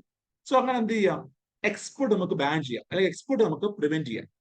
അതുപോലെ തന്നെ government is current following a buffer stock policy. നമ്മുടെ അരിയും ഗോതമ്പൊക്കെ എന്ത് ചെയ്യുന്നുണ്ട്? ഗവൺമെന്റ് പ്രിസർവ് ചെയ്യുന്നുണ്ട് so as to control inflation in future. ഈ പറഞ്ഞ ബഫർ സ്റ്റോക്ക് പോളിസിക്ക് കൂടാതെ തന്നെ ഗവൺമെന്റ് ഈ അടുത്തിടയ്ക്ക് നിങ്ങൾ കണ്ടു കാണും, ഓപ്പൺ മാർക്കറ്റ് സെയിൽ നടത്തിയിരുന്നു. Open market sale of wheat and rice. ഗോതമ്പിന്റെയും നെല്ലിന്റെയും ഒക്കെ ഓപ്പൺ മാർക്കറ്റ് സെയിൽ ഗവൺമെന്റ് ഈ അടുത്തിടയ്ക്ക് നടത്തി. അതുവഴി മാർക്കറ്റിലേക്ക് ഉൽപ്പന്നം എന്ത് ചെയ്യുന്നുണ്ട്? പമ്പ് ചെയ്യുന്നുണ്ട് വെൻ ദർ ഈസ് ഷോർട്ടേജ്. അതുപോലെ ഈ പറഞ്ഞ ഹോർഡിംഗ് പ്രിവെന്റ് ചെയ്യുക, അതുപോലെ direct price control by invoking essential commodity act. ഇതെല്ലാം വഴി എന്ത് ചെയ്യാം? വി ക്യാൻ കൺട്രോൾ ഇൻഫ്ലേഷൻ എന്ന് കാണാം. And what measures can be taken to control deflation? നമ്മളിപ്പോ പറഞ്ഞ മെഷേഴ്സ് ഇല്ലേ, ഇപ്പൊ പറഞ്ഞ മെഷേഴ്സിന്റെ എല്ലാം ഉൾട്ടയാണ് എന്ത്? ഡീഫ്ലേഷന് വേണ്ടത്. കോൺട്രാക്ഷനിലേക്ക് പകരം we need to adopt expansionary policy, അല്ലെ? മോണിറ്ററി പോളിസി ആയാലും അതുപോലെ ഫിസ്ക്കൽ പോളിസി ആയാലും മാർക്കറ്റിലേക്ക് പൈസ പമ്പ് ചെയ്യാൻ എന്ത് ചെയ്യുക? ശ്രമിക്കുക. കാരണം ഡീഫ്ലേഷൻ എന്ന് പറയുമ്പോൾ it is associated with depression ആണ്. ഡിപ്രഷനുമായിട്ട് അസോസിയേറ്റ് ചെയ്ത ഒരു ഇവന്റ് ആണ് എന്ത്? ഡീഫ്ലേഷൻ. ഒരു എക്കണോമിയിലെ പണശോഷണം എന്ന് പറയുമ്പോൾ ഡിപ്രഷനിലേക്കുള്ള ഒരു ഒരു പോയിന്റർ ആണ്. എന്താ? എക്കണോമി ഡിപ്രഷനിലേക്ക് പോയിക്കൊണ്ടിരിക്കുന്നു, എക്കണോമി മാന്ദ്യത്തിലേക്ക് പോയിക്കൊണ്ടിരിക്കുന്നു എന്നതിന്റെ പോയിന്റർ ആണ് എന്ത്? ഡീഫ്ലേഷൻ എന്ന് പറഞ്ഞാൽ. സോ ഡീഫ്ലേഷൻ പ്രിവെന്റ് ചെയ്യണമെങ്കിൽ നമ്മൾ എന്താ എടുക്കേണ്ട നടപടികൾ? You need to take measures to control depression ആണ്, അല്ലെങ്കിൽ റെസിഷൻ ആണ്. റെസിഷൻ കൺട്രോൾ ചെയ്യാനായിട്ട് അല്ലെങ്കിൽ സ്ലോ ഡൗൺ കൺട്രോൾ ചെയ്യാനായിട്ട് എന്തൊക്കെയാണോ മെഷേഴ്സ് എടുക്കുന്നത്, ആ മെഷേഴ്സ് എല്ലാം എന്തിനു അഡോപ്റ്റ് ചെയ്യാൻ പറ്റും? ഡീഫ്ലേഷൻ നമുക്ക് അഡോപ്റ്റ് ചെയ്യാൻ പറ്റും. സോ ഡീഫ്ലേഷൻ മെഷേഴ്സ് എന്ന് പറയുമ്പോൾ എന്താണ്? ഇൻഫ്ലേഷൻ മെഷേഴ്സിന്റെ ഒരു ഉൾട്ടയായിരിക്കും അവിടെ എന്ത് നമ്മൾ എടുക്കേണ്ടത്. നമ്മൾ കണ്ട കോൺട്രാക്ഷണറി പോളിസിക്ക് പകരം എക്സ്പാൻഷണറി പോളിസി കൊണ്ടുവരിക. അതുപോലെ മോണിറ്ററി പോളിസി, മണി സപ്ലൈ കൂട്ടാനായിട്ട് നടപടി എടുക്കുക. അതുപോലെ ഈ പറഞ്ഞ RBI ആയാലും ഗവൺമെന്റ് ആയാലും മാർക്കറ്റിലേക്ക് എന്ത് ചെയ്യുക? പൈസ കൂടുതൽ സ്പെൻഡ് ചെയ്യുക. അങ്ങനെ ആൾക്കാരിലേക്ക് പൈസ എത്തിക്കുക. അതുവഴി എന്ത് ചെയ്യുക? ഒരു ഡിമാൻഡ് അവിടെ ക്രിയേറ്റ് ചെയ്യുക. അങ്ങനെ ഈ പറഞ്ഞ ഉൽപ്പന്നങ്ങളുടെ പ്രൈസ് കൂട്ടാൻ കാണാം.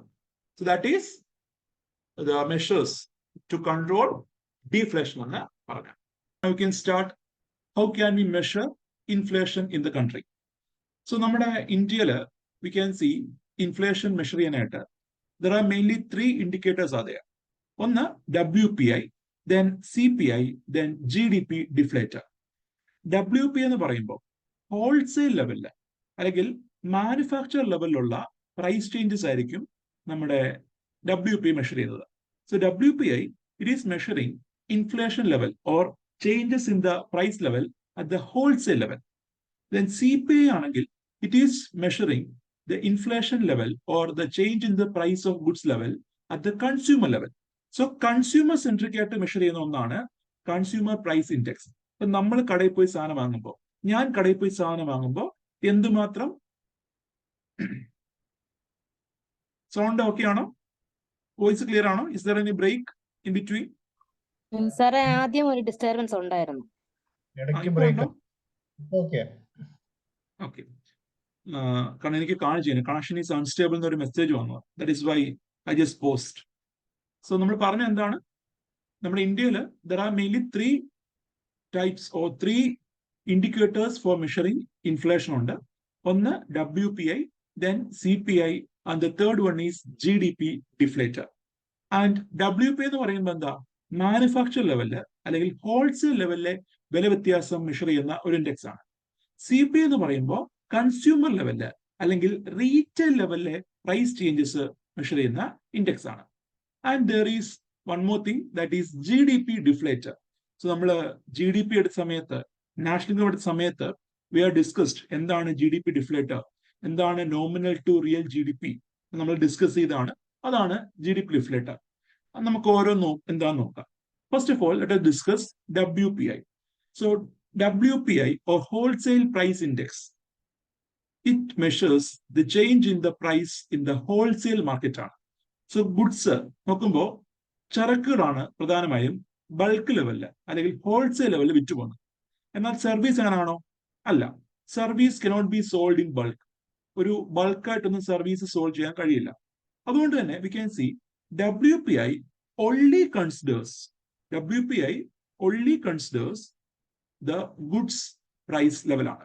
സോ ഹോൾസെയിൽ ലെവലില് വിറ്റുപോകുന്ന ഗുഡ്സിന്റെ പ്രൈസ് ചേഞ്ച് മാത്രമാണ് എന്ത് WPI കൺസിഡർ ചെയ്യുന്നത്. അതിന് കാരണം എന്താ? Services are not sold in bulk or wholesale level. Wholesale level അല്ല സർവീസിൽ വിറ്റുപോകുന്നത്. അതുകൊണ്ട് തന്നെ ഗുഡ്സ് വിറ്റുപോകുമ്പോൾ ഹോൾസെയിൽ വിറ്റുപോകുന്നുണ്ട്. So WPI only measures goods എന്ന് അറിഞ്ഞിരിക്കുക. അതുപോലെ ഇറ്റ് ഈസ് പബ്ലിഷ്ഡ് ബൈ ഏത് ഏജൻസിയാണ്? Office of economic adviser under DPIIT, department for promotion of industries and internal trade. DPIIT അതിന്റെ കീഴിലുള്ള ഓഫീസ് ഓഫ് എക്കണോമിക് അഡ്വൈസർ ആണ് WPI എല്ലാ മാസവും റിലീസ് ചെയ്യുന്നത്. And DPIIT is under the ministry of commerce and industry ആണെന്ന കാര്യം അറിഞ്ഞിരിക്കുക. അതേപോലെ in the case of WPI we can see it excludes the impact of indirect taxes. So indirect tax പ്രധാനമായിട്ടും വരുന്നത് കൺസ്യൂമർ ലെവലാണ്. ഒരു ഉൽപ്പന്നം കൺസ്യൂമർ ലെവൽ വരുമ്പോൾ എന്താ ഇൻഡയറക്ട് ടാക്സ് പൂർണ്ണമായിട്ടും ഇമ്പാക്ട് ചെയ്യും. ആൻഡ് ഈ പറഞ്ഞ WPI ഈ പറഞ്ഞ ഇൻഡയറക്ട് ടാക്സിന്റെ മെഷർമെന്റ് അല്ലെങ്കിൽ ഇൻഡയറക്ട് ടാക്സിന്റെ കൺസിഡറേഷൻ ഒഴിവാക്കുകയാണ്. So it excludes the impact of indirect taxes. നമുക്കറിയാം ഒരു ഉൽപ്പന്നം വിറ്റുപോകുമ്പോൾ ടാക്സസ് അവിടെ അതിന്റെ മേലെ വരുന്നുണ്ട്. There will be taxes and WPI measure ചെയ്യുമ്പോൾ we can see എന്തില്ല indirect taxes നമ്മൾ കൺസിഡർ ചെയ്യുന്നില്ല. സോ we can see എന്തൊക്കെയാണ് indirect taxes കൺസിഡർ ചെയ്യുന്നില്ല WPI. അതേപോലെ ഇൻഫ്ലേഷൻ ഇൻ സർവീസസ് മെഷർ ചെയ്യാൻ കഴിയില്ല. ആൻഡ് നമ്മൾ WPI റിലീസ് ചെയ്യുന്നത് നോക്കുവാണെങ്കിൽ എല്ലാ മാസവും 14th ഡേയിലാണ്. സോ എല്ലാ മാസവും 14th ഡേയിലാണ് WPI റിലീസ് ചെയ്യുന്നത്. ആൻഡ് ഉദാഹരണം പറയുമ്പോൾ ഡിസംബർ മാസത്തെ 2023 WPI ഡേറ്റ ജനുവരി 14, 2023 റിലീസ് ചെയ്യും. ആൻഡ് ഇൻ കേസ് ഈ ജനുവരി 14 ഒരു ഹോളിഡേ ആണെങ്കിൽ അവധി ദിവസമാണെങ്കിൽ നെക്സ്റ്റ് ഡേയിൽ എന്ത് ചെയ്യും? റിലീസ് ചെയ്യും. So WPI is released generally on 14th of every month ആണ്. ആൻഡ് ഇൻ കേസ് 14th ഒരു ഹോളിഡേ ആണെങ്കിൽ ദ നെക്സ്റ്റ് ഡേയിലേക്ക് റിലീസ് ചെയ്യുന്നതായിരിക്കും. And the base year WPI measure ചെയ്യാൻ ഉപയോഗിക്കുന്ന ബേസ് ഇയർ എന്ന് പറഞ്ഞാൽ ഇറ്റ് ഈസ് 2011-12 ആണ് അറിഞ്ഞിരിക്കുക. അതേപോലെ ഇനിഷ്യലി ഇത് റിലീസ് ചെയ്യുമ്പോൾ WPI റിലീസ് ചെയ്യുമ്പോൾ ഒരു പ്രൊവിഷണൽ ഡേറ്റ റിലീസ് ചെയ്യുന്നത്. So initially WPI data release ചെയ്യുമ്പോൾ that will be a provisional data, ഒരു ഇനിഷ്യൽ എസ്റ്റിമേറ്റ് ആണ്. എന്നാൽ ഒരു 10 വീക്സ് കഴിയുമ്പോൾ 2.5 മാസം കഴിയുമ്പോൾ ഈ വാല്യൂ ഫൈനലൈസ് ചെയ്യുന്നു, എറേഴ്സ് ഒക്കെ ജസ്റ്റിഫൈ ചെയ്യുന്നു and it will be fixed or frozen thereafter എന്ന് കാണാം. ആൻഡ് നമ്മൾ CPI ആയാലും WPI ആയാലും നോക്കുമ്പോൾ it is measuring the price level in a basket of items. നമ്മുടെ ഹോൾസെയിൽ ലെവലില് വിറ്റുപോകുന്ന അല്ലെങ്കിൽ ഹോൾസെയിൽ ലെവലില് മാക്സിമം വിറ്റുപോകുന്ന ഉൽപ്പന്നങ്ങളുടെ ഒരു ബാസ്കറ്റ് എന്ത് ചെയ്യുന്നു? ക്രിയേറ്റ് ചെയ്യുന്നു. എന്നിട്ട് ഈ ബാസ്കറ്റ് ഓഫ് ഐറ്റംസിന് അതിന്റെ വില എന്തുമാത്രം ചേഞ്ച് ചെയ്യുന്നു എന്നാണ് WPI മെഷർ ചെയ്യുന്നത്. ഫോർ എക്സാമ്പിൾ, സപ്പോസ് ഒരു ബാസ്കറ്റിനകത്ത് 5 ഐറ്റം ഉണ്ട്. ABCD&E. This is A basket. ഈ ഒരു ബാസ്കറ്റിനകത്ത് 5 ഐറ്റം ഉണ്ട്. ഈ 5 ഐറ്റം വാങ്ങാനായിട്ട് ഒരു wholesale level suppose it takes initially 2023 ജനുവരിയിൽ 100 രൂപ മതിയായിരുന്നു. എന്നാൽ 2024 ജനുവരി ആയപ്പോ ഇതേ സെയിം 5 ഐറ്റം ABCDE എന്നീ 5 ഐറ്റം വാങ്ങാൻ സപ്പോസ് ഒരു കൺസ്യൂമർ 105 രൂപ കൊടുക്കേണ്ടി വരുന്നു. സോ നോക്കൂ, ഈ പറഞ്ഞ ബാസ്കറ്റ് ഓഫ് ഐറ്റംസിന്റെ വില എന്ത് ചെയ്തു? കൂടി. സോ 2023 ജനുവരിയിൽ 100 രൂപ കൊടുത്തു കഴിഞ്ഞാൽ ഈ പറഞ്ഞ എല്ലാ ഉൽപ്പന്നവും 5 ഐറ്റവും കിട്ടുമായിരുന്നു. എന്നാൽ 2024 ജനുവരി ആയപ്പോ the price of this item has increased. അത് ചിലപ്പോൾ ഒന്നിനെ കൂടി കാണും, ചിലപ്പോൾ ഒന്നിന് എല്ലാത്തിനും കൂടി കാണും, അല്ലെങ്കിൽ ചിലപ്പോൾ ഒന്നിന് കുറഞ്ഞു കാണും. സോ നമ്മൾ നോക്കുന്നത് എന്താണ്? ദ എൻറ്റയർ ബാസ്കറ്റ്, ഈ കൺസിഡർ ചെയ്യുന്ന എൻറ്റയർ ബാസ്കറ്റ് ഓഫ് ഐറ്റത്തിന് വില എന്തുമാത്രം ചേഞ്ച് ചെയ്തു, അതാണ് നമ്മുടെ കൺസിഡറേഷൻ. ആൻഡ് അങ്ങനെ നോക്കുമ്പോൾ you can see there is a price hike എന്ന് കാണാം. This is a simplest understanding, or this is the simplest way to understand how WPI is measured. And നോക്കുകയാണെങ്കിൽ യു ക്യാൻ സി 697 ഐറ്റത്തിന്റെ ഒരു basket ആണ് WPL office of economic adviser create ചെയ്തേക്കുന്നത്. And ഈ പറഞ്ഞ 697 items ഇതിന്റെ ഓരോ മാസത്തെയും വില എന്ത് ചെയ്യുന്നു, കൺസിഡർ ചെയ്യുന്നു. ഓരോ മാസത്തെയും ഇതിന്റെ പ്രൈസ് ചേഞ്ചസ് മെഷർ ചെയ്യുന്നു.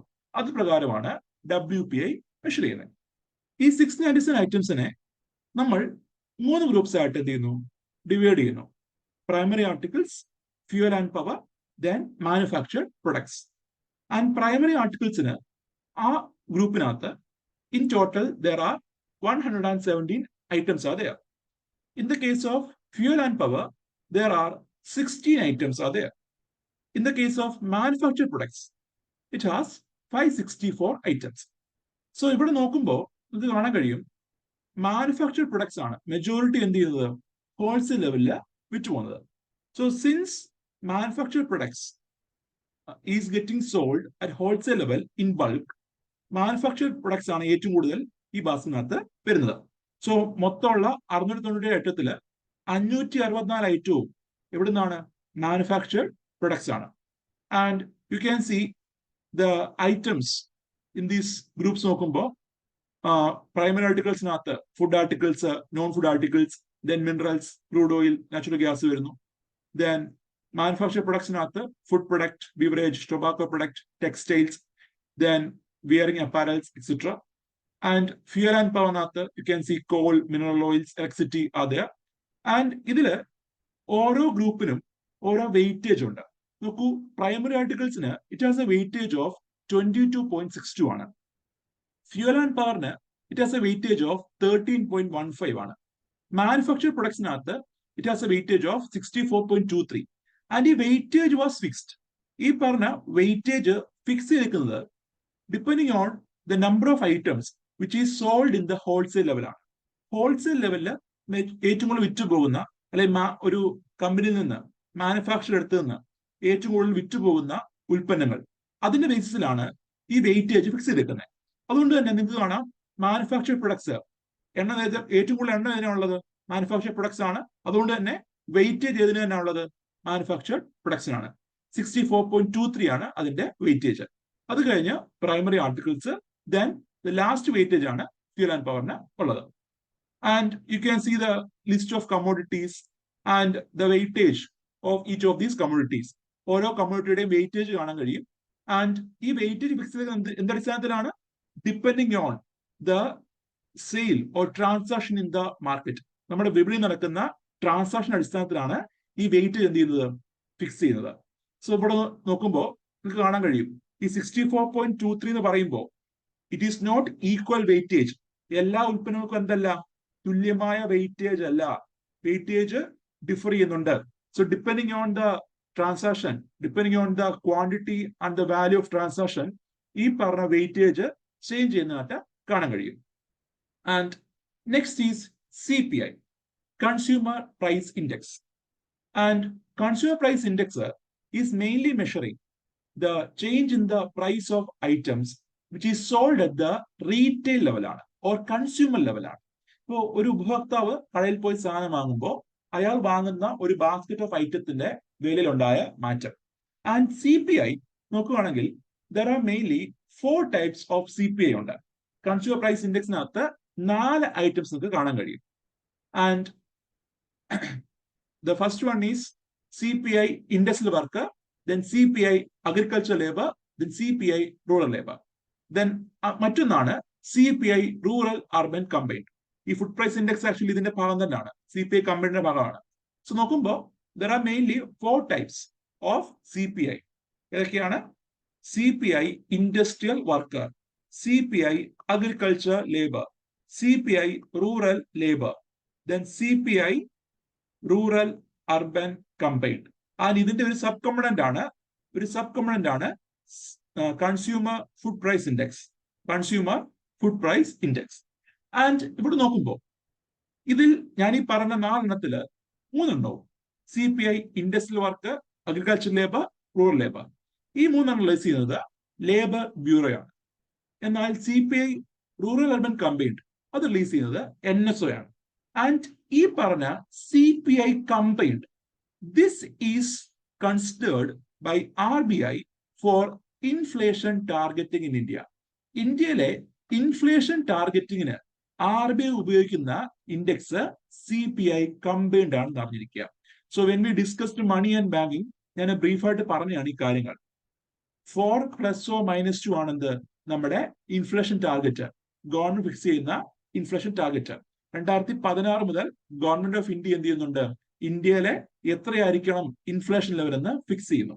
And RBI with the help of Monetary Policy Committee will take measures to ensure that the inflation level is in the limit.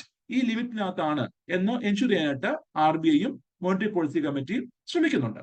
And അവർ അതിന്റെ ഭാഗമായിട്ട് നിരവധി നയങ്ങൾ, പണനയങ്ങൾ എടുക്കുന്നുണ്ട്. കണ്ടല്ലേ, accommodative stance, neutral stance, calculated tightening stance എന്നിങ്ങനെ different stance നമ്മൾ കണ്ടതാണ്. അതേപോലെ യു ക്യാൻ സി ഈ പറഞ്ഞ CPI ആണ് currently it is called as the headline inflation. Headline inflation എന്ന് പറയാൻ കാരണം, this is mostly considered for various inflation targeting purpose.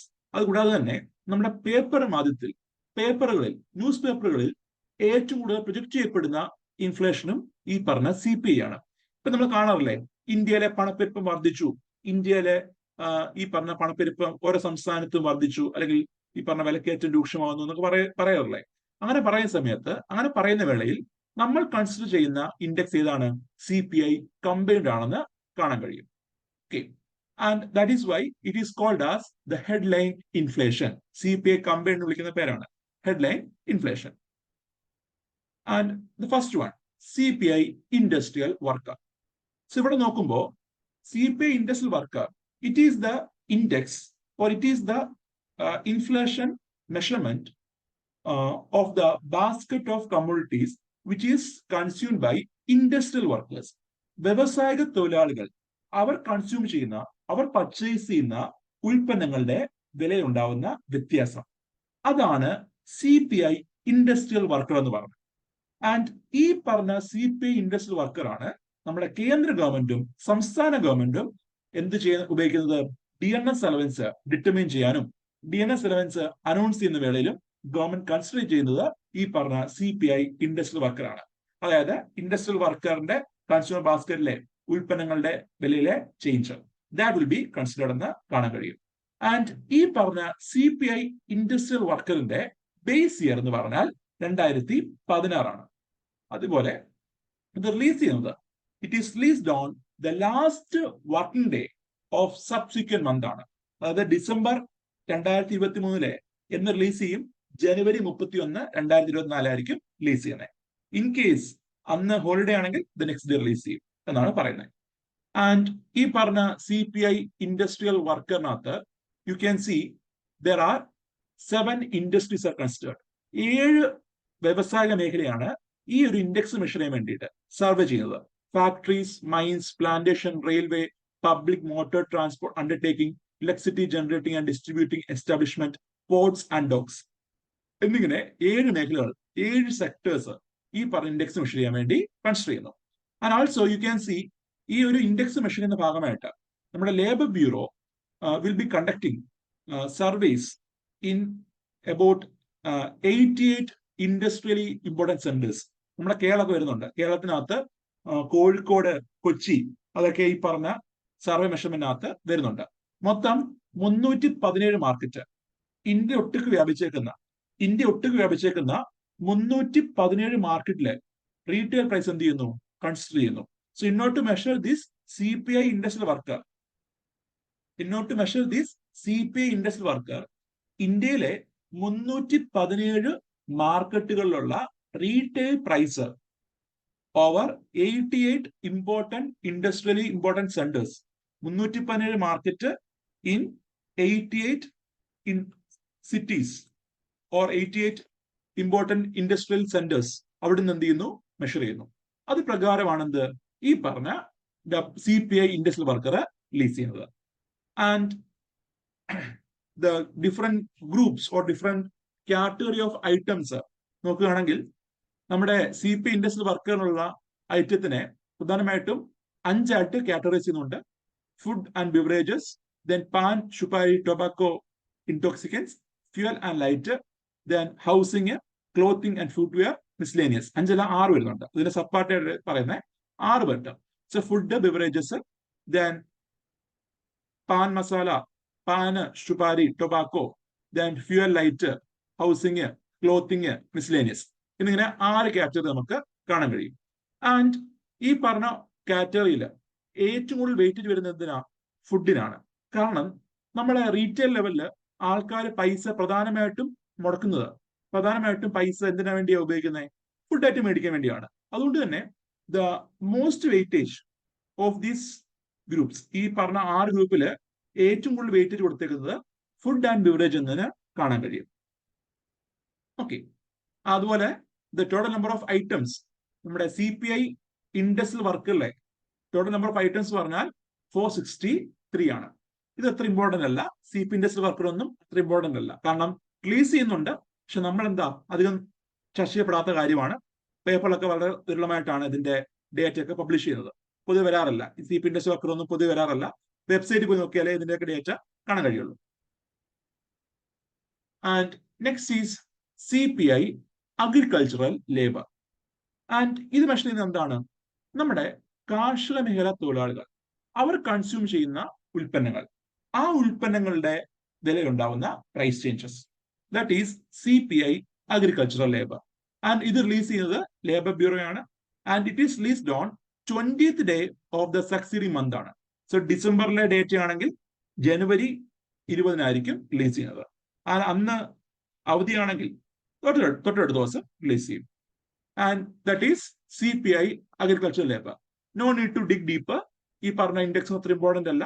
Just അറിഞ്ഞിരിക്കുക ഇങ്ങനെയൊക്കെ സൂചികകൾ റിലീസ് ചെയ്യുന്നുണ്ട്. എത്ര ഐറ്റംസ് ഉണ്ടെന്നോ അല്ലെ എന്തൊക്കെ കാറ്റഗറി ആണെന്നോ നോക്കേണ്ട ആവശ്യമില്ല. ഒരു കാര്യം അറിഞ്ഞിരിക്കുക, in the case of CPI agriculture labour ആണെങ്കിലും ഏറ്റവും കൂടുതൽ വെയിറ്റേജ് ഉള്ളത് ഇതിനു വേണ്ടിയാണ്? ഫുഡ് ആയിട്ടുകൾ തന്നെയാണ്. ഫുഡ് ഐറ്റംസിനാണ് ഏറ്റവും കൂടുതൽ വെയിറ്റേജ്.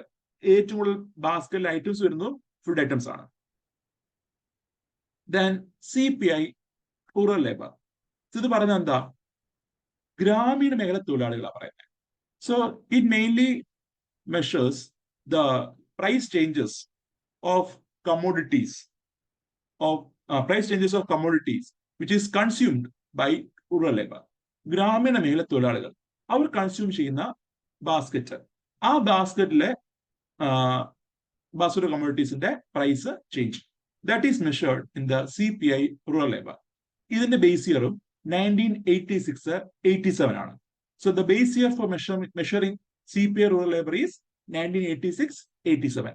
ആൻഡ് ഇതിന് ഡേറ്റ് റിലീസ് ചെയ്തതും 20th day of succeeding month ആണ്. അതേപോലെ for measuring CPI rural labour and agriculture labour, നമ്മുടെ national sample survey organisation will collect the data from 600 sample villages ആണ്. സോ നമ്മുടെ ഇന്ത്യയിലുള്ള 600 സാമ്പിൾ വില്ലേജിൽ നിന്ന് എന്ത് ചെയ്യുന്നു? ഈ പറഞ്ഞ ഡേറ്റ മെഷർ ചെയ്യുന്നു. ആ ഡേറ്റയാണ് ലേബർ ബ്യൂറോ എന്തിനുപയോഗിക്കുന്നത്? ഈ ഇൻഡെക്സ് മെഷർ ചെയ്യാൻ വേണ്ടി, ആ ഇൻഡെക്സ് കാൽക്കുലേറ്റ് ചെയ്യാൻ വേണ്ടി ഉപയോഗിക്കുന്നത്. The next is CPI Rural Urban Combined. This is the most important index. കാരണം ഇതാണ് നമ്മൾ പേപ്പറിൽ കൂടുതൽ കാണുന്നത്. നമ്മൾ കൂടുതലും ഫോക്കസ് ചെയ്യുന്നത്, റിസർവ് ബാങ്ക് ആയാലും ഗവൺമെന്റ് ആയാലും ഏറ്റവും കൂടുതൽ ഫോക്കസ് ചെയ്യുന്ന ഇൻഡെക്സ് ഏതാ? CPI Rural Urban Combined ആണ്. സോ റൂറൽ എന്ന് പറയുമ്പോൾ എന്താ? CPI റൂറൽ എന്ന് പറയുമ്പോൾ ഗ്രാമീണ മേഖലയിലെ കൺസ്യൂമേഴ്സ് കൺസ്യൂം ചെയ്യുന്ന ഉൽപ്പന്നങ്ങളുടെ വില വ്യത്യാസം എത്രയാണ്? So that is CPI rural എന്ന് പറഞ്ഞു. CPI അർബൻ എന്ന് പറഞ്ഞാൽ എന്താ? It measures the change in the price of commodities consumed by urban population ആണ്. അതാണ് CPI urban. ഇതിന്റെ കമ്പിനേഷൻ ആണ് CPI combined എന്ന് പറഞ്ഞത്.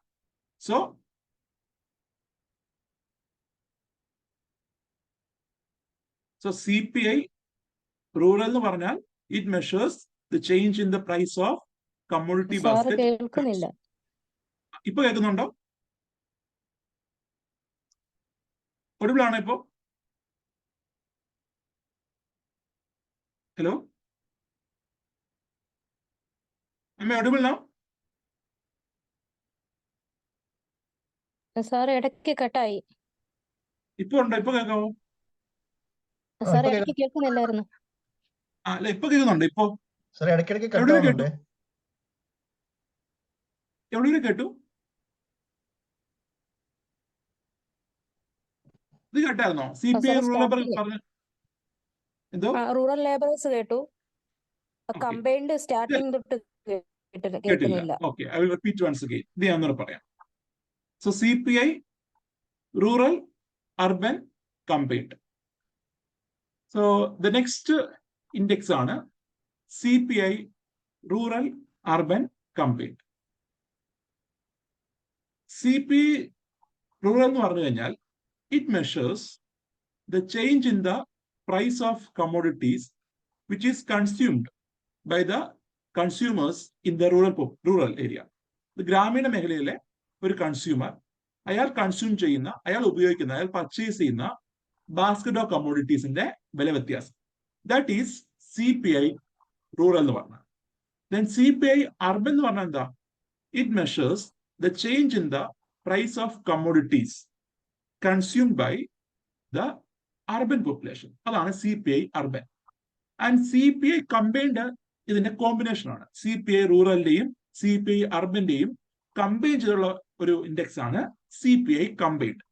ആൻഡ് CPI കമ്പൈൻഡ് ആണ് നമ്മുടെ ഗവൺമെന്റ് ആയാലും റിസർവ് ബാങ്ക് ആയാലും ഇന്ത്യയിലെ inflation or retail inflation measure ചെയ്യുന്നതിൽ ഏറ്റവും കൂടുതൽ ഫോക്കസ് ചെയ്തത്.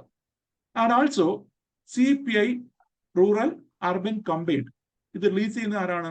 It is released by national statistical office ആണ്. മറ്റു 3 ഇൻഡെക്സ് റിലീസ് ചെയ്യുന്നത് ലേബർ ബ്യൂറോ ആണ്. എന്നാൽ CPI rural urban combined is released by national statistical office under ministry of statistics and programme implementation ആണ്. ആൻഡ് ഇതിന്റെ ഡേറ്റ അല്ലെങ്കിൽ ഈ ഇൻഡെക്സ് റിലീസ് ചെയ്യുന്നത് on 12th day of the following month ആണ്, which means 12ാം തീയതി. സോ ഞാൻ ഈ ഡേറ്റ് എടുത്ത് പറയാൻ കാരണം ഒരിക്കൽ ചോദിച്ചിട്ടുണ്ട്. So there was A question in the UPSC exam ആണ്, KS എന്നല്ല, UPSCക്ക് അത് ചോദ്യം ഉണ്ടായിരുന്നു. ഈ പറഞ്ഞ CPI അർബൻ എന്ന് റിലീസ് ചെയ്യുന്നതിനെ പറ്റി ഒരു ചോദ്യം ഉണ്ടായിരുന്നു. So there may be a question, ചോദിക്കാവുന്നതാണ്. സോ ഈ പറഞ്ഞ WP ആണെങ്കിൽ 14th day, then CPI rural labour agriculture labour 20th day, then CPI industry worker ആണെങ്കിൽ last day, CPI rural urban combined 12th day. So ഇത് അറിഞ്ഞിരിക്കുക. And അതുപോലെ in the case of CPI rural the number of items in the basket നോക്കുവാണെങ്കിൽ 448 items ആണ്. അതുപോലെ in the case of CPI urban ആണെങ്കിൽ 460 ഐറ്റംസിന്റെ basket ആണ് consider ചെയ്യുന്നത്. And ഈ ഒരു ഇൻഡെക്സ് മെഷർ ചെയ്യാൻ വേണ്ടിയിട്ട് in the case of CPI rural 1151 village market consider ചെയ്യുന്നുണ്ട്. അതുപോലെ അർബൻ മെഷർ ചെയ്യാൻ വേണ്ടിയിട്ട് 1114 urban centres or cities are measured. So there is no need to study. ഈ ഒരു ഇതൊന്നും പഠിക്കേണ്ട ആവശ്യമില്ല. ഇത് പറയട്ടെ, ഈ ഇൻഡെക്സിൽ പഠിക്കേണ്ട കാര്യങ്ങൾ, ഇത് റിലീസ് ചെയ്യുന്ന ആരാണ്, എന്ന് റിലീസ് ചെയ്യുന്നു, ഇതിന്റെ ബേസ് ഇയർ എന്താണ്, അതുപോലെ number of items in the basket of WPI and CPI rural urban combined. ഇത് മാത്രം നോക്കിയാൽ മതി. അല്ലാതെ ബാക്കിയുള്ള ഐറ്റംസ് ഒന്നും നോക്കേണ്ട ആവശ്യമില്ല. അതുപോലെ ഏറ്റവും കൂടുതൽ വെയിറ്റേജ് ഏതിനാണ്? ഫുഡ് ഐറ്റംസിനാണ് എന്നൊരു അറിവ് ഉണ്ടായിരിക്കുക. And in the case of CPI rural urban combined ഇതിന്റെ ബേസ് ഇയർ 2012 ആണ്. 2012 ആണ് the base year of CPI rural urban combined. And weightage നോക്കുമ്പോൾ യു ക്യാൻ സി ഇത് പഴയ സീരീസ് ആണ്, മുന്നത്തെ ഉള്ള WPIയുടെ സീരീസ് ആണ്. This is the reverse series, 2012 base year ആയിട്ടുള്ള പുതിയ സീരീസ്. ആൻഡ് ഇത് പുതിയ സീരീസിൽ യു ക്യാൻ സി ഏറ്റവും കൂടുതൽ വെയിറ്റേജ് വരുന്ന ഇതിന് തന്നെ, ഫുഡിന് തന്നെ. In the case of rural ആയാലും അർബൻ ആയാലും കമ്പൈൻഡ് ആയാലും അവിടെയെല്ലാം the maximum weightage is given to food and beverage എന്ന് കാണാം. അതുപോലെ ഇവിടെ ശ്രദ്ധിക്കേണ്ട ഒരു കാര്യമുണ്ട്. In the case of CPI rural, in the case of CPI rural, there is no consideration of housing. The housing rent അല്ലെങ്കിൽ rental home അതിനെപ്പറ്റി എന്ത് ചെയ്യുന്നില്ല, കൺസിഡർ ചെയ്യുന്നില്ല. കാരണം ഗ്രാമീണ മേഖലയിൽ താമസിക്കുന്ന ആളുകളുടെ മിക്ക ആളുകൾക്കും സ്വന്തമായി വീട് കാണും, റെന്റ് നിൽക്കുന്ന ആൾക്കാർ കുറവാണ്. സോ അതുകൊണ്ട് തന്നെ ഹൗസിങ്ങിന് വേണ്ടിയിട്ട്, റെന്റ് കൊടുക്കാൻ വേണ്ടിയിട്ട് എന്ത് ചെയ്യുന്നില്ല, ആൾക്കാർ പൈസ സ്പെൻഡ് ചെയ്യുന്നില്ല. എന്നാൽ അർബൻ ഏരിയ ആണെങ്കിൽ അങ്ങനല്ല. അർബൻ ഏരിയ ആണെങ്കിൽ മാക്സിമം ആൾക്കാർ എന്തായിരിക്കും, ഈ പറഞ്ഞ സ്വന്തമായി വീട് കാണില്ല, സ്വന്തമായി ഫ്ലാറ്റ് കാണില്ല, റെന്റലായിട്ടേക്ക് നിൽക്കുന്നത്. അതുകൊണ്ട് തന്നെ അവരുടെ കൺസംഷൻ ബാസ്കറ്റിനകത്ത് അവർ പൈസ ചെലവാക്കുമ്പോൾ നല്ലൊരു ശതമാനം എന്ത് ചെലവാക്കുന്നുണ്ട്? ഹൗസിങ്ങിന് വേണ്ടി ചെലവാക്കുന്നുണ്ട്. സോ യു ക്യാൻ സി, അതുകൊണ്ട് അർബൻ ഏരിയയില് it has a weightage of 21.67. പക്ഷേ in the case of rural ഏരിയയില് എന്തില്ല? There is no weightage for housing. കാരണം ഗ്രാമീണ മേഖലയിൽ താമസിക്കുന്നവര് അവരുടെ സ്വന്തം വീട്ടിലായിരിക്കും താമസിക്കുന്നത്. അവർക്ക് എന്ത് ആവശ്യം വരുന്നില്ല? ഈ പറഞ്ഞ റെന്റ് ഒരു വലിയ കൺസംഷൻ എക്സ്പെൻഡിച്ചർ ആയിട്ട് വരില്ല. And you can see the different categories or different sub groups. ഈ പറഞ്ഞ ഓരോ കാറ്റഗറി, മെയിൻ കാറ്റഗറിയിലെയും സബ് ഗ്രൂപ്പ്സ് കാണാം. ഇപ്പൊ ഫുഡ് ആൻഡ് ബിവറേജ് ആണെങ്കിൽ you can see there are about 12 sub groups ഉണ്ട്. Cereal, meat, fish, milk and products, then fruits, vegetables, ഇതെല്ലാം വരുന്നുണ്ട്. ഇതിൽ 12 കാറ്റഗറി വരുന്നുണ്ട്. അതുപോലെ pan masala, tobacco, intoxicants, clothing, footwear, then മിസ്ലേനിയസിനകത്ത് you can see household goods, health, transportation, recreation, education, personal care effects. These are the subgroups under the main category of CPI combined. അതേപോലെ തന്നെ ഇതിൽ നമ്മൾ നേരത്തെ കണ്ടിരുന്നല്ലോ consumer food price index. So consumer food price index measure ചെയ്യാനായിട്ട് food and beverage എന്ന ഈ കാറ്റഗറിയിലെ ഈ കാറ്റഗറിയിലെ 10 category, 10 sub group, food and beverage എന്ന കാറ്റഗറിയിലെ 10 groups except non alcoholic beverages, prepared meals and snacks, sweets.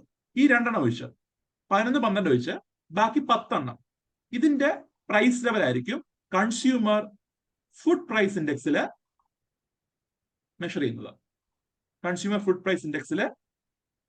ചെയ്യുന്നത്. ഓക്കെ, സോ ജസ്റ്റ് അറിഞ്ഞിരിക്കുക. ആൻഡ് ഈ കാറ്റഗറിയുടെ പേരൊന്നും പഠിക്കണ്ടേ, ജസ്റ്റ് ആ 6 കാറ്റഗറി പഠിച്ചോളൂ. ബാക്കിയുള്ള കാറ്റഗറി ഒന്നും കാണാൻ പഠിക്കില്ല. അതിന് ഇതിനൊന്ന് ഷോർട്ട് ടേം സമപ്പ് ചെയ്യുമ്പോൾ you can C in the case of CPI combined, the maximum weightage is given to food and beverage, which is having 45.86 ആണ് അതിന്റെ വെയിറ്റേജ് വരുന്നത്. അതുപോലെ services, in the case of consumer price index compared to WPI, services are also included. സർവീസിന് വേണ്ടിയുള്ള കൺസംഷനും include ചെയ്യുന്നുണ്ട്. WPI എന്തുകൊണ്ടാണ്?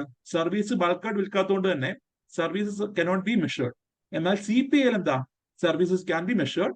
And സർവീസസിൽ ആൾക്കാർ മെജോറിറ്റി പൈസ സ്പെൻഡ് ചെയ്യുന്നത് ഇതിനു വേണ്ടിയായിരിക്കും.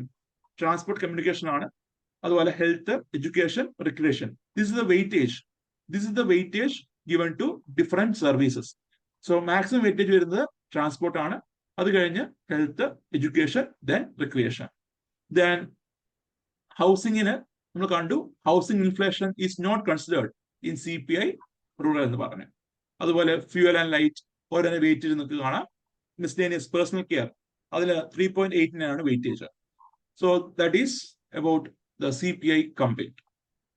ആൻഡ് CPIയുടെ യൂസ് പറയുമ്പോൾ എന്തിനൊക്കെ വേണ്ടിയാണ് നമ്മുടെ CPI കമ്പൈൻഡ് യൂസ് ചെയ്തത്? അതിന് മെയിൻ യൂസ് എന്താ? ഇന്ത്യയിലെ റീറ്റെയിൽ ലെവൽ ഇൻഫ്ലേഷൻ മെഷർ ചെയ്യുക. That is the main aim of measuring CPI rural urban combined. അതുപോലെ നമ്മുടെ ഗവൺമെന്റ് DMS അലവൻസ് ഫിക്സ് ചെയ്യാനായിട്ട് CPI ഇൻഡസ്ട്രിയൽ വർക്കർ ആണ് മെഷർ ചെയ്യുന്നത്, അല്ലെങ്കിൽ കൺസിഡർ ചെയ്യുന്നത്. And this CPI is also used as a tool by government and RBI for controlling the price level in the market. നമ്മുടെ വിപണിയിലെ price level consider ചെയ്യാനായിട്ട്, അല്ലെങ്കിൽ price level അത് stabilise ചെയ്യാനായിട്ട്, അല്ലെങ്കിൽ പ്രൈസ് ലെവൽ ടാർഗറ്റ് ചെയ്യാനായിട്ട് നമ്മുടെ RBIയും ഗവൺമെന്റും കൺസിഡർ ചെയ്യുന്ന ഇൻഡെക്സ് ഏതാണ്? ഈ പറഞ്ഞ CPI ആണെന്ന് കാണാം. ഓക്കെ, അതുപോലെ നമ്മുടെ MG നരേഗ വേജ് ഓർമ്മയുണ്ടോ? MG നരേഗ വേജ് ഫിക്സ് ചെയ്യാനായിട്ട് അന്ന് ഞാൻ പറഞ്ഞിരുന്നല്ലോ, CPI agricultural labor is considered for revising the Manrega wage. നമ്മുടെ Mahatma Gandhi national rural employment guarantee ആക്ടിലെ wages revise ചെയ്യാനായിട്ട് നിലവിൽ ഉപയോഗിക്കുന്നത് എന്താ? CPI അഗ്രികൾച്ചർ ലേബർ ആണ്. So CPI agriculture labour change ചെയ്യുന്നതനുസരിച്ചാണ് മൻരേഗയിലെ wages revise ചെയ്യുന്നത്. ദെൻ ഇൻഫ്ലേഷൻ ടാർഗറ്റിംഗ് നമ്മൾ പറഞ്ഞതാണ് when we discussed monetary policy committee on monetary policy of RBI, നമ്മൾ ഡിസ്കസ് ചെയ്തതാണ് ഇൻഫ്ലേഷൻ ടാർഗറ്റിംഗ്. സോ പണ്ട് കാലത്ത് in order to measure or in order to target inflation, RBI was using WPI, wholesale price index ആയിരുന്നു. Wholesale price index ആയിരുന്നു നമ്മുടെ reserve bank of India 2014 വരെ inflation fix ചെയ്യാനായിട്ട് അല്ലെങ്കിൽ ഇൻഫ്ലേഷൻ ടാർഗറ്റ് ചെയ്യാൻ വേണ്ടി ഉപയോഗിച്ചത്. എന്നാൽ അതിനുശേഷം നമ്മുടെ ഒരു കമ്മിറ്റി വരുന്നുണ്ട്, that is Urjit Patel committee. ഈ കമ്മിറ്റിയാണ് നിലവിലുള്ള WPയിൽ നിന്ന് CPIയിലേക്ക് RBIയുടെ ടാർഗറ്റ് ഫിക്സ് ചെയ്യണമെന്ന് റെക്കമെൻഡ് ചെയ്യുന്നത്. അതിന് ഒരു കാരണം എന്തായിരുന്നു? WPയിൽ ഒരു ഹോളിസ്റ്റിക് ആയിട്ടുള്ള വ്യൂ ഇല്ല. WPI ഇന്റർ ടാക്സ് കൺസിഡർ ചെയ്യുന്നില്ല, അതുപോലെ ഈ പറഞ്ഞ സർവീസ് കൺസിഡർ ചെയ്യുന്നില്ല. എന്നാൽ CPIയിൽ എന്താ ഇതെല്ലാം വരുന്നുണ്ട്. റീറ്റെയിൽ ലെവൽ പ്രൈസ് എന്ന് പറയുമ്പോൾ ഇന്റർ ടാക്സിന്റെ എല്ലാം അപ്ലിക്കേഷൻ വരും, അതുപോലെ സർവീസസ് എന്താ ഇൻക്ലൂഡഡ് ആണ്. അതുകൊണ്ട് നമ്മുടെ Urjit Patel committee recommended to adopt CPI based inflation. നമ്മുടെ CPI ബേസ്ഡ് ഇൻഫ്ലേഷൻ എന്ത് ചെയ്യുക, ഇനി മുതൽ ഇൻഫ്ലേഷൻ ടാർഗറ്റ് ചെയ്യാൻ ഉപയോഗിക്കാന്ന് റെക്കമെൻഡ് ചെയ്തു. അങ്ങനെ അതിനുശേഷം U can C under the chairmanship of under the initiation by the then RBI governor Raghuram Rajan, നമ്മൾ എന്ത് ചെയ്തു, reserve bank of India CPI കമ്പൈൻഡിലേക്ക് RBIയുടെ പ്രയർ ഫോക്കസ് ഷിഫ്റ്റ് ചെയ്തു. അതിനുശേഷമാണ് നമ്മുടെ monetary policy framework agreement sign ചെയ്യുന്നത്. നമ്മുടെ RBIയും ഗവൺമെന്റ് ഓഫ് ഇന്ത്യയും തമ്മിൽ ഒരു എഗ്രിമെന്റ് വരുന്നില്ലേ, മോണിറ്ററി പോളിസി ഫ്രെയിംവർക്ക് എഗ്രിമെന്റ് നമ്മൾ പറഞ്ഞതാണ്. സോ ഈ പറഞ്ഞ മോണിറ്ററി പോളിസി ഫ്രെയിംവർക്ക് എഗ്രിമെന്റ് പ്രകാരം ഇന്ത്യയില് government of India will be fixing the inflation target on a 5-year basis. ഓരോ 5 വർഷവും ഗവൺമെന്റ് ഓഫ് ഇന്ത്യയിലുള്ള ഇൻഫ്ലേഷൻ ടാർഗറ്റ് ഫിക്സ് ചെയ്യും. And RBI, the support of monetary policy committee, ഈ ഒരു ടാർഗറ്റിനകത്ത് ഇന്ത്യയിലെ ഇൻഫ്ലേഷൻ എത്തിക്കാനായിട്ട് ട്രൈ ചെയ്യും. സോ 2016 മുതൽ 21 വരെയുള്ള ഇൻഫ്ലേഷൻ ടാർഗറ്റ് 4+2 ആയിരുന്നു. അത് കഴിഞ്ഞ് 2021-26 കാലഘട്ടത്തിലും we can see the inflation target was 4+2 ആയിട്ട് ഗവൺമെന്റ് കീപ്പ് ചെയ്തു. ആ നിലവിലെ ടാർഗറ്റ് എത്ര? 4+2 ആണ്. ആൻഡ് ഇൻ കേസ് ഈ പറഞ്ഞ ടാർഗറ്റിൽ നിന്ന് നമ്മുടെ ഇൻഫ്ലേഷൻ റേറ്റ് എക്സീഡ് ചെയ്യുകയാണെങ്കിൽ RBI or monetary policy committee എന്ത് ചെയ്യണം, അത് കൺട്രോൾ ചെയ്യാനുള്ള നടപടി എടുക്കണം. ആൻഡ് ഗവൺമെന്റിനെ RBI ധരിപ്പിക്കുകയും വേണം എപ്പോഴത്തേക്ക് ആ ടാർഗറ്റിലേക്ക് അച്ചീവ് ചെയ്യാൻ കഴിയുമെന്നുള്ളത്. കാരണം കോവിഡ് കഴിഞ്ഞ് because of the various relief packages, because of the increased money supply into the economy, നമ്മൾ കണ്ടിരുന്നു കോവിഡ് കഴിഞ്ഞ വേളയിൽ എന്തുണ്ടായി, ഈ പറഞ്ഞ ഇൻഫ്ലേഷൻ വലിയ ഇതില് ഇൻക്രീസ് ചെയ്തിരുന്നു. ആ വേളയില് നമ്മുടെ reserve bank of India repo rate ഇടയ്ക്കിടയ്ക്ക് വർദ്ധിപ്പിച്ചു. അങ്ങനെ വർദ്ധിപ്പിച്ച് യു ക്യാൻ സി ഇപ്പൊ 6.5 ആയിട്ട് റിപ്പോ റേറ്റ് ഇൻക്രീസ് ചെയ്തു. ആൻഡ് അതുവഴി ഇന്ത്യയിലെ മണി സപ്ലൈ കൺട്രോൾ ചെയ്യുക, ഇൻഫ്ലേഷൻ കൺട്രോൾ ചെയ്യുക എന്നാണ് RBI ലക്ഷ്യം വെക്കുന്നത്. And next is GDP deflator. നമ്മൾ നേരത്തെ ഡിസ്കസ് ചെയ്തിട്ടുള്ളതാണ് GDP deflator. It is the ratio of nominal by real GDP ആണ്. So current price, GDP at current price to GDP at constant price, അതാണ് എന്ത് GDP deflator എന്ന് പറഞ്ഞാൽ. And compared to CPI ആൻഡ് WPI, GDP deflator ഒരു comprehensive measure of inflation ആണ്. എന്നിരുന്നാലും it has some challenges. ഞാൻ പറയാം എന്താ നമ്മുടെ GDP deflator പ്രത്യേകത എന്താ? It includes all the final goods which are produced in the economy. നമ്മൾ CPIയും WPയും പറയുമ്പോൾ എന്താണ്? We are selecting a basket of items depending on the consumption or depending on the transaction. വിപണിയിൽ വിറ്റു പോകുന്ന അനുസരിച്ച് അല്ലെങ്കിൽ വിപണിയിൽ കൺസ്യൂമേഴ്സ് വാങ്ങുന്നതനുസരിച്ച് ഒരു ബാസ്കറ്റ് ഓഫ് ഐറ്റംസ് നമ്മുടെ NSOയും അല്ലെങ്കിൽ ലേബർ ബ്യൂറോയും ഫിക്സ് ചെയ്തിട്ടുണ്ട്. അത് പ്രകാരമാണെന്ത് ഈ പറഞ്ഞ ഇൻഡെക്സ് മെഷർ ചെയ്യുന്നത്. ഇപ്പൊ WPI പറയുമ്പോൾ office of economic adviser has fixed 697 items. ആ 697 ഐറ്റംസിന്റെ വില വ്യത്യാസം, ആ ബാസ്കറ്റിന്റെ കമ്പൈൻഡ് ആയിട്ടുള്ള വില വ്യത്യാസമാണെന്ത് WPയിൽ നമുക്ക് അറിയാൻ സാധിക്കുന്നത്.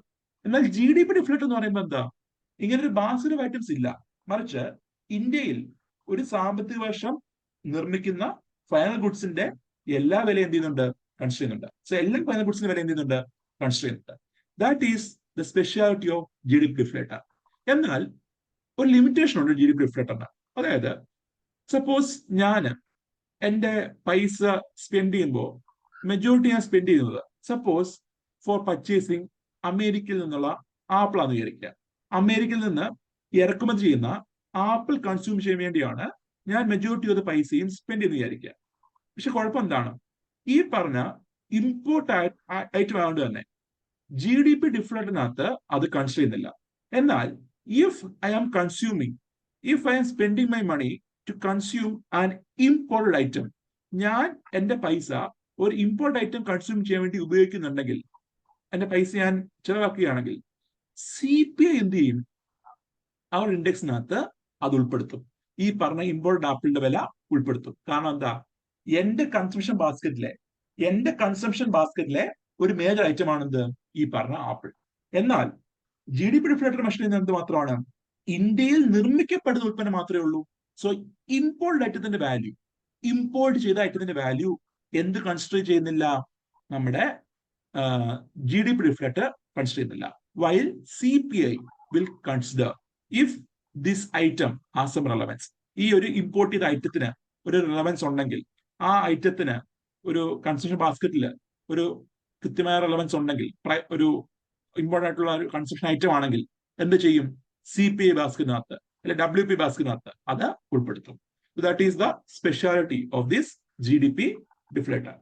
ഓക്കെ, അതുപോലെ GDP deflator it will be released not on monthly basis, ഓരോ മാസവും അല്ല റിലീസ് ചെയ്യുന്നത്, മറിച്ച് ക്വാർട്ടർലി റിലീസ് ചെയ്യുന്നത്. നമുക്കറിയാം GDP ഡേറ്റ റിലീസ് ചെയ്യുന്നത് ക്വാർട്ടർലി ആണല്ലോ, വിത്ത് ലാഗ് ഓഫ് 2 months എന്ന് പറഞ്ഞ പോലെ GDP ഡിഫ്ലേറ്ററിന്റെയും ഡേറ്റ 2 മാസത്തെ ലാഗോടുകൂടിയാണ് നമുക്ക് അറിയാൻ സാധിക്കുന്നത്. So it is released by national statistical office under ministry of statistics and programme implementation കാണാൻ കഴിയും. And next is headline inflation. നമ്മൾ പറഞ്ഞതാണ്, it is the measure of total inflation in economy എന്ന് പറയാം. ആൻഡ് ദിസ് CPI കമ്പൈൻഡ് ആണ് നിലവിൽ headline inflation. 2014 മുന്നേ നോക്കുമ്പോൾ CPI കമ്പൈൻഡിനെക്കാളും WPI ഹോൾസെയിൽ പ്രൈസ് ഇൻഡെക്സ് ആയിരുന്നു. ടിൽ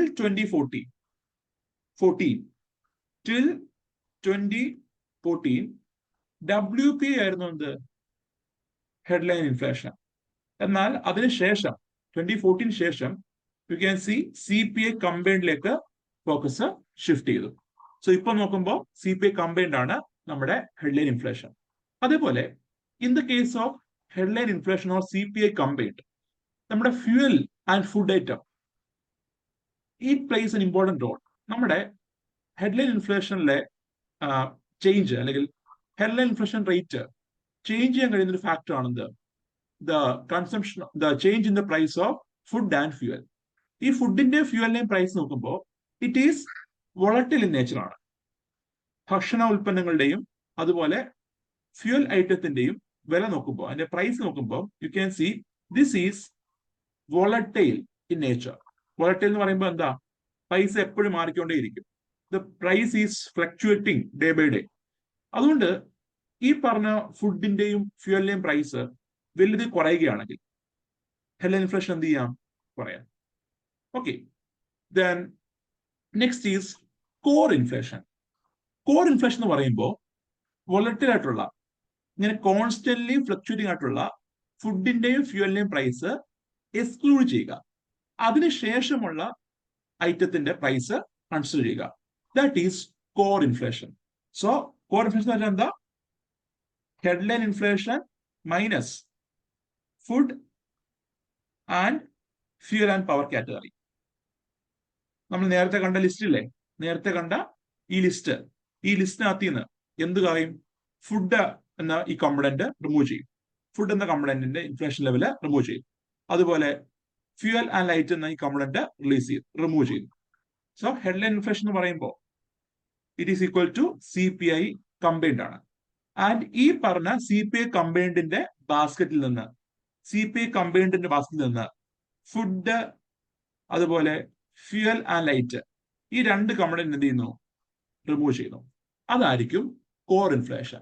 കാരണം എന്തിനു വേണ്ടിയാണ് കോർ ഇൻഫ്ലേഷൻ മെഷർ ചെയ്യുന്നത് വെച്ച് കഴിഞ്ഞാൽ ഫുഡിന്റെയും ഫ്യൂവലിന്റെയും പ്രൈസ് അനുദിനം മാറിക്കൊണ്ടിരിക്കുന്നതാണ്. ദിനം പ്രതി എന്താ ഫ്ലക്ച്വേറ്റ് ചെയ്ത ഒരു കോമ്പണന്റ് ആണ് ഈ പറഞ്ഞ ഫുഡും ഫ്യൂവലും. അത് മറികടക്കുക, അല്ലെങ്കിൽ ആ ഒരു ഫ്ലക്ച്വേഷൻ മറികടക്കുക എന്ന ഉദ്ദേശത്തിലാണ് ഈ പറഞ്ഞ കോർ ഇൻഫ്ലേഷൻ മെഷർ ചെയ്യുന്നത്. And it is also known as underlying inflation. അതുകൊണ്ട് in the case of core inflation can see ഫുഡിന്റെയും ഫ്യൂവലിന്റെയും പ്രൈസ് ചേഞ്ച് ചെയ്യുമ്പോൾ കോർ ഇൻഫ്ലേഷൻ എന്ത് ചെയ്തില്ല, ബാധിക്കത്തില്ല. കാരണം കോർ ഇൻഫ്ലേഷൻ എന്ന് പറയുമ്പോൾ it has excluded the fuel and light component and food and beverage component from the CPI combined basket. അതുകൊണ്ട് അതിലുണ്ടാകുന്ന വ്യത്യാസം എന്തിനെ ബാധിക്കത്തില്ല, കോർ ഇൻഫ്ലേഷനെ ബാധിക്കത്തില്ല.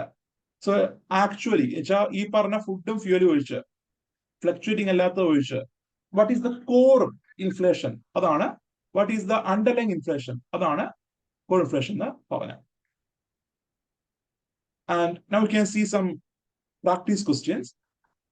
നമ്മൾ നേരത്തെ ഡിസ്കസ് ചെയ്ത ക്വസ്റ്റ്യൻ ആണിത്.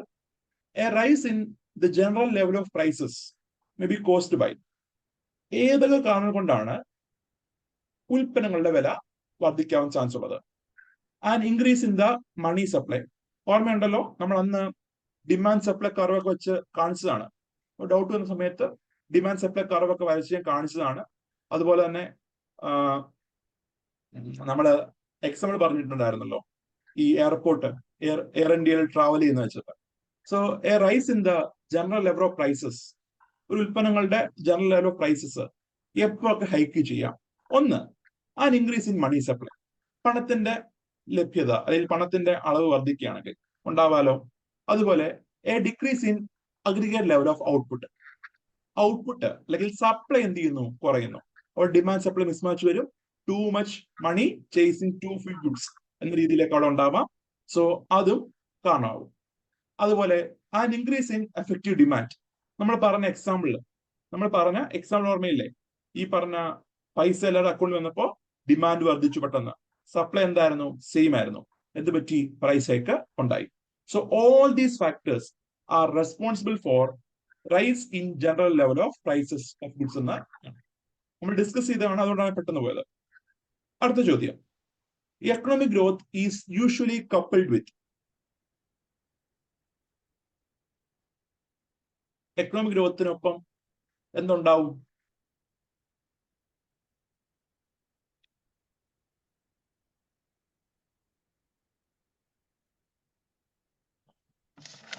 പറഞ്ഞോളൂ. ഇൻഫ്ലേഷൻ നമ്മൾ പറഞ്ഞതാണ്. സോ സാമ്പത്തികമായിട്ടുള്ള വളർച്ച കൈവരിക്കുന്ന സമയത്ത് ഇൻഫ്ലേഷൻ അതിനൊപ്പം അസോസിയേറ്റ് ചെയ്യും.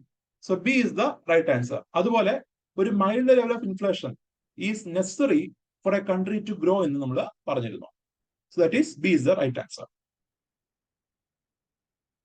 Then which one of the following is likely to be the most inflationary in effect? ഏറ്റവും കൂടുതൽ ഇൻഫ്ലേഷൻ ഉണ്ടാക്കാൻ ചാൻസ് ഉള്ളത് എന്തിനാണ്? നമ്മുടെ ഗവൺമെന്റ് കടം വാങ്ങിച്ച തുക റീപേ ചെയ്യുന്നു. സോ അതാണോ? Borrow from the public to finance the budget deficit ആണോ? Borrow from the bank to finance the budget deficit ആണോ? ഇവിടെ നോക്കുമ്പോൾ ദ ഡി ഓപ്ഷൻ നോക്കൂ, creating new money to finance the budget deficit. So നിങ്ങൾക്ക് ഓർമ്മയുണ്ടോ? There's a term called monetizing the deficit. Monetizing the deficit or debt monetization അല്ലെങ്കിൽ monetized deficit എന്നൊരു term പറഞ്ഞിട്ടുണ്ടായിരുന്നു. monetized deficit എന്നൊരു ടേം ഞാൻ ക്ലാസ്സിൽ പറഞ്ഞതാണ്. ആൻഡ് എന്തായിരുന്നു അത്? പണ്ട് നമ്മുടെ ഗവൺമെന്റിന് പൈസ ആവശ്യം വരുമ്പോൾ, ഗവൺമെന്റ് ബഡ്ജറ്റിലെ ഗ്യാപ്പ് വരുമ്പോൾ ഗവൺമെന്റ് എന്ത് ചെയ്യുന്നു, RBI അപ്രോച്ച് ചെയ്യുന്നു. And they approach RBI and RBIയോട് പറയും പുതിയ കറൻസി പ്രിന്റ് ചെയ്ത് തരാനായിട്ട്. ആൻഡ് ഗവൺമെന്റ് ബോണ്ട് RBIക്ക് ഇഷ്യൂ ചെയ്തിട്ട് പുതിയ കറൻസി പ്രിന്റ് ചെയ്യും. സോ അങ്ങനെ പ്രിന്റ് ചെയ്യുന്ന സമയത്ത് മണി സപ്ലൈ അല്ലെങ്കിൽ മാർക്കറ്റിലേക്കുള്ള മണി സപ്ലൈ വന്നത് വർദ്ധിക്കും. And that is most inflationary in effect. ഏറ്റവും കൂടുതൽ ഇൻഫ്ലേഷൻ ഉണ്ടാകുന്ന ഏതാ? പുതിയ കറൻസികൾ പ്രിന്റ് ചെയ്യുന്നതാണ്. Creating new money to finance budget deficit ആണ്. ഇതെല്ലാം എന്താ കാരണമാവും? ഗവൺമെന്റ് ഡെറ്റ് റീപേ ചെയ്യുന്നു. ഇപ്പൊ കടം വാങ്ങിച്ച തുക, ഗവൺമെന്റ് നേരത്തെ വിപണിയിൽ നിന്ന് കടം വാങ്ങിച്ച തുക ഗവൺമെന്റ് തിരിച്ചു കൊടുക്കുന്നു. മാർക്കറ്റിലേക്ക് എന്താ പൈസ വരികയാണ്. അതുപോലെ borrowing from the public, government പൈസ ആൾക്കാരിൽ നിന്ന് കടം വാങ്ങും. ആ കടം വാങ്ങിയ തുക ഗവൺമെന്റ് എന്ത് ചെയ്യുവാണ്? ചെലവഴിക്കുകയല്ലേ, വിപണിയിലേക്ക് സ്പെൻഡ് ചെയ്യുകയാണ്. അതും മണി സപ്ലൈ കൂട്ടും.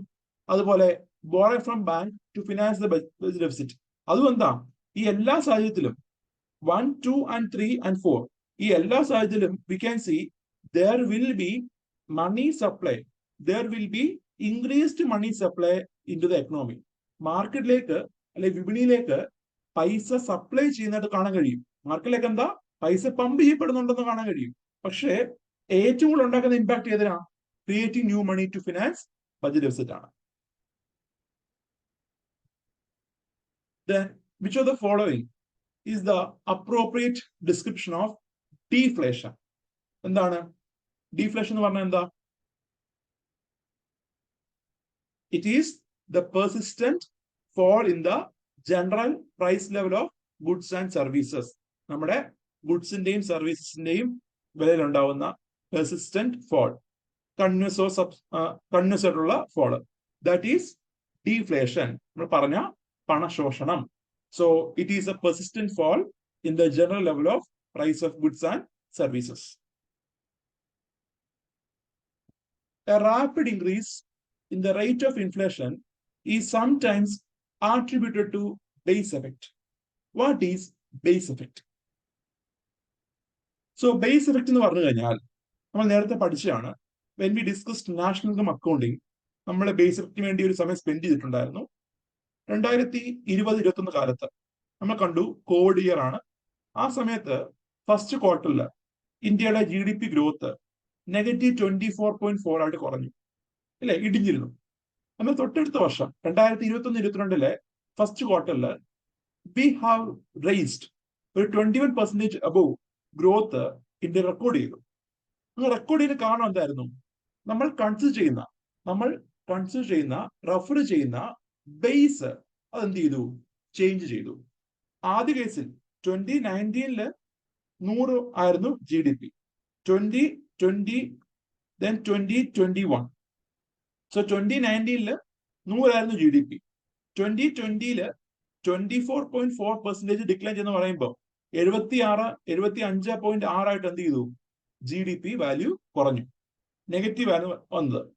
അടുത്ത വർഷം 20% GDP കൂടി എന്ന് പറയുമ്പോൾ ഈ 75-ന്റെ 20% കൂടിയിരിക്കുന്നത്, വിച്ച് മീൻസ് 90, ഏകദേശം 90% അടുപ്പിച്ച് 90 റുപ്പീസ് അടുപ്പിച്ച് എന്തായിട്ടുള്ളൂ? GDP ആയിട്ടുള്ളൂ. ആ GDP വാല്യൂ എന്ന് വെച്ചാൽ കോവിഡിന് മുന്നേ ഉള്ള പ്രീ കോവിഡ് ടൈമിനേക്കാളും താഴെയാണ്. പക്ഷെ എന്താ ഈ റെഫറൻസ് ബേസ് നമ്മൾ എന്താ കൺസിഡർ ചെയ്യുന്നത്? എന്തിനെ ആസ്പദമാക്കി ആണ് ഗ്രോത്ത് ഉണ്ടായത് എന്നല്ലേ പറയുന്നത്. So we are considering the growth rate compared to previous year ആണ്, തൊട്ട് മുന്നത്തെ വർഷം.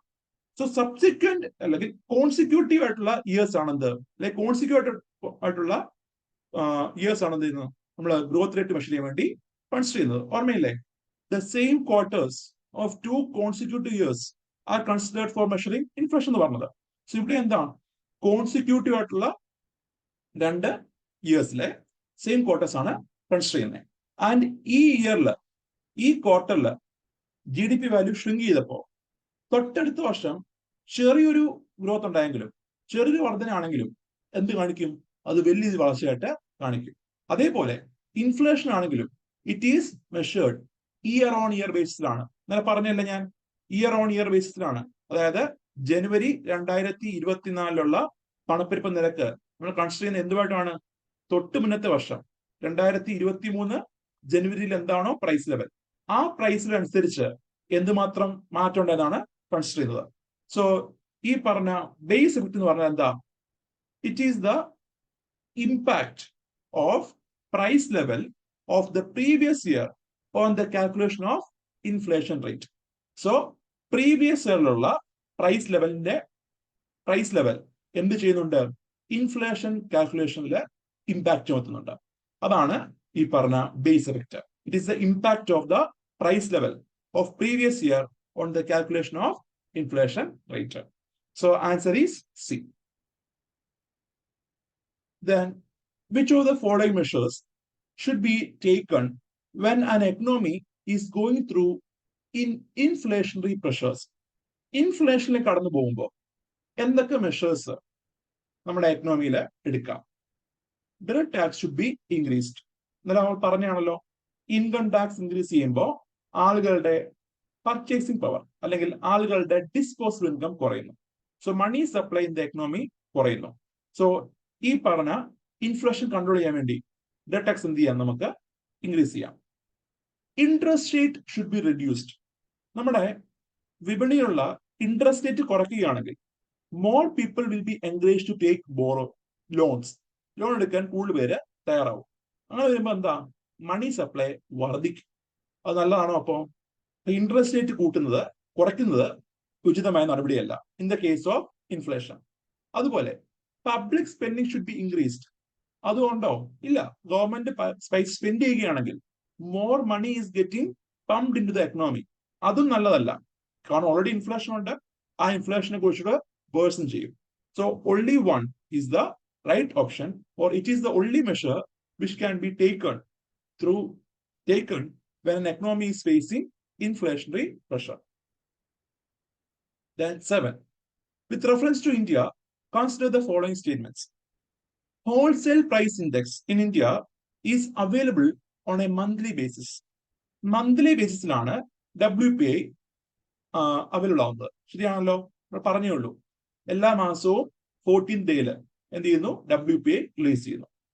As compared to CPI indexed work, WPI gives less weight to food articles. അതും ശരിയാണ്. നോക്കുമ്പോൾ നമ്മൾ കണ്ടു, ഫുഡ് ഐറ്റംസിന് ഏറ്റവും കൂടുതൽ വെയിറ്റേജ് വരുന്നത് എന്തിനാണ്? CPIക്കാണ്. Whether it is CPI indexed work, CPI agriculture labour, CPI rural labour, CPI rural urban combined, എന്തുമായിക്കോട്ടെ, നമ്മുടെ കൺസ്യൂമർ ലെവലിലാണ് ഏറ്റവും കൂടുതൽ പൈസ എന്തിന് ചെലവാക്കുന്നത്? ഫുഡ് ഐറ്റത്തിന് ചെലവാക്കുന്നത്. എന്നാൽ WPI നോക്കുമ്പോൾ ദ വെയിറ്റേജ് ഈസ് അറൌണ്ട് 23 അടുപ്പിച്ചൊക്കെ വരുന്നുള്ളൂ. എല്ലാ വെയിറ്റേജ് ഉൾപ്പെടെ ഈ പറഞ്ഞ മാനുഫാക്ചർഡ് പ്രൊഡക്ട്സിനകത്ത് കുറച്ച് ഫുഡ് ഐറ്റം ഉണ്ട്, manufactured പ്രൊഡക്റ്റിനകത്ത്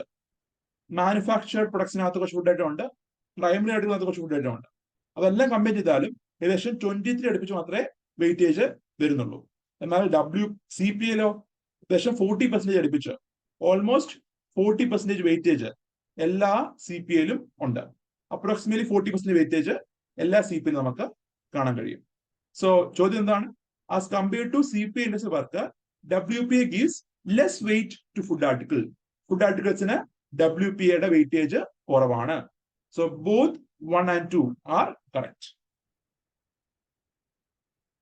Then, with reference to inflation, which of the statement is correct?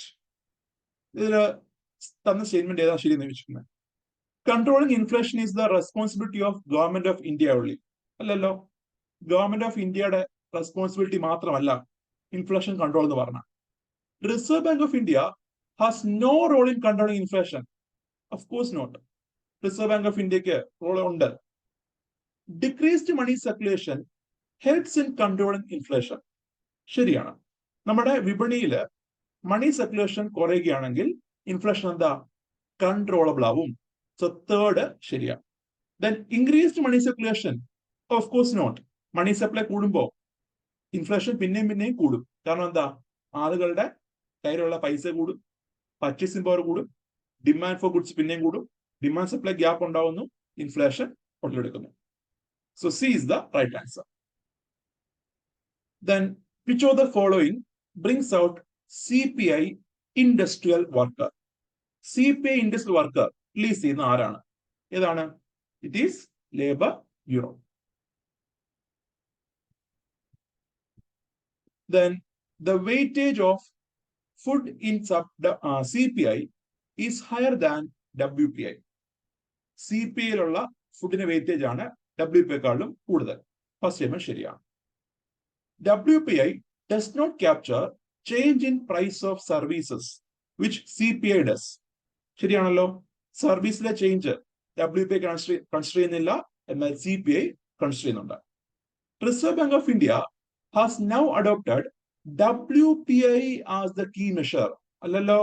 WPI അല്ല, CPI ആണെന്ത് കീ മെഷർ ആയിട്ട് റിസർവ് ബാങ്ക് ഓഫ് ഇന്ത്യ ഇപ്പോ കൺസിഡർ ചെയ്യുന്നത്. സോ 1 ഉണ്ട്, 2 ഉണ്ട്. 3 ഈസ് റോങ്. ആൻസർ എ ആണ്, 1 and 2 only. സോ ഞാനിത് പെട്ടെന്ന് പോയെന്ന് വെച്ച് കഴിഞ്ഞാൽ നമുക്ക് ഒരു ക്വസ്റ്റ്യൻ ഡിസ്കസ് ചെയ്യണം. അതാണ് ഒരു എയിം എന്ന് പറഞ്ഞാൽ. അതാണ് ഞാൻ പെട്ടെന്ന് പോയത്. നിങ്ങൾക്ക് ക്ലിയർ ആയില്ലേ? Is it able to follow? Okay, sir. Follow പറ്റുന്നില്ലായിരുന്നോ? Okay, okay. Okay. Okay. So that's about the CPI, Consumer Price Index, and the various other measures of inflation. Now, before we begin Abhyas 13, ഒരു കാര്യം പറയാനുണ്ട്. നിങ്ങൾ അത് ചോദിക്കാത്തൊരു കാര്യമാണ്, അതുകൊണ്ട് ഞാൻ എടുത്ത് പറയാണ്. ആക്ച്വലി നമ്മൾ ഈ CPI, WP എന്നൊക്കെ പറയുമ്പോൾ എങ്ങനെയാണെന്ന് അറിയാമോ ഇൻഫ്ലേഷൻ മെഷർ ചെയ്യുന്നത്? എങ്ങനെയാണ് ഇൻഫ്ലേഷൻ റേറ്റ് മെഷർ ചെയ്യുന്നത് അറിയണോ? Do you want? വേണമെങ്കിൽ പറയാം, അല്ലെങ്കിൽ സ്കിപ്പ് ചെയ്യാം. എക്സാം ബെനിഫിറ്റ് ആവശ്യമില്ല. ഇഫ് യു ഹാവ് ദാറ്റ് ഒരു ജിജ്ഞാസ ഉണ്ടെങ്കിൽ, അതറിയാനുള്ളൊരു ആഗ്രഹം ഉണ്ടെങ്കിൽ ഞാൻ പറയാം എങ്ങനെയാണ് മെഷർ ചെയ്യുന്നത്. വേണോ? വേണമെന്നല്ലേ പറയത്തുള്ളൂ. എന്താ വേണം? പറയാം.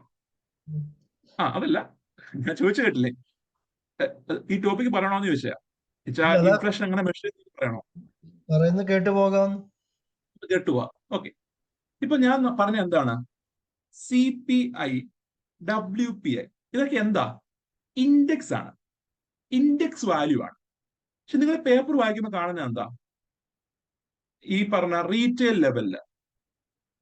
ലെവലില് ഇൻഫ്ലേഷൻ റേറ്റ് എന്ന് പറഞ്ഞാൽ 6%, അല്ലെങ്കിൽ ഇന്ത്യയിലെ പണപ്പെരുപ്പ നിരക്ക് 4%, 5% എന്നൊക്കെ ആയിരിക്കും വാർത്തയിൽ കാണുന്നത്. എങ്ങനെയായിരിക്കാം ഈ റേറ്റ് കൺസിഡർ ചെയ്യുന്നത്, ഈ പെർസെൻറ്റേജ് റേറ്റ് കൺസിഡർ ചെയ്യുന്നത് നോക്കാം. അതുപോലെ നമ്മൾ ഈ ഓരോ ഇൻഡെക്സ് പറഞ്ഞപ്പോഴും we have mentioned about base year.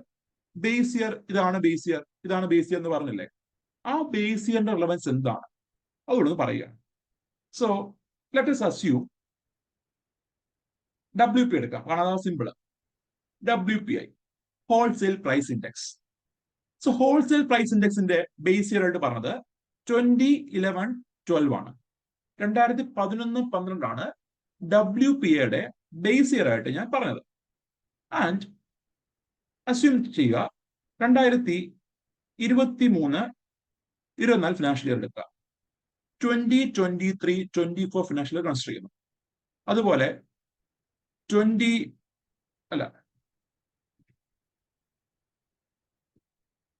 ഇത് 22 ആക്കാം. ഒരു മിനിറ്റ്. സോ 2022-23 ഫിനാൻഷ്യൽ ഇയറും 2023-24 ഫിനാൻഷ്യൽ ഇയർ കൺസിഡർ ചെയ്യാം. അല്ലെങ്കിൽ ഇയർ വേണ്ട, സോറി, ഫിനാൻഷ്യൽ ഇയർ വേണ്ട, ഇയർ പറയാം. അല്ലെങ്കിൽ ഒരു മിനിറ്റ്. സോ WPയുടെ ബേസ് പറഞ്ഞാൽ എന്താ? 2011-12 ആണ്. 2023-24 കൺസിഡർ ചെയ്തു. ജനുവരി മാസം, അല്ലെങ്കിൽ ജനുവരി മാസം, 2024 ജനുവരി മാസം. നമുക്കറിയേണ്ടത് എന്താണ്? 2023-ലെ WP അറിയണം, അല്ലെങ്കിൽ 2024 WP അറിയണം. അതുപോലെ what is the inflation rate in January 2024? 2024 ജനുവരിയില് WPI ഹോൾസെയിൽ ലെവലിലെ ഇൻഫ്ലേഷൻ നിരക്ക് എന്താണെന്നാണ് നമുക്ക് കണ്ടുപിടിക്കേണ്ടത്. സോ അതിനു വേണ്ടിയിട്ട് we need WPI of January 2024, അതുപോലെ WPI ഓഫ് ജനുവരി 2023. 2023 ജനുവരിയിലെയും 2024 ജനുവരിയിലെയും ഹോൾസെയിൽ പ്രൈസ് ഇൻഡെക്സ് വാല്യൂ നമ്മൾ അറിയണം. അപ്പൊ അതിന് മുന്നേ ആയിട്ട് എങ്ങനെയാണ് ഈ WPI or wholesale price index measure ചെയ്ത് നോക്കാം. ആദ്യമായിട്ട് ഒരു കമ്മോഡിറ്റി കൺസിഡർ ചെയ്യുക. Assume there's an item A, and ഈ A എന്ന് പറഞ്ഞ ഐറ്റത്തിന് 2023 ജനുവരിയില് 12 രൂപ എന്ന് വിചാരിക്കാം. 2023 ജനുവരിയില് എ എന്ന് പറഞ്ഞ ഐറ്റത്തിന് 12 രൂപ. ആൻഡ് 2011-12 നമ്മുടെ ബേസ് ഇയർ ടൈം പീരീഡില് ഇതേ മാസം ബേസ് ഇയർ ടൈം പീരീഡ് ജനുവരി മാസം ഇതേ ഐറ്റത്തിന് suppose the value of this item as 10 rupees, 10 രൂപ എന്ന് വിചാരിക്കാം. സോ 2023 ജനുവരിയില് 12 രൂപ, ബേസ് ഇയർ ടൈം പീരീഡില് ഈ ഐറ്റത്തിന് 10 രൂപ. ഇതനുസരിച്ച് now we need to find WPI, wholesale price index of the item A. A എന്ന ഐറ്റത്തിന്റെ WP വാല്യൂ എന്ത് ചെയ്യണം? നമ്മൾ കൺസിഡർ ചെയ്യണം. അത് കൺസിഡർ ചെയ്യുന്ന ഇക്വേഷൻ എന്ന് പറഞ്ഞാൽ current year price minus base year price by base year price.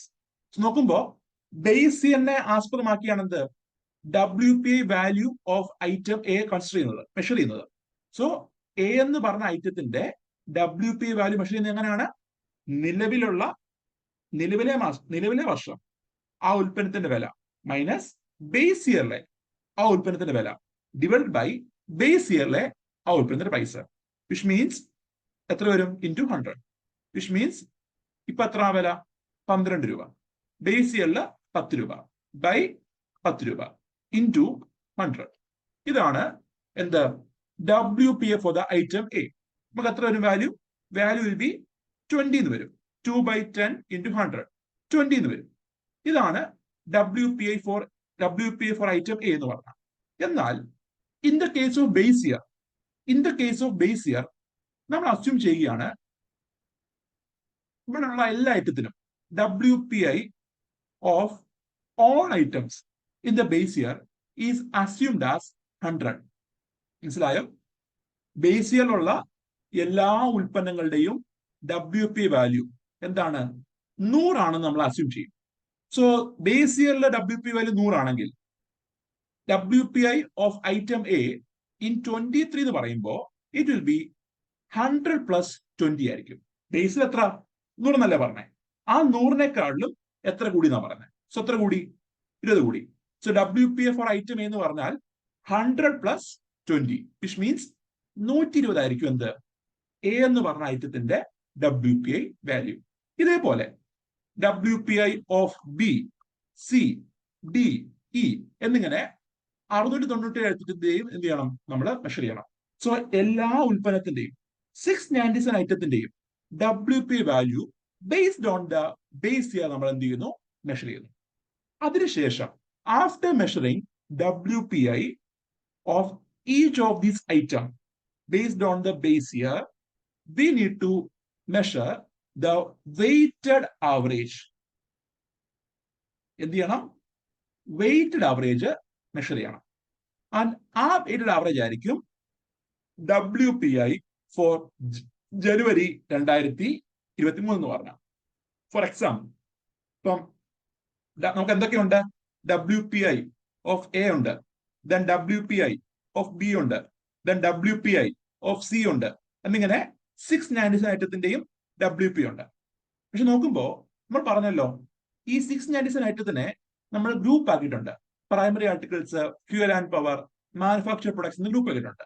ആ ഗ്രൂപ്പിനകത്ത് നമുക്ക് കാണാൻ കഴിയും ഓരോ ഉൽപ്പന്നങ്ങൾക്കും ഓരോ വെയിറ്റേജ് ആണ്. Depending on the value of and quantity of transaction എന്താ ഇതിന് വെയിറ്റേജ് ഡിഫറെന്റ് അല്ലേ? നമ്മൾ എന്ത് ചെയ്യണം? ഓരോ ഉൽപ്പന്നത്തിന്റെയും വെയിറ്റേജ് എത്രയാണോ ആ വെയിറ്റേജ് കൊണ്ട് എന്ത് ചെയ്യുക? മൾട്ടിപ്ലൈ ചെയ്യുക. സപ്പോസ് ഒരെണ്ണത്തിന്റെ വെയിറ്റേജ് 10, ഒരെണ്ണത്തിന്റെ വെയിറ്റേജ് 5, ഒരെണ്ണത്തിന്റെ വെയിറ്റേജ് 2 എന്നിങ്ങനെ ഓരോ ഉൽപ്പന്നം ഈ 697 ഐറ്റത്തിന്റെയും നമ്മൾ എന്ത് ചെയ്യുക? അതിന്റെ വെയിറ്റേജ് കൊണ്ട് മൾട്ടിപ്ലൈ ചെയ്യുക, ഡിവൈഡഡ് ബൈ 100. അതായിരിക്കും എന്ത് ഈ പറഞ്ഞ WPI ഫോർ ജനുവരി 2023. ഇതേപോലെ നമ്മൾ എന്ത് ചെയ്യുന്നു? 2024-ലെയും മെഷർ ചെയ്യും. എങ്ങനെ മെഷർ ചെയ്യും? WPI of article A in current year. അപ്പൊ കറണ്ട് ഇയർ എത്രയായി? ജനുവരി 24 കറണ്ട് ഇയർ. സോ അതിന് എന്ത് ചെയ്യുന്നു? ഈ ബേസ് ഇയറുമായിട്ട് കൺസിഡർ ചെയ്തിട്ട് നമ്മൾ എന്ത് ചെയ്യുന്നു? ഓരോ ഉൽപ്പന്നത്തിന്റെയും 697 ഐറ്റത്തിന്റെയും WPI വാല്യൂ കൺസിഡർ ചെയ്യുന്നു. മനസ്സിലായോ? എന്താ ചെയ്തേ? ആദ്യം നമ്മള് ഓരോ പുതിയ ഓരോ വർഷവും ഉള്ള price of the good commodity measure ചെയ്തു. പ്രൈസ് മെഷർ ചെയ്ത ശേഷം നമ്മൾ എന്ത് ചെയ്യുന്നു? WPI of each of the item measure ചെയ്യുന്നു. ഓരോ ഐറ്റത്തിന്റെയും WPI എന്ത് ചെയ്യുന്നു? മെഷർ ചെയ്യുന്നു. അതിനുശേഷം അതിന്റെ വെയ്റ്റഡ് ആവറേജ് എടുക്കുന്നു. അതായത് എന്താ? ഓരോ WPIനെയും അതിന്റെ വെയിറ്റേജ് കൊണ്ട് മൾട്ടിപ്ലൈ ചെയ്യുന്നു. അതായത് ഡിവൈഡ് ബൈ 100 എടുക്കുന്നു. അതാണ് എന്ത്? WPI ഓഫ് ദ മന്ത് ജനുവരി എന്ന് പറഞ്ഞാൽ. സോ ഇവിടെ എന്താ? അതേപോലെ WPI ഓഫ് ദ മന്ത് ജനുവരി 2024 നമുക്ക് കിട്ടും. ഇതൊരു ക്ലിയർ ആയോ? സോ WPI എന്ന് പറഞ്ഞ വാല്യൂ വരുന്നത് ഏകദേശം 160, 150 എന്നൊക്കെ പറഞ്ഞായിരിക്കും വാല്യൂ വരുന്നത്. That is the WPI value. നമുക്ക് എന്താ വേണ്ടത്? We need inflation rate. നമുക്ക് എന്താ വേണ്ടേ? നമുക്ക് വേണ്ടത് ഇൻഫ്ലേഷൻ നിരക്കാണ്. സോ ഇൻഫ്ലേഷൻ റേറ്റ് മെഷർ ചെയ്യാനായിട്ട് ചെയ്യുന്ന വെച്ചാൽ WPI of January 2024 minus WPI of January 2023 divided by WPI of January 2023 into 100. ഇതായിരിക്കും എന്ത്? Inflation rate. The WPI inflation rate in the month of January 2024. 2024 മാസത്തെ 2024 വർഷത്തെ ജനുവരി മാസം ഉള്ള പണപ്പെരുപ്പ നിരക്ക് WPI റേറ്റ് എന്ന് പറയുമ്പോൾ എന്തായിരിക്കും? WPI of current year minus WPI of previous year by WPI of previous year. അതെന്താ? തൊട്ട് മുന്നത്തെ വർഷത്തെ WPI വാല്യൂവിനെ ഈ വർഷത്തെ WPI വാല്യൂ ആയിട്ട് കമ്പയർ ചെയ്യുന്നു. സോ കഴിഞ്ഞ വർഷത്തെ WPIനേക്കാൾ എത്രമാത്രം ഇൻക്രീസ് ഇത്തവണത്തെ ഹോൾസെയിൽ പ്രൈസ് ഇൻഡെക്സിൽ ഉണ്ടായെന്ന് മെഷർ ചെയ്യുന്നു. അങ്ങനെയാണ് എന്ത് നമ്മൾ കാണുന്ന 6%, 4%, 10% എന്നുള്ള റേറ്റ് മെഷർ ചെയ്യുന്നത്. സോ നിങ്ങൾ നോക്കുകയാണെങ്കിൽ പേപ്പർ വരുന്നത് ഈ റേറ്റ് മാത്രമായിരിക്കും. എന്നാൽ PAB ഉണ്ടല്ലോ, പ്രസ് ഇൻഫർമേഷൻ ബ്യൂറോ, PABയുടെ സൈറ്റ് നോക്കുമ്പോൾ you can see the actual index value also.